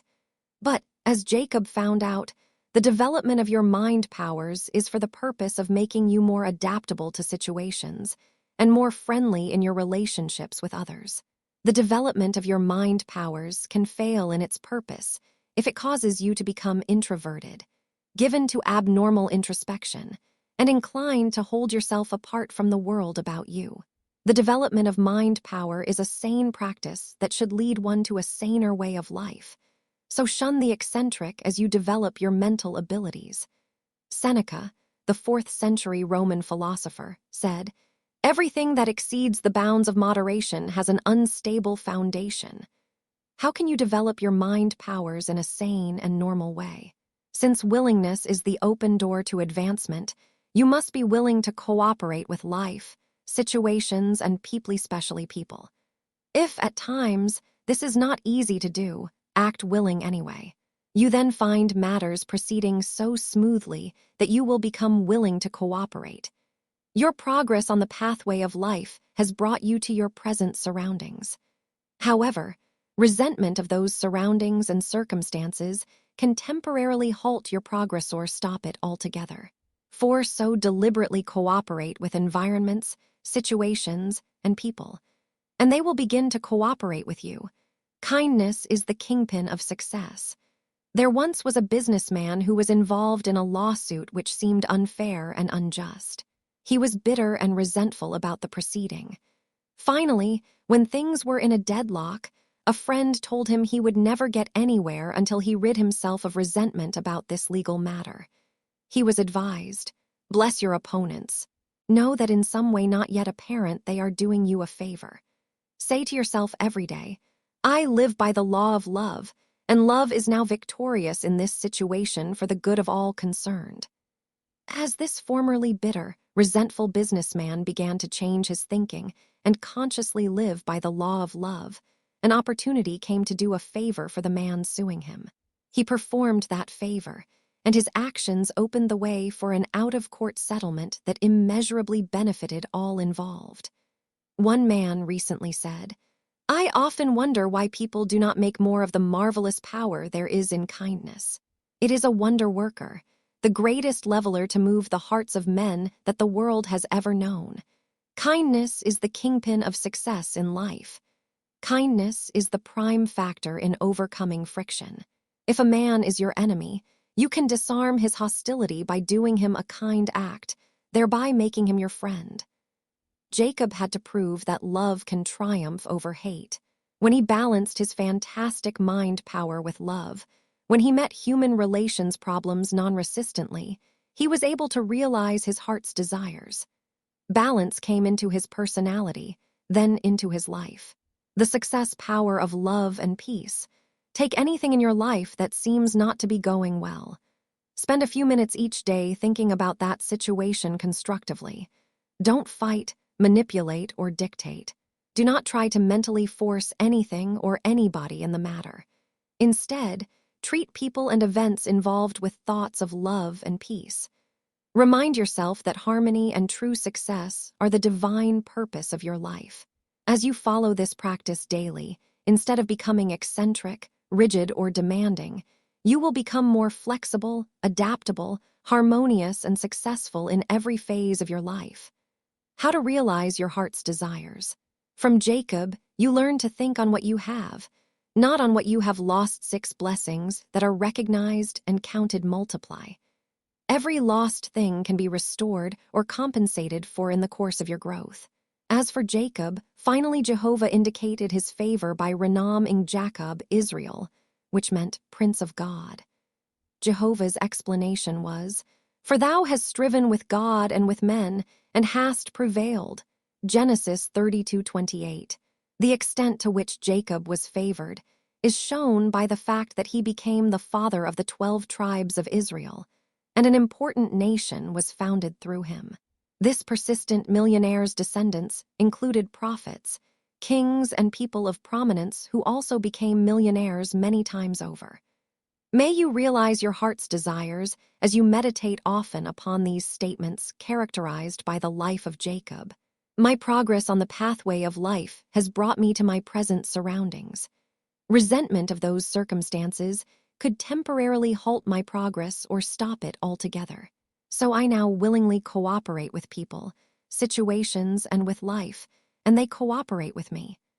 I am divinely equipped to meet successfully every situation that life demands of me. If I have been mentally fighting anything in life, I rest my overworked mind and think in terms of love and peace. I remember the marvelous power there is in kindness. As I add to the happiness of others, that kindness returns to overcome all friction in my own life. I let wisdom and love be united in me. As I meet disappointing experiences constructively, I always go forward to greater good. Summary. 1. From the life of Jacob, we learn that life never punishes, it teaches. 2. From Jacob, who symbolizes mind power, we quickly learn that as we sow, so shall we reap, that like produces like. 3. Jacob proved that there need be no defeat, though there may be postponement. Jacob's good seemed to be postponed because he was having to learn to use his mind powers rightly. 4. When Jacob met his disappointing experiences constructively, he then went forward to greater good. We do, too. 5. From Jacob, we learn that a surface defeat may contain the germ of transcendent success. 6. It is a great metaphysical law that mind must express through love in order to be productive of good. Mind power, working through love, gives us balance. 7.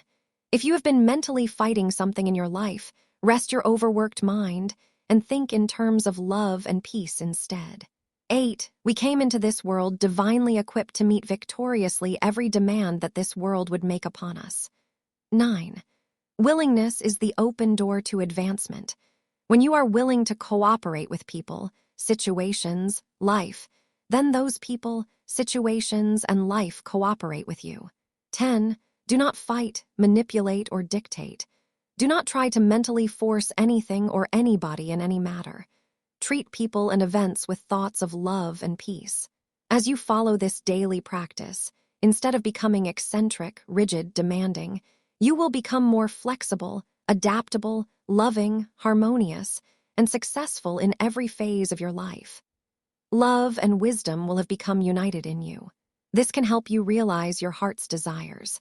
One of the super-rich recently complained that $1 billion is not what it used to be. The name Joseph means, whom Jehovah will add to, and Joseph became the Bible's first billionaire. He has been described as the man whose dreams came true. Joseph went from pit to palace, from rags to riches. He was totally unspoiled by immense wealth when it finally came to him. Joseph has been described as the cultured man. Certainly, he was one of the most glamorous people of ancient times. Joseph led the jet set of the Old Testament. Whereas the previously described men of Genesis became millionaires, Joseph became a billionaire, as second in command of the wealthiest civilization of ancient times, Egypt overnight. Although Joseph became an overnight success, he spent 20 years preparing for it. In the process of developing a billionaire consciousness, he developed charm, glamour, style, looks, culture, and refinement. He learned how to dress, how to entertain, and how to treat people properly. He had flair.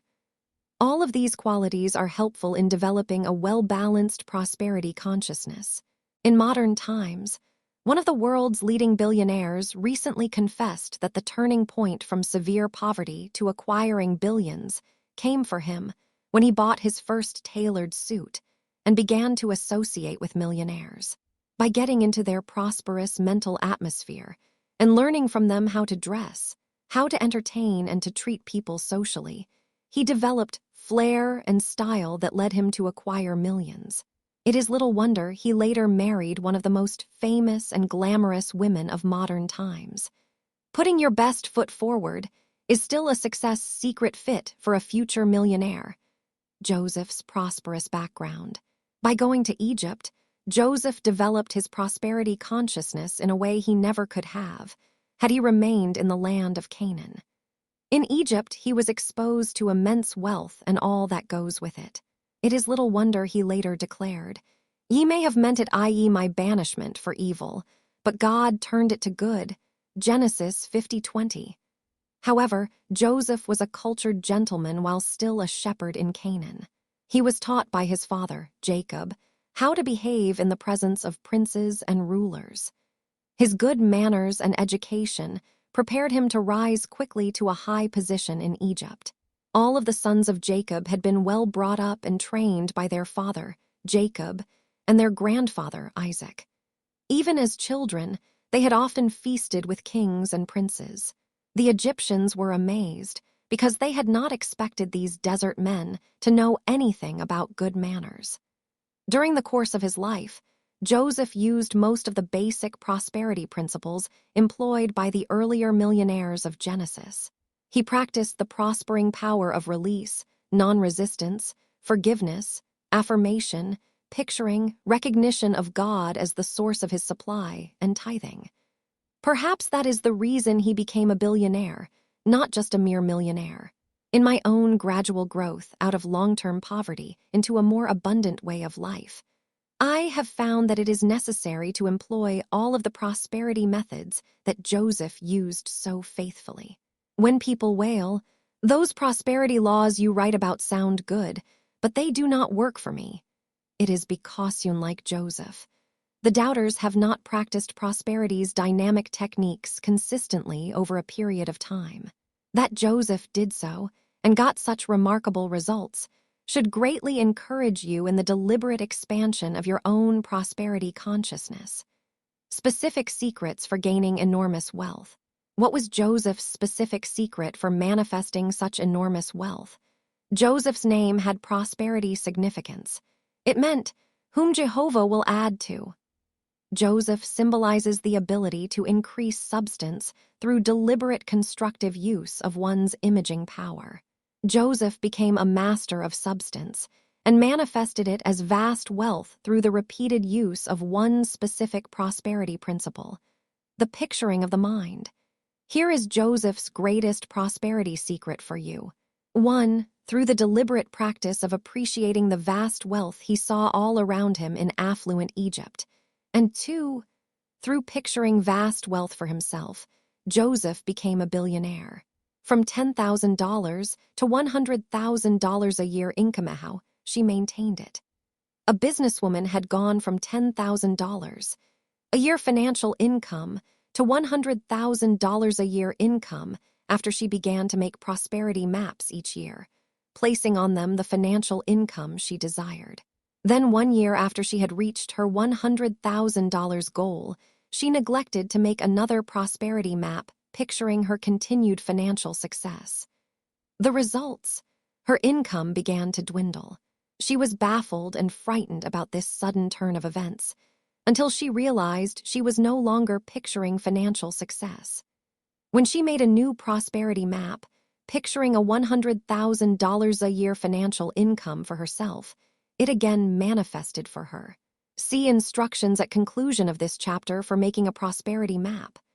Like Abraham, the first millionaire, you should learn to manifest visible prosperity out of invisible substance, as symbolized by the barren land of Canaan. Then, like Joseph, the first billionaire, you must go a step further and learn to manifest that invisible substance as lavish, visible abundance. Going to Egypt, where he was surrounded by extravagant wealth, helped Joseph to picture it for himself and to mentally accept it. Lavish abundance is a part of a well-balanced prosperity consciousness.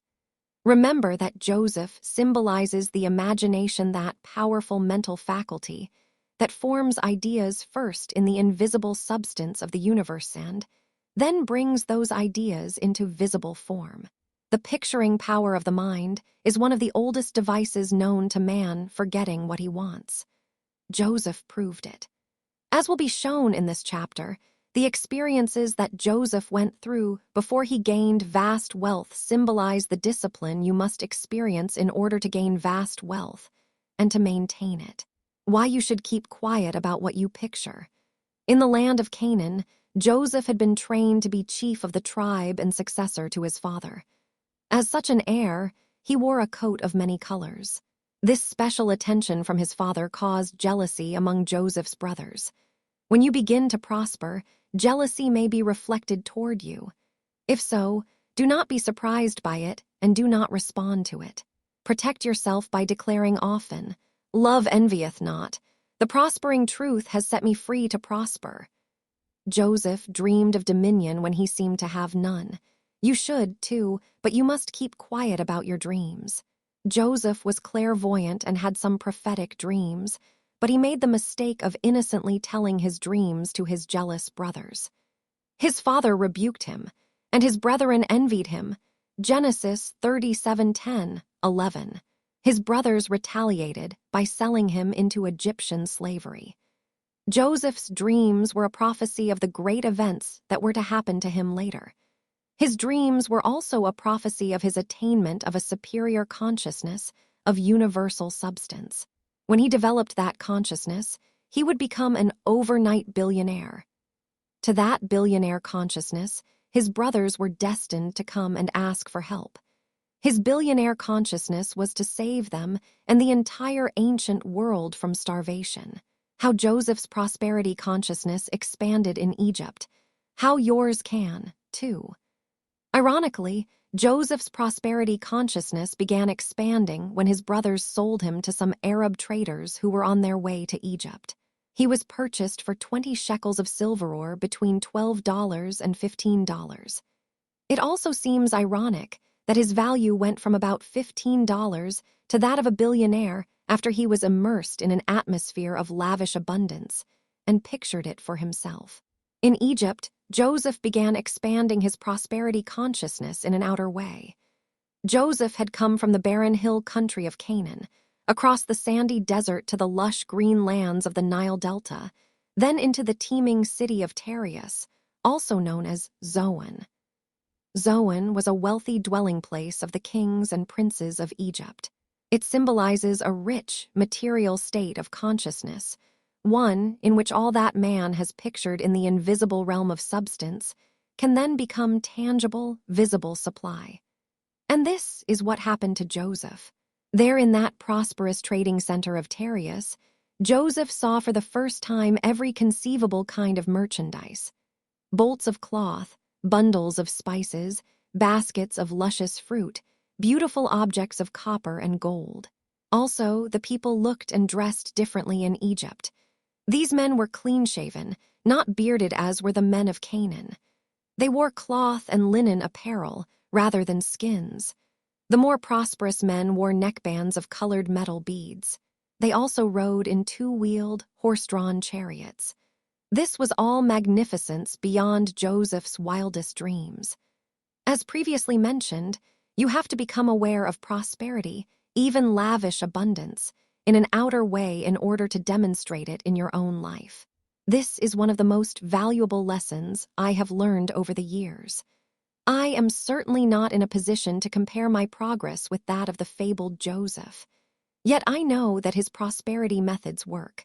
When still living in one room in Alabama, I learned for the first time to bless and appreciate the wealth of the universe and the success of other people. As I determined to accept nothing but the best in my own life, too, this decision led me out of that one room into a more prosperous way of life. That decision led to my first mink coat, to shopping at the famous Neiman Marcus, then located only in Texas, and later to a then-coveted membership in the world-famous racket club in Palm Springs, California. The prosperity lessons Joseph learned from Potiphar. In Egypt, Joseph was sold to Potiphar, a handsome, well-dressed, clean-shaven man who was very important as captain of Pharaoh's guard. As a man of such importance, he was very wealthy. Joseph was driven away from the marketplace as a slave butt in one of those magnificent chariots to his new hometh elegant estate of his new master. As the overseer of Potiphar's house and estates, he became immersed in literal wealth, and the picturing power of his mind was absorbing every bit of it. Joseph learned how to handle prosperity in an orderly way, with wisdom and good judgment, as overseer of Potiphar's estates. He was learning how properly to handle literal wealth. The Lord was with Joseph, and he became a prosperous man. Genesis 39:2. Like Joseph, you will probably find the most difficult experiences you have had to meet the ones that have caused you to discipline yourself the most in the long run prove the most valuable in the development of your character and of your prosperity consciousness. Shortly after I was widowed and left with an infant son to support and rear alone. I worked my way through business school and became secretary to a Duke and Harvard-educated lawyer. As his private secretary, I tried to keep up with his Phi Beta Kappa mentality. The training, discipline, and experience I received in how to think positively, how to handle large sums of money that were held in trust for his corporation clients, and how to meet the first important people I had ever had contact with all proved of inestimable value later, when I became a writer, lecturer, and minister with a worldwide following. The prospering power of injustice. At the height of Joseph's success, as the overseer of Potiphar's estates, injustice struck. He was wrongly accused by Potiphar's wife and sent to prison.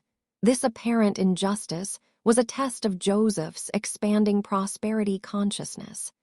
Instead of fighting this apparent injustice and becoming embittered by it, Joseph took control of his thinking by becoming master of his prison experience. He knew that by mastering whatever situation he found himself in, he would learn from it and then be freed from it in due time. The keeper of the prison liked Joseph and committed all the prisoners to his care, so that he even prospered in prison. That which he did, Jehovah made it to prosper. Genesis 39:23. Joseph could have compromised with Potiphar's wife, who was in a powerful position to help or hurt him.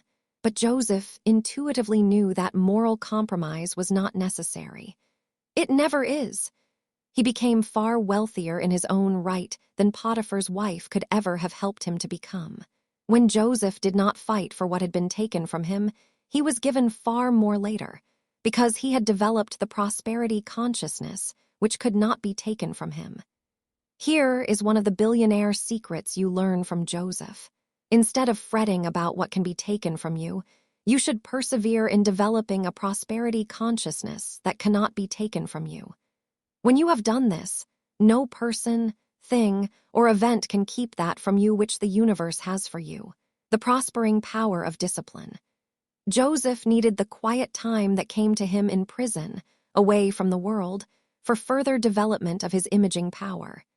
He needed this private time to gain an interior control of substance, to become non-resistant, adaptable, and flexible, so that he could continue to grow and expand. He knew that if he became rigid and said that things had to be a certain way, he would repel the substance of the universe from manifesting for him. Also, Joseph had learned all he could by overseeing Potiphar's prosperity. He had outgrown that experience and needed to be freed from it. The act of apparent injustice that placed him in prison was actually a step forward. Even in the dungeon, Joseph became master of it. He knew he must master those unwanted experiences and gain the good from them, rather than letting them master him. When the chief servants of Pharaoh's household were imprisoned, Joseph interpreted their dreams. The royal cupbearer was restored to favor as Joseph predicted. The royal baker was hanged as Joseph had foreseen. When the royal cupbearer's life was saved, he promised to speak to the king about Joseph's unfair imprisonment, but he did not.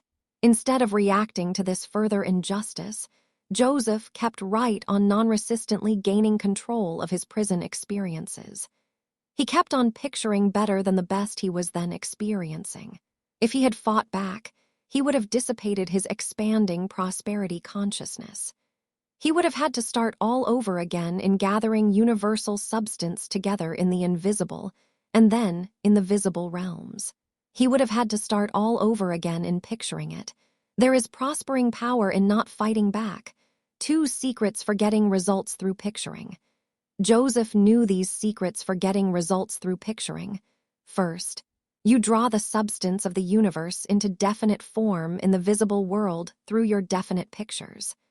Second, if you hold on peacefully and confidently to what you are picturing, you will manifest it as visible results in your life.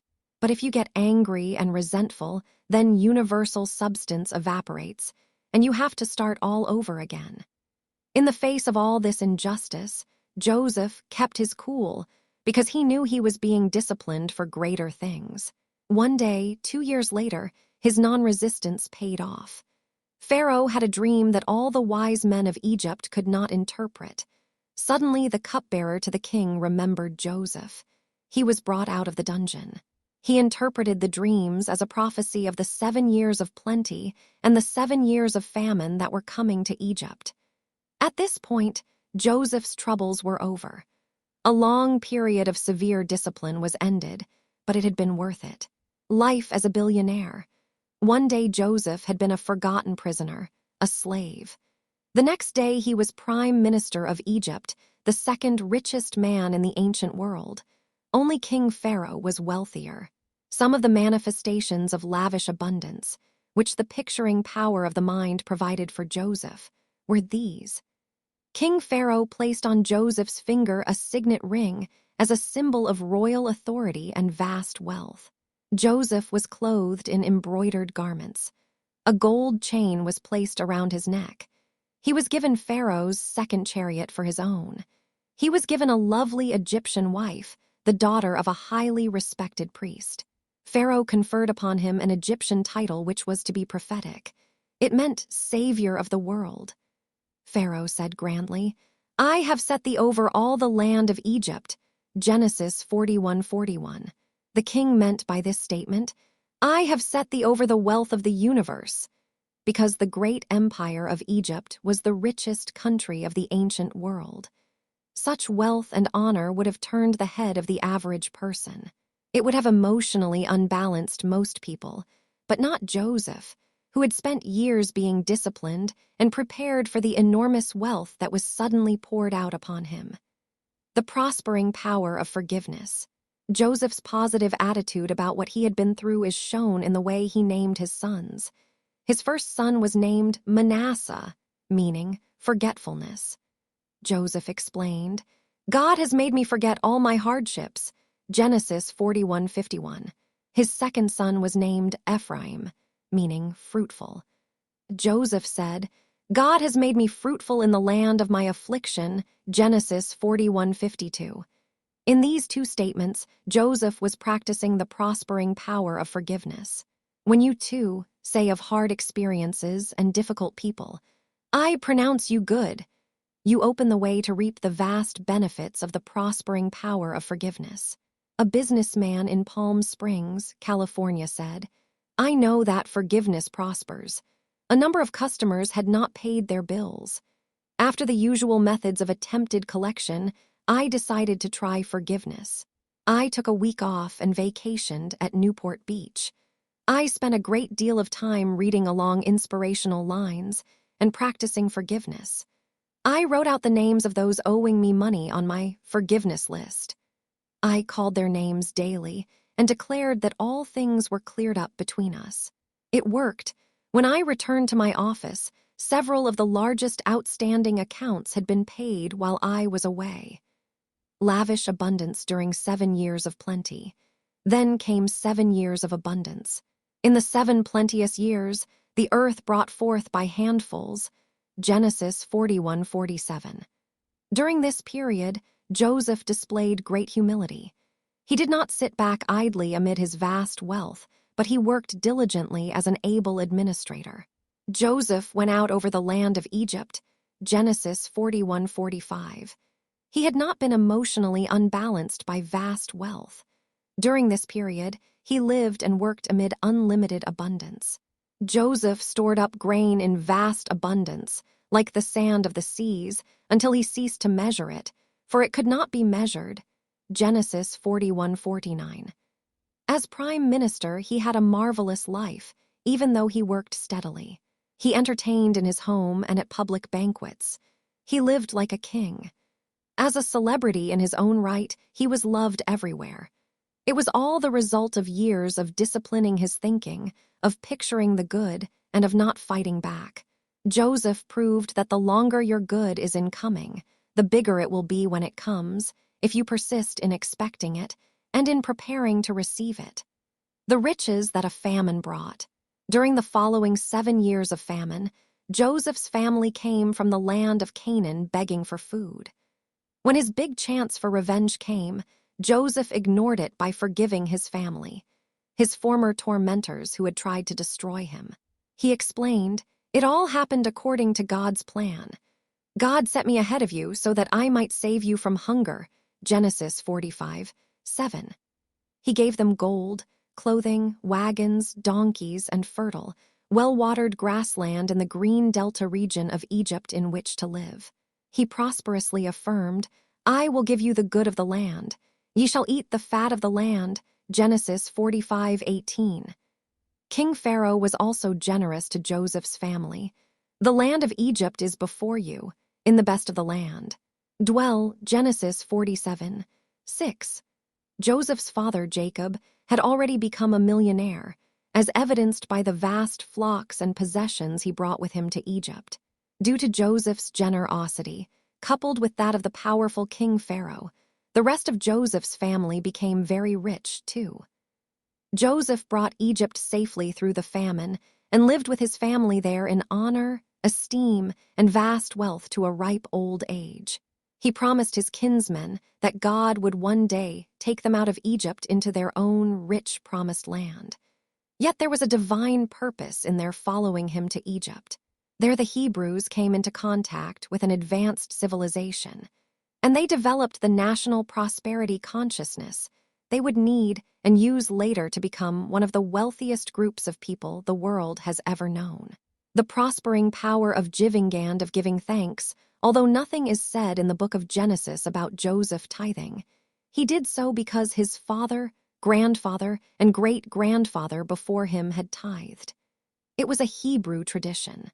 Also, Joseph felt so strongly about the prospering power of tithing that he made a law over all Egypt that the people must give 1/5, or 2/10, of everything to Pharaoh, who in turn supported the temples and priests. Thus, the prosperous-minded Joseph required them to tithe not just 1/10, but 2. In the life of Joseph is found a constant recognition of God as the source of his supply and vast success.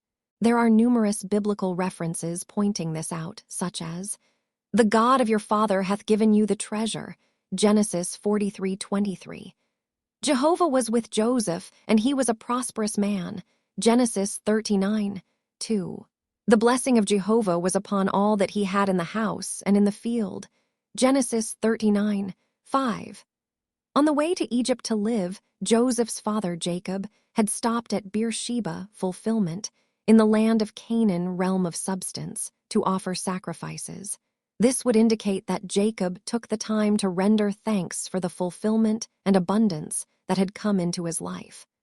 Offering sacrifices indicated that he followed the ancient custom of giving thank offerings and tithes in appreciation for 1. His son Joseph's safety in Egypt and his success there.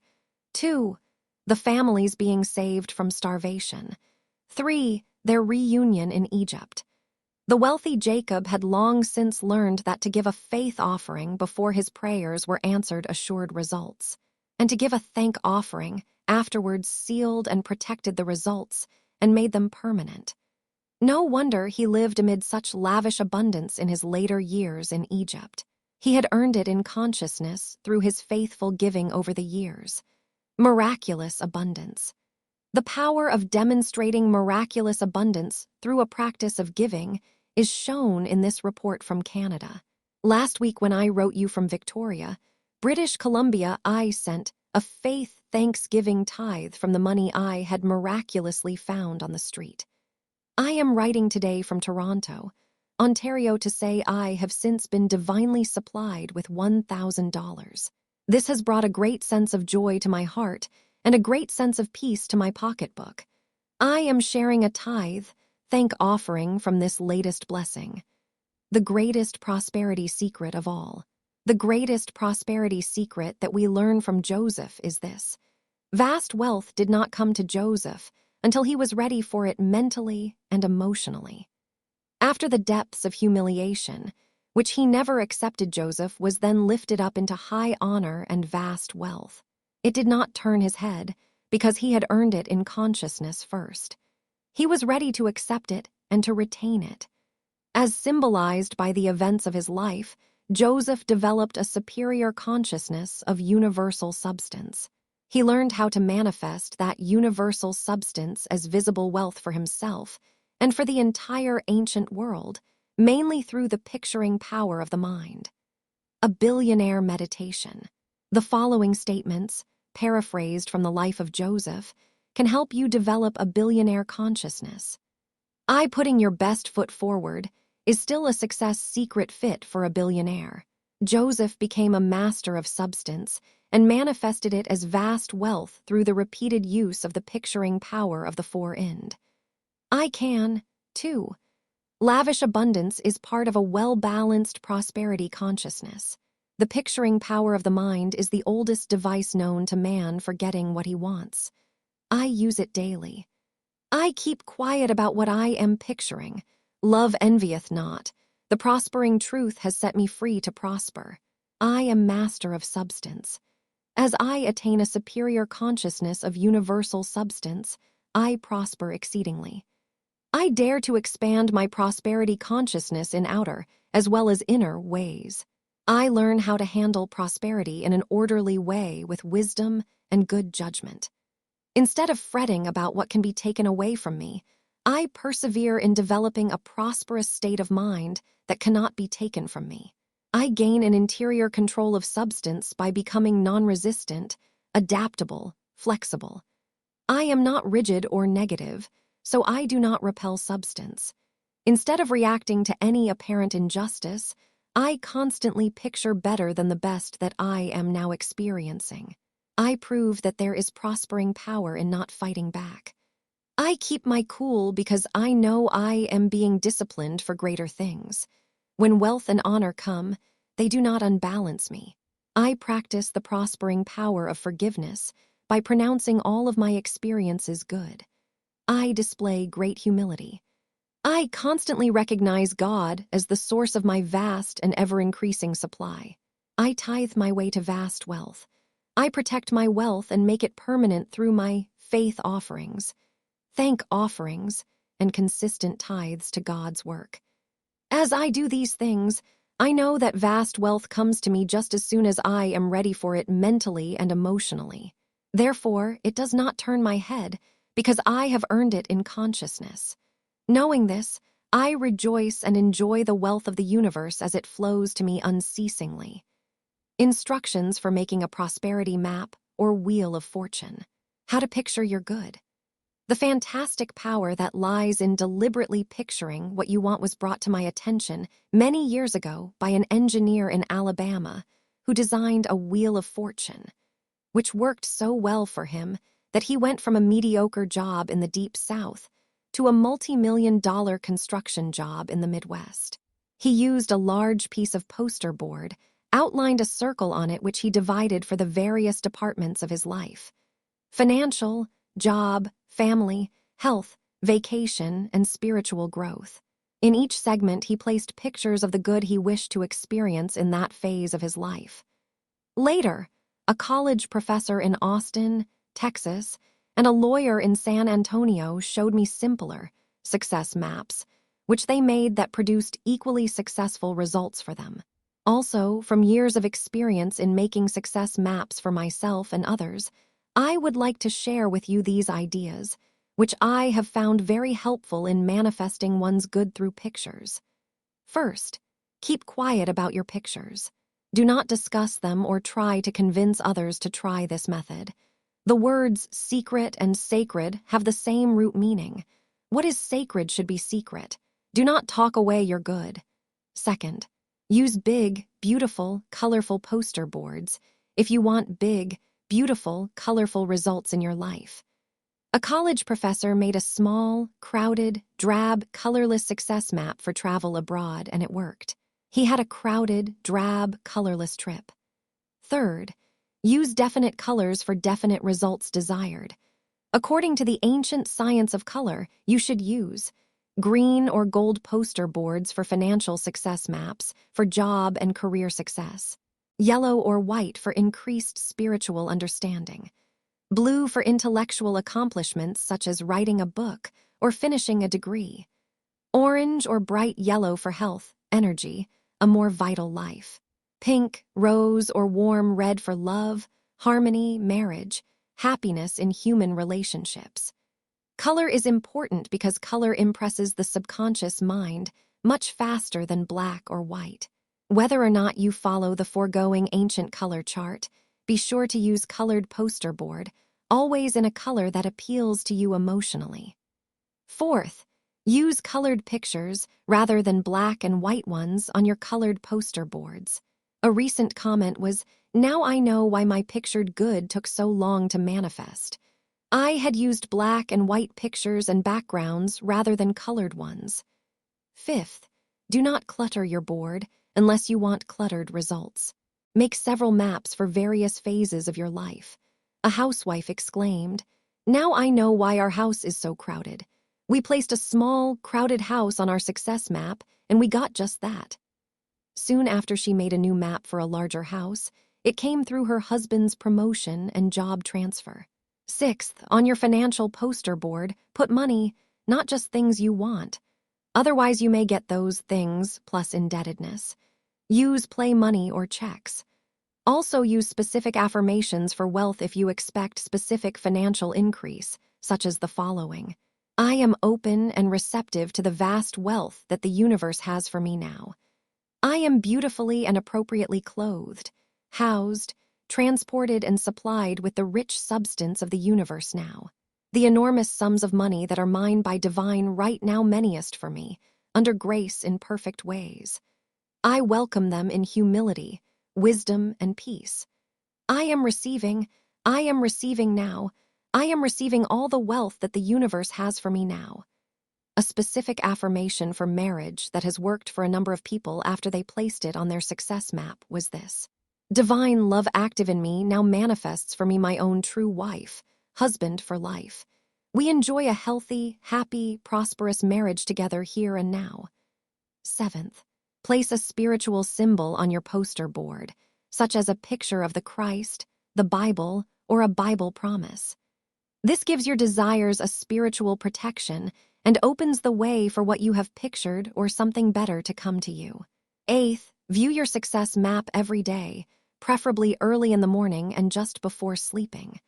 The more often you view your pictured desires, the quicker the results will come. A young insurance salesman sold more than $1 million worth of insurance during his first year in business, after he quietly followed the foregoing instructions and pictured those results on a success map. Summary. 1.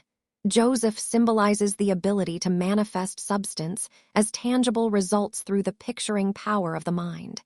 He has been called the man whose dreams came true.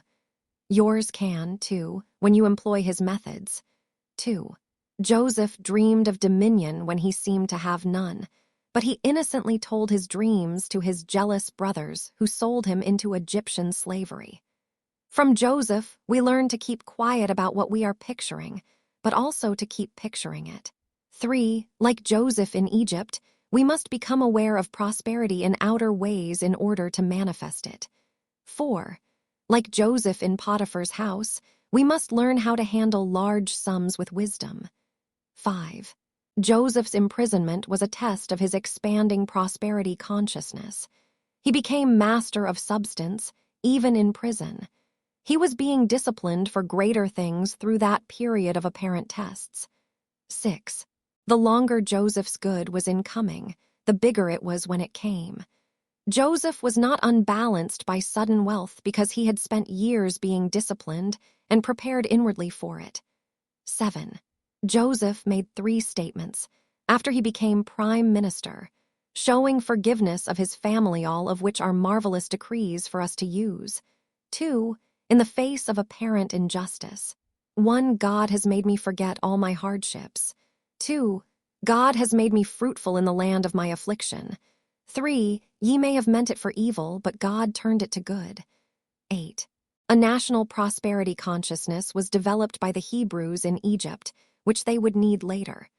There they were exposed to immense wealth. 9. Vast wealth, esteem, and honor did not come to Joseph until he was ready for them, mentally and emotionally.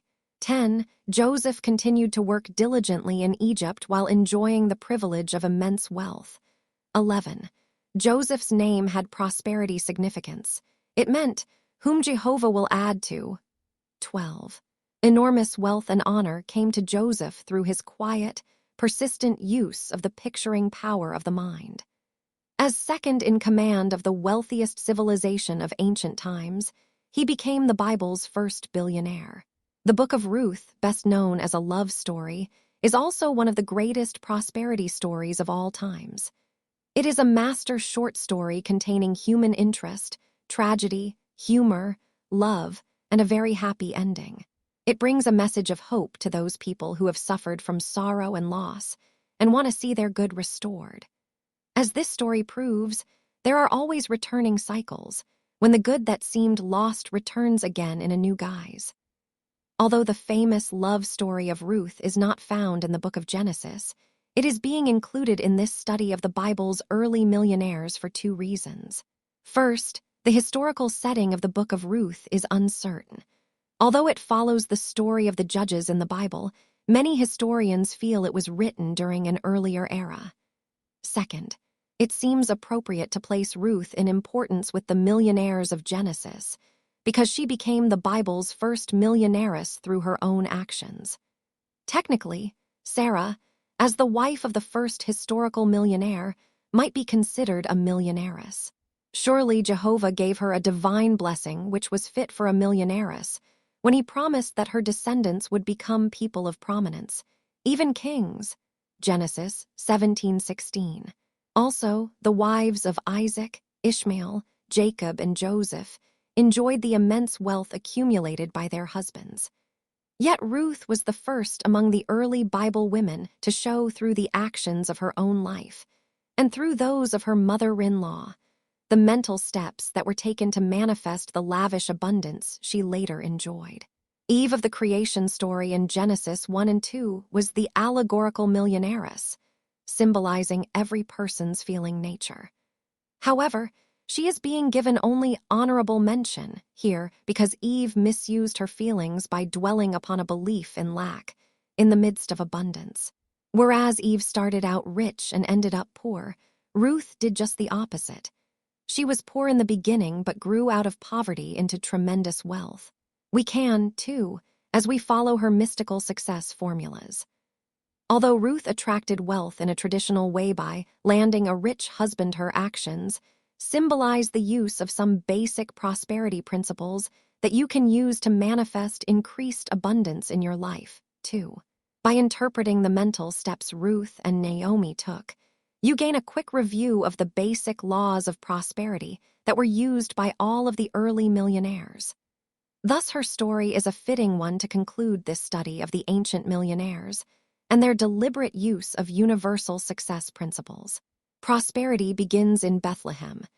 Her prosperity story begins in Bethlehem not with Ruth, personally, but with her future mother-in-law, Naomi. This woman and her husband left Bethlehem because of a famine there. They went into the land of Moab. Hardship and sorrow followed when Naomi's husband and 2 sons died there, leaving her destitute. Actually, Naomi's hardships began when she left Bethlehem, which means house of bread. Bethlehem is symbolic of that state of mind in which man realizes that divine substance is the one and only reality in his financial affairs, regardless of the appearances of the moment. When an apparent famine or lack arises, man in a prosperous Bethlehem state of mind knows what to do. He affirms that divine substance is mightily at work for him, manifesting increased supply for him in rich, appropriate form. He does not panic over the temporary appearance of lack. Naomi did not follow this rule. Instead, she panicked over the appearance of poverty and left Bethlehem, thereby leaving a prosperous state of mind. Lack always manifests in the land of Moab. Naomi went off to the land of Moab expecting to be prospered there, but she only met with more hardships. Naomi symbolizes every person who learns about the power of prosperous thinking, yet in times of distress does not use it.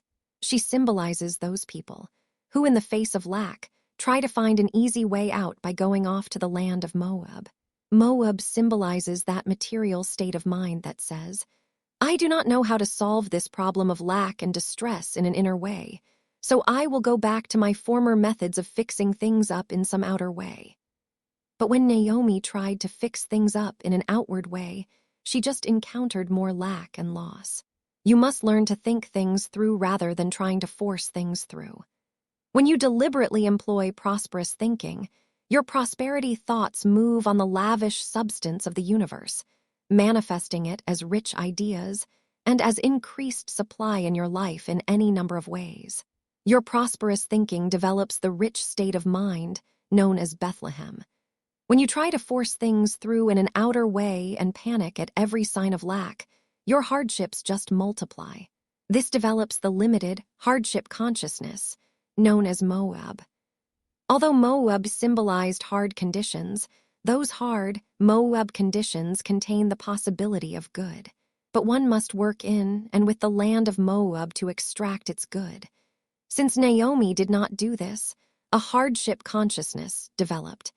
How a widow happily remarried after leaving Moab.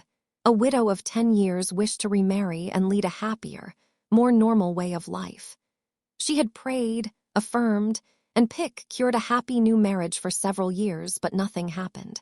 She finally realized that she needed to move out of the area where she had overcome tremendous hardships, both financial and in her family life. She began to declare, I now move forward into my expanded good, divinely directed and lavishly prospered. I now move forward into my promised land, where I belong. Soon a job offer came to her from a nearby city. She took it.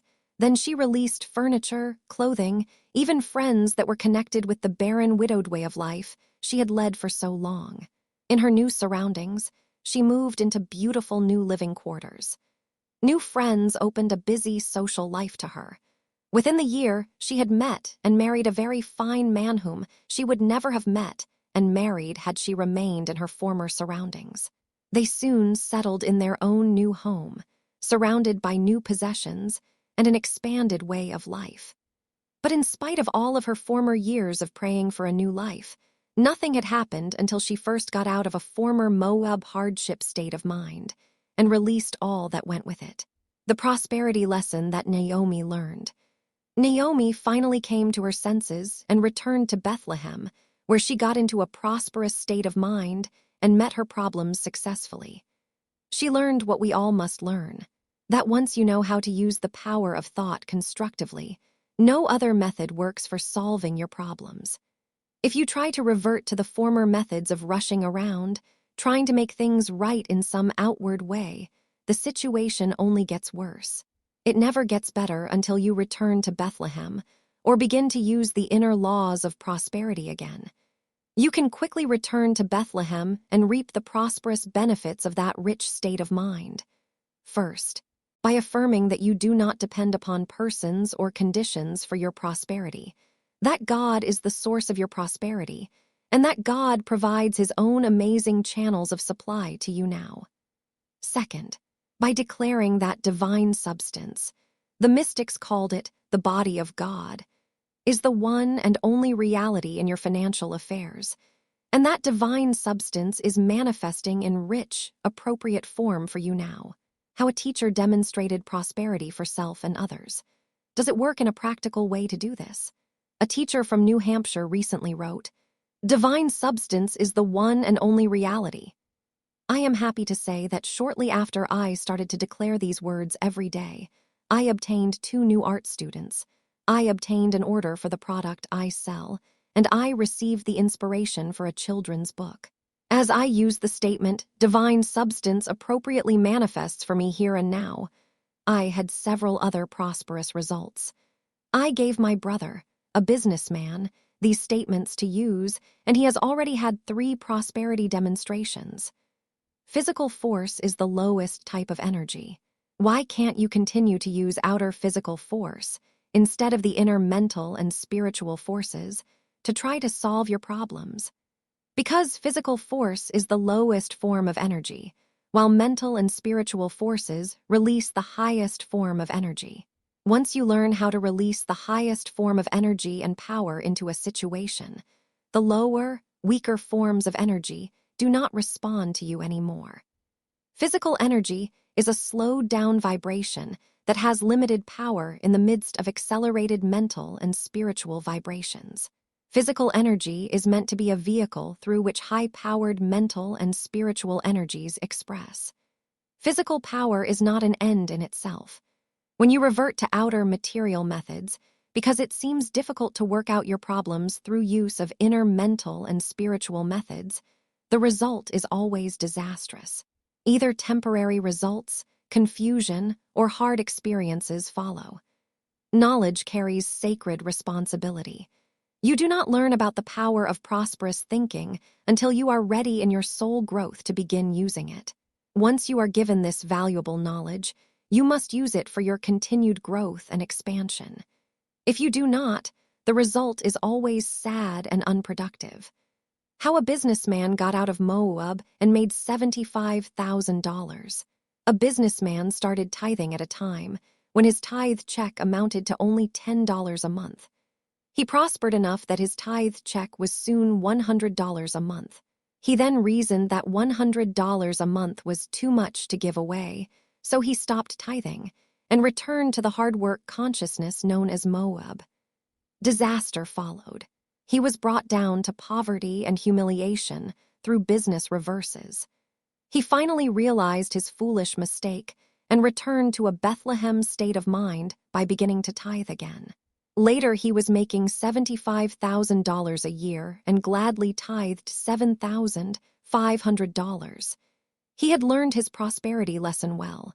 What had happened?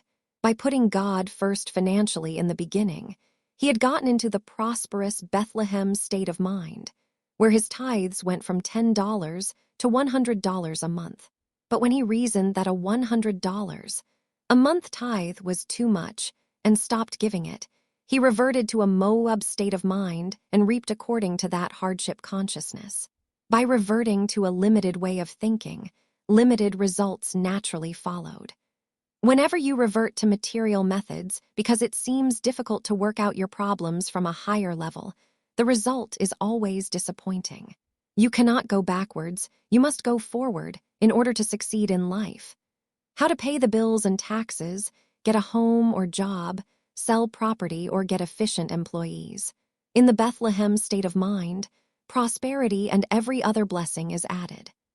The riches that come through the deliberate use of prosperous thinking are permanent because they are not confined to your outer affairs, but express through every department of your life, both inward and outward.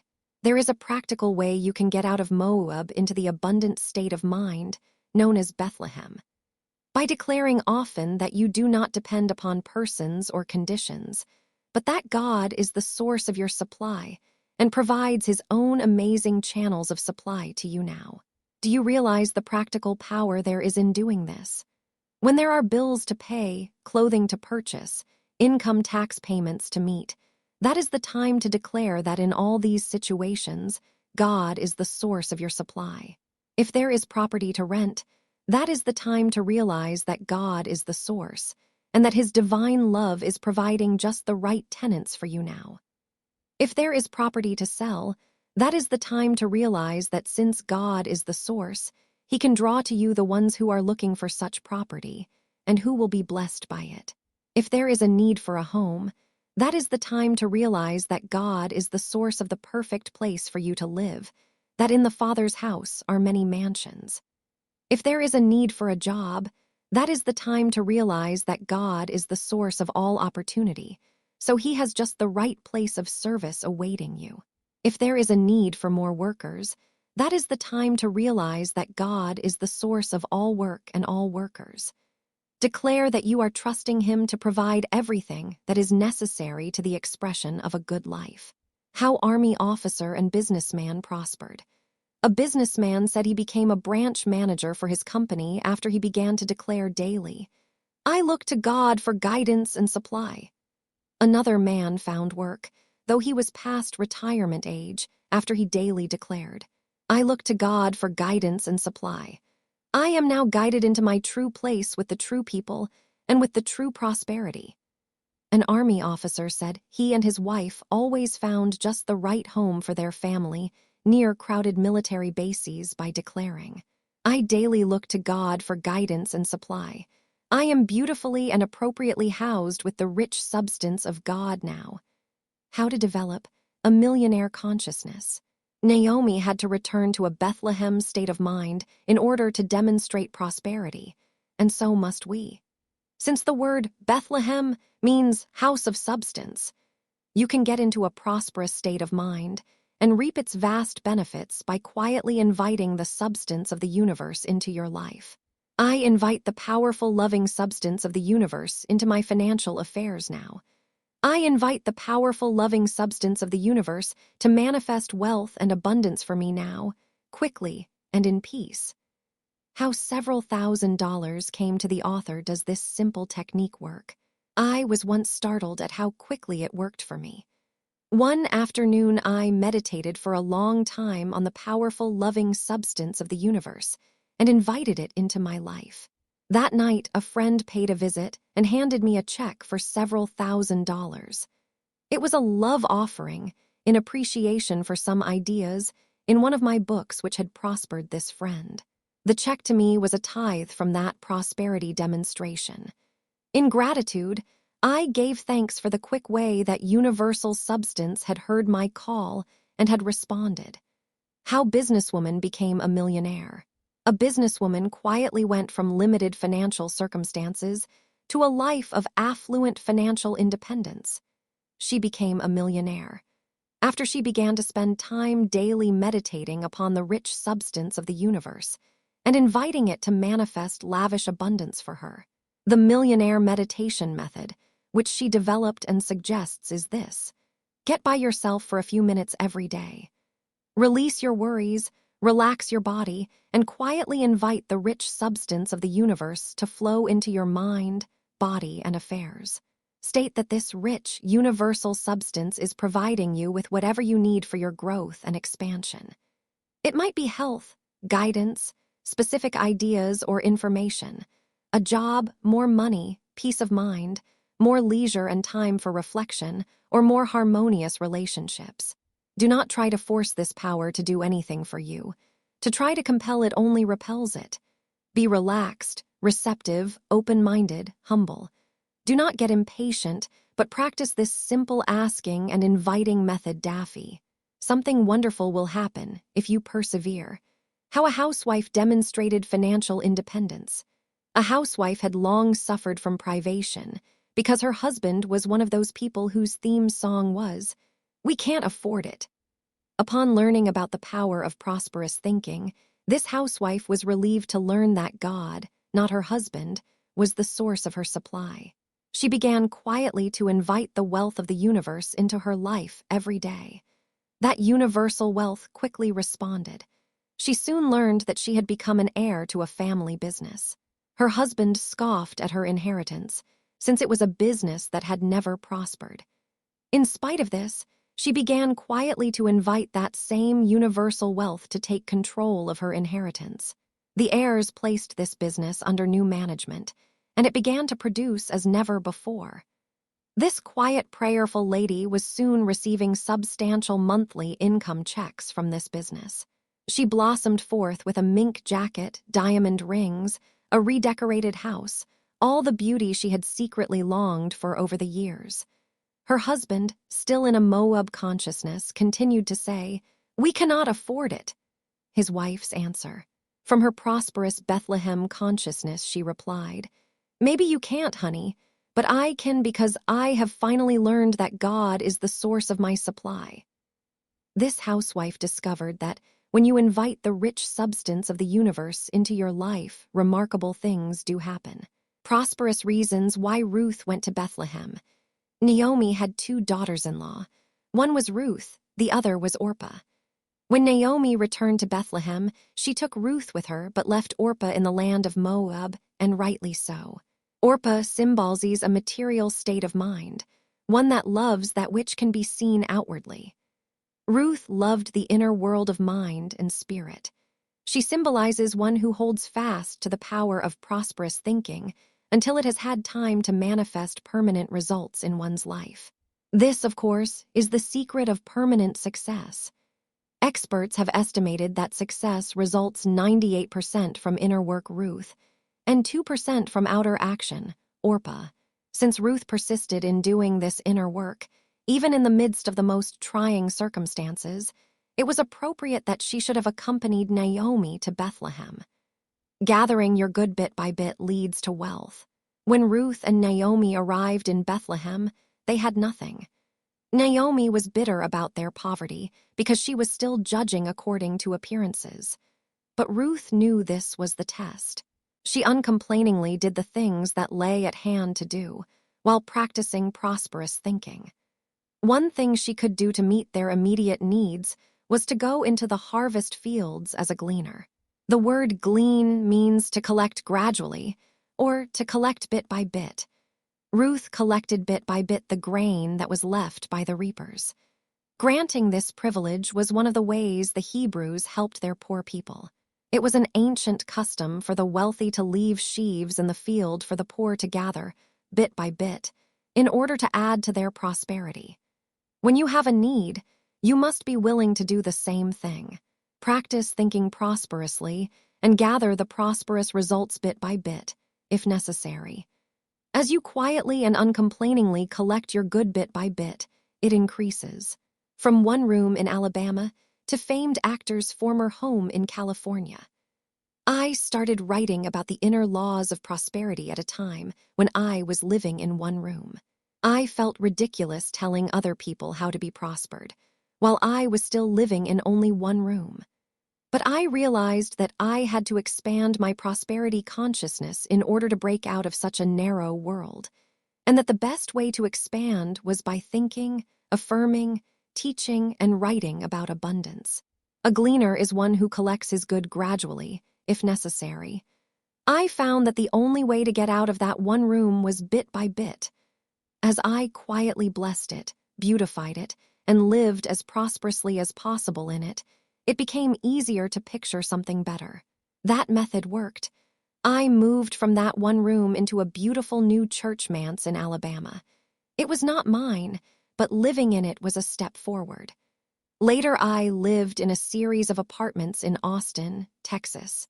Each was nicer than the previous one, as I blessed each one and fixed it up bit by bit.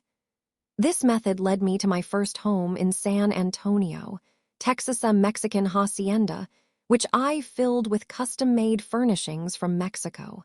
Later in Palm Springs, California, I bought and redecorated a larger home that had once been owned by a famous show business personality. But none of these blessings came to me suddenly, or all at once. They came bit by bit as I persisted. How Ruth became the first millionairess. There is an axiom. You become what you want to be by affirming that you already are. To think prosperity, affirm prosperity, talk prosperity, and act prosperously opens the way for prosperity to appear in your life, bit by bit. This method worked for Ruth. While she quietly and uncomplainingly gathered grain in the harvest fields, bit by bit, she was discovered by the millionaire owner of the field, Boaz. He was a kind, respected, wealthy citizen of Bethlehem. In her humble, receptive, uncomplaining state of mind, Ruth had unconsciously been guided to one of the richest harvest fields in Bethlehem. The basic prosperity principles Boaz used. This Bethlehem millionaire, Boaz, symbolized prosperity at its best. He had become a wealthy citizen because he used some basic prosperity principles. First, he recognized God as the source of his supply. Second, he knew the power of blessing God, people, substance. When he met Ruth, he blessed her with the prosperous words, "A full reward will be given thee of the Lord God of Israel, under whose wings thou art come to trust." Ruth 2:12. He and his workers spoke words of blessing to each other in the barley fields.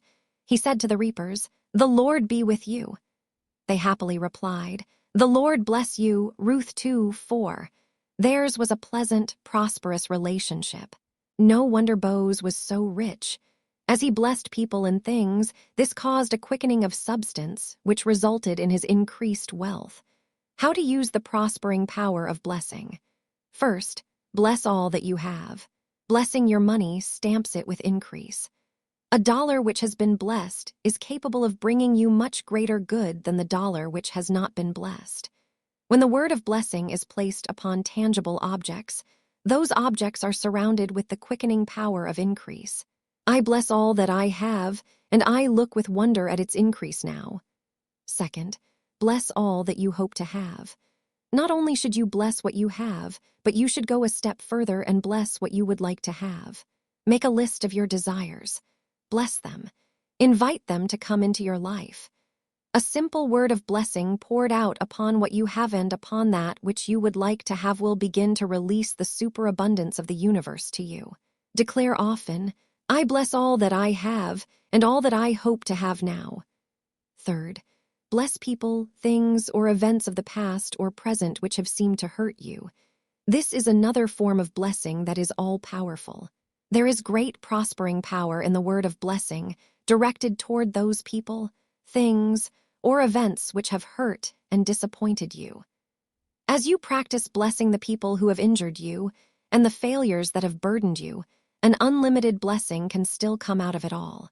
Declare often, I bless those people, things, or events which seem to have hurt me. I bless the failures that seem to have burdened me. I give thanks that a blessing is now coming out of it all. The prospering power of getting specific. After getting into a prosperous Bethlehem state of mind, Naomi then did what we all must next do to demonstrate prosperity. She got specific. Naomi realized that Ruth and Boaz had become interested in each other and that she must do something about it.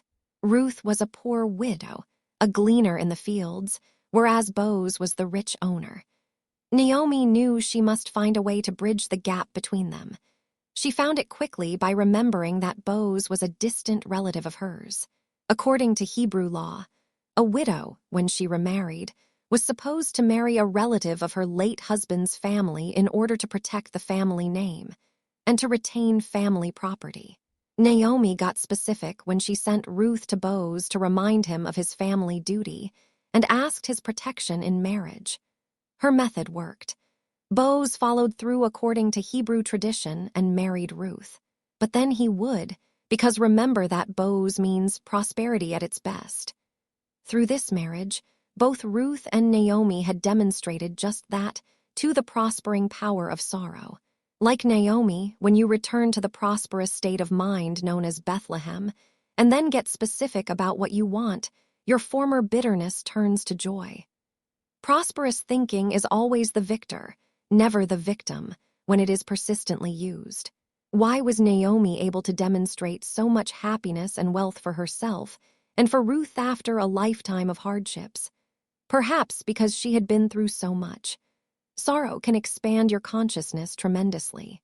A person who experiences sorrow in the knowledge that something good will come from the experience expands his consciousness to such an extent that he is able to receive more good than ever before. A reader once wrote, "Your writings get inside a person's feelings and go to the heart of the matter. You must have suffered a great deal in your life to have developed that kind of understanding."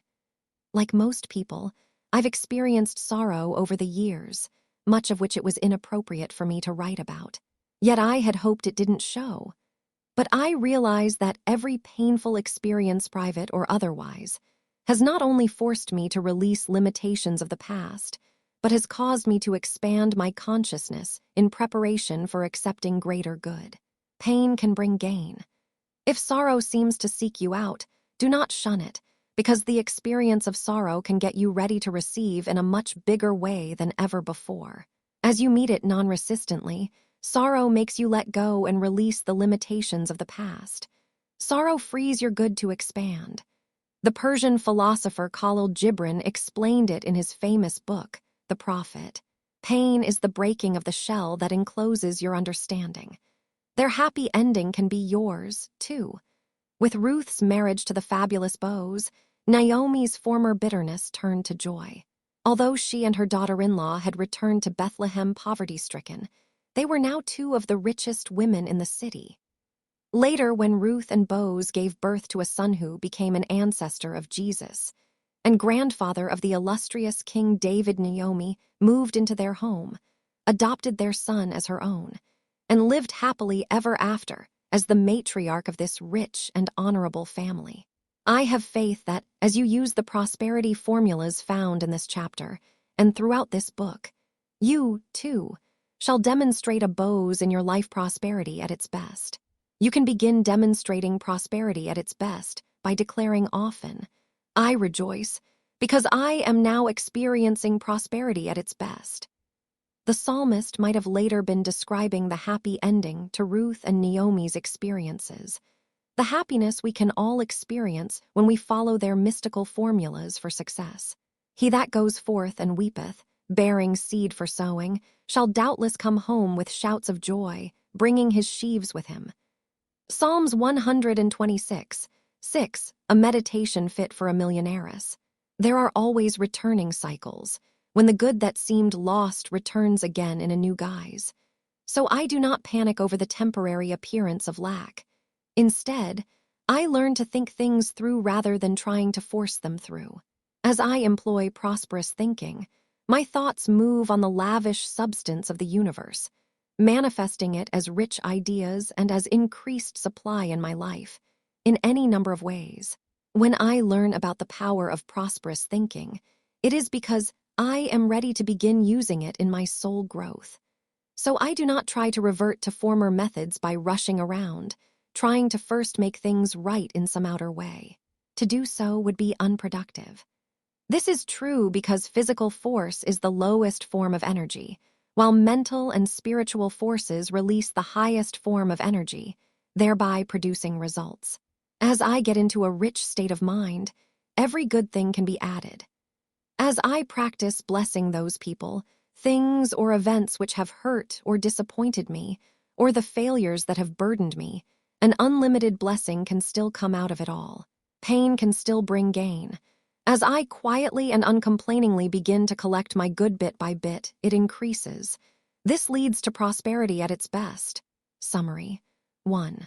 The Book of Ruth, a well-known love story, is one of the greatest prosperity stories of all times. 2. This famous story brings a message of hope to those people who have suffered sorrow, because it shows that there are always returning cycles when the good that seemed lost returns again in a new guise. 3. Ruth is placed in importance along with the Millionaires of Genesis because she became the Bible's first millionairess through her own actions.